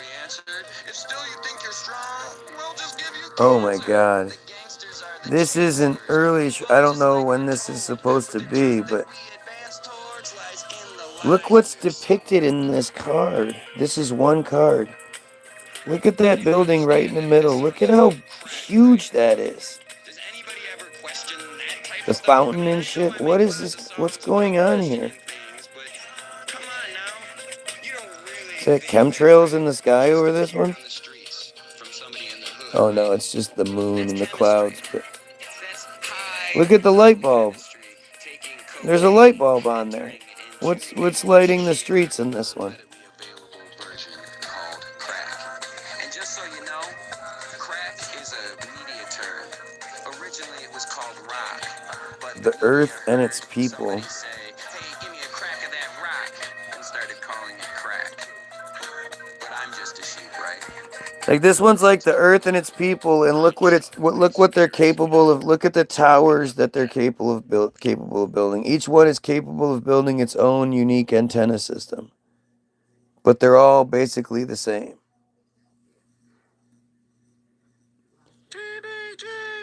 What the fuck? Dumb, dumb, oh so dumb, dumb, dumb. Nord America again, they called it. Look at that building that's depicted. What is that? Who built that building? What if the Bible is just a prediction, a misinterpreted rival description of a future condition, something to come? Listen, these are cards these are from the 1900s. This is just eBay. Literally, all you have to do is go look up eBay, lie big cards, lie big cards, and this shit pops right up. An endless supply of them. I'm just trying to find like one particular thing. Here's a good one. Look at this. This is from 1900. Oh, what the fuck just happened? Oh, I just lost it. It just closed for some fucked up reason. I have no idea why this just closed. Lie big.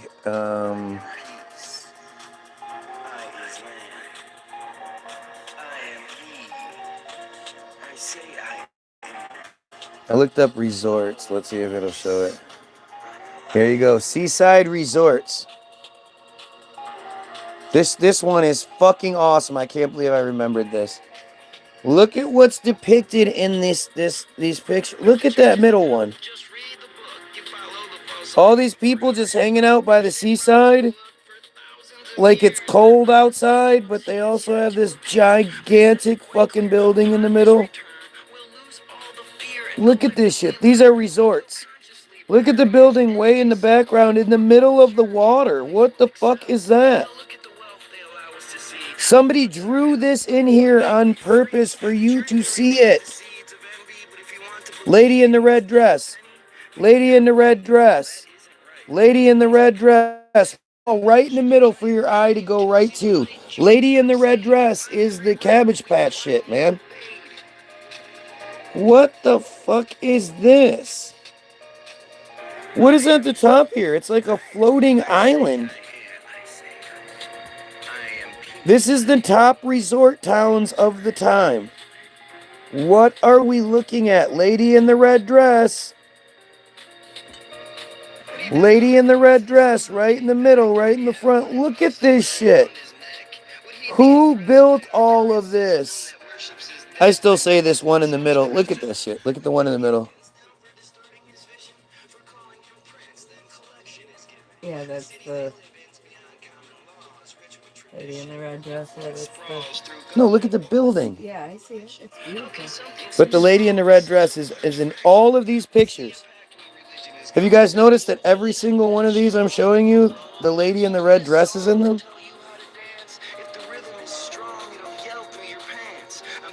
Here's another one. This is 1909. French Coast and Resort cards. Look at what's being depicted. Oh my God, look at that gigantic castle. I am he. I say I am. I am peace. This is literal history. This is undeniable that they were drawing this in the 1900s of what it looked like at the time.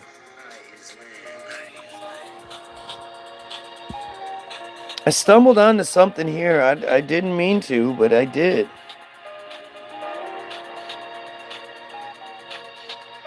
Oh, here we can see the resorts individually. Lady in the red dress, and what is she doing? She's taking a child on a donkey. Think of Pinocchio. Lady in the red dress has some random child on a donkey. And then look at the background. And then somebody looks like they're bringing a boatload of children in to that guy who's holding something. And those kids have their little mini boats that I guess they're playing with. I don't even know. Look at all the different houses dotting the countryside, the mansions. Look at the castle right there. What are you seeing here, guys? Look at the castle in this one.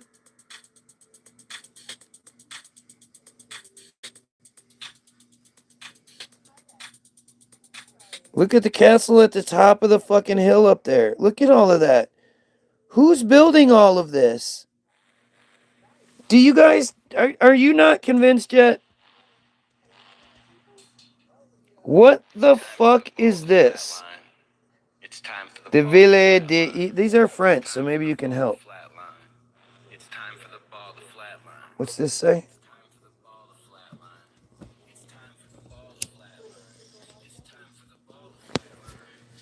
Truth from the beyond Liebig? What's beyond? Vienna, Liebig. Truth from Vienna. Liebig is the company. Maybe that might be what that means. Look at what's being depicted in this card. Isn't it gnarly? We hardly know shit. Do you see something that makes sense to you? My personal show is quite limited. I've given this a bunch of thought. I bought the farm. I mean, look at what is being shown right here. Where is this place? I've never... What is this fucking place? Villa de Eu? Let's see.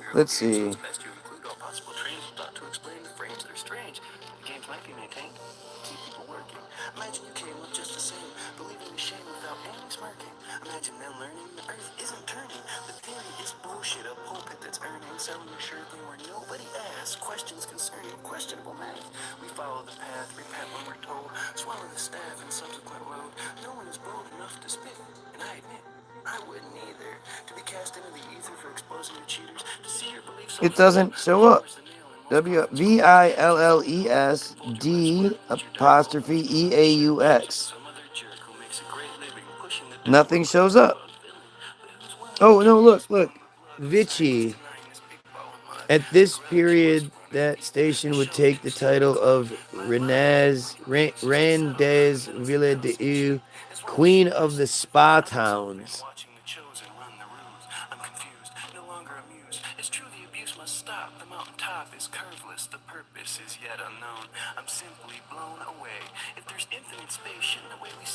The 50s and 60s would become the most ostentatious period for Vichy, complete with parading personalities, visits from crowned heads, and profits from the massive influx of North African French clients who holidayed in Vichy, Vichy, spending lavishly. There were 13 cinemas, which some showed special previews, 8 dance halls, and 3 theaters.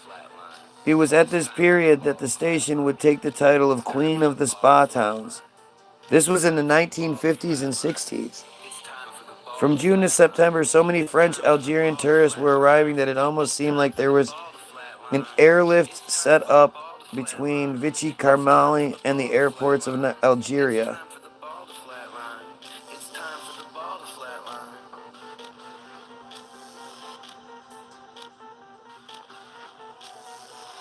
Vichy is a city in the French department of Allier, located on the Allier River, a major spa and resort town during World War II. That's it today.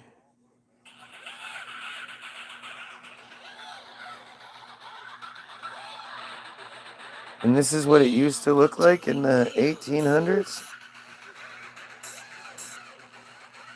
I don't even know what the fuck that golden thing is supposed to be. Oh, that's a woman with a red umbrella. They're catching fish. So this woman is all dressed up with her red umbrella to go catch fish, huh? There's no red dress woman on here, but this woman does have a red umbrella.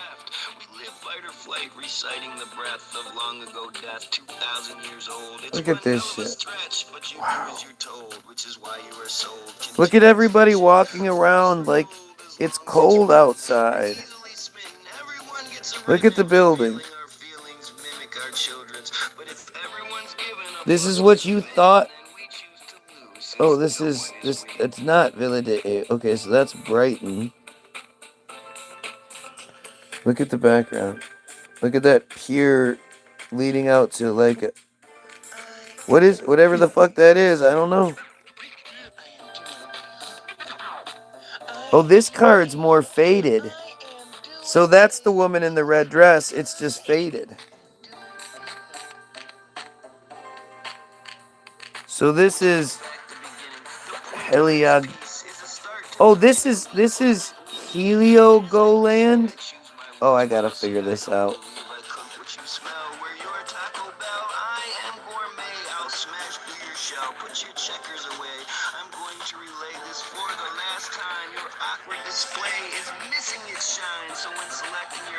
Heligoland.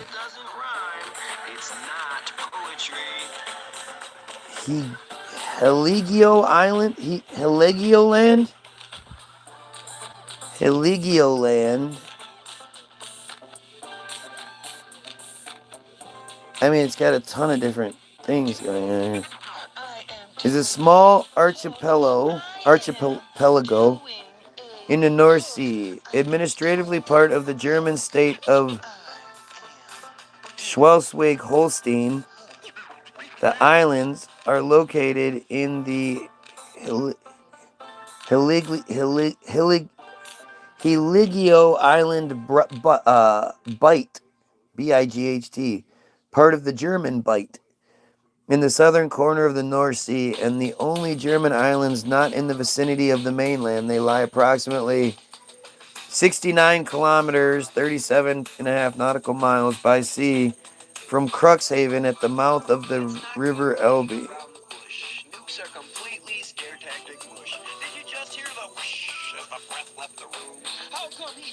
I mean, that looks like a man-made island. Look at how straight and perfect all of the edges are.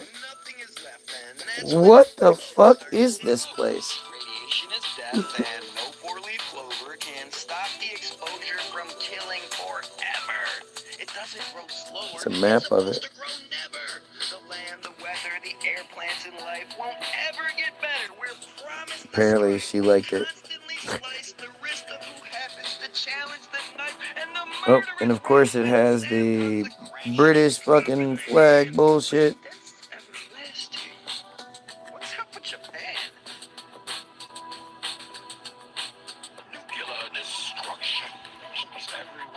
It's 200 feet above the sea. Historically, possessions of Denmark then became possessions of Great Britain from 1807 to 1890. Since 1890, they have been part of Germany, although after World War II, population of 1,127 at the end of 2016. Aerial photographs showing new foundation fortifications in 1919. This is like way later than the picture than the cards, but look at this shit. So, who was building all of this? Where were they getting all the building supplies for all of this? This is incredible. This is 1919 aerial photographs.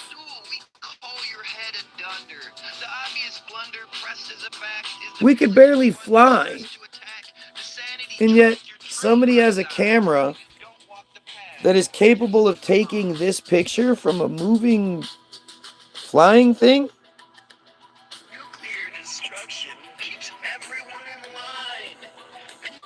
Wasn't the color red difficult to make into clothing? I don't remember.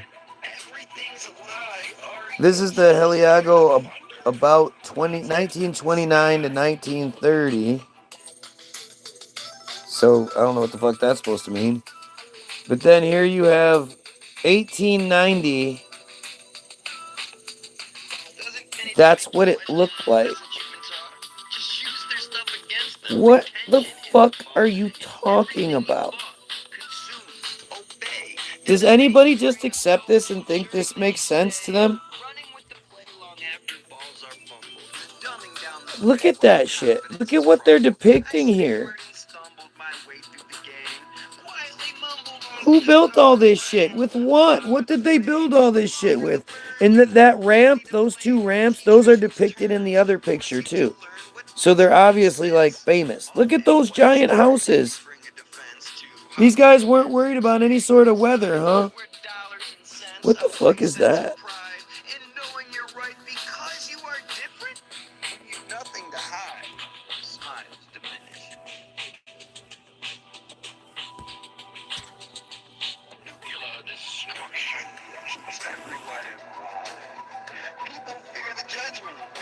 Oh yeah, one of these good old things.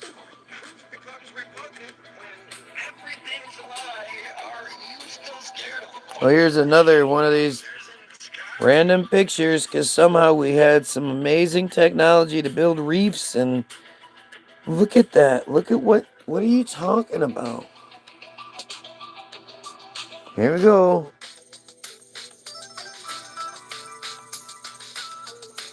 Where did this section come from? Because this section wasn't depicted on the earlier stuff, right? Look, okay? Like, they had this area and then the drop down, right?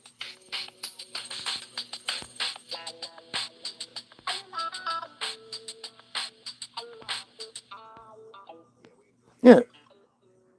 Where's the other section at?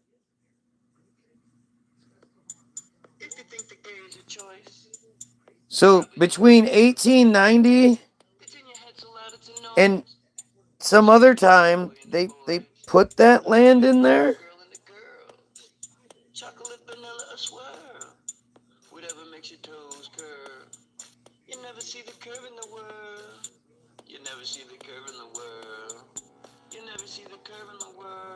Aerial view of the naval base.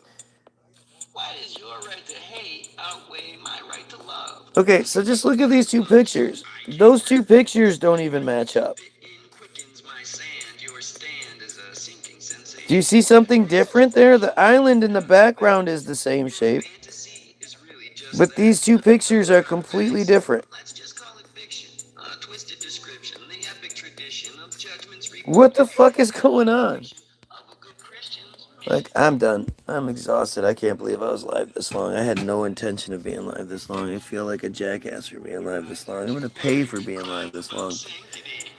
Hope you guys learned something today. We'll talk more about this tomorrow because I got another set of cards that you gotta look out for.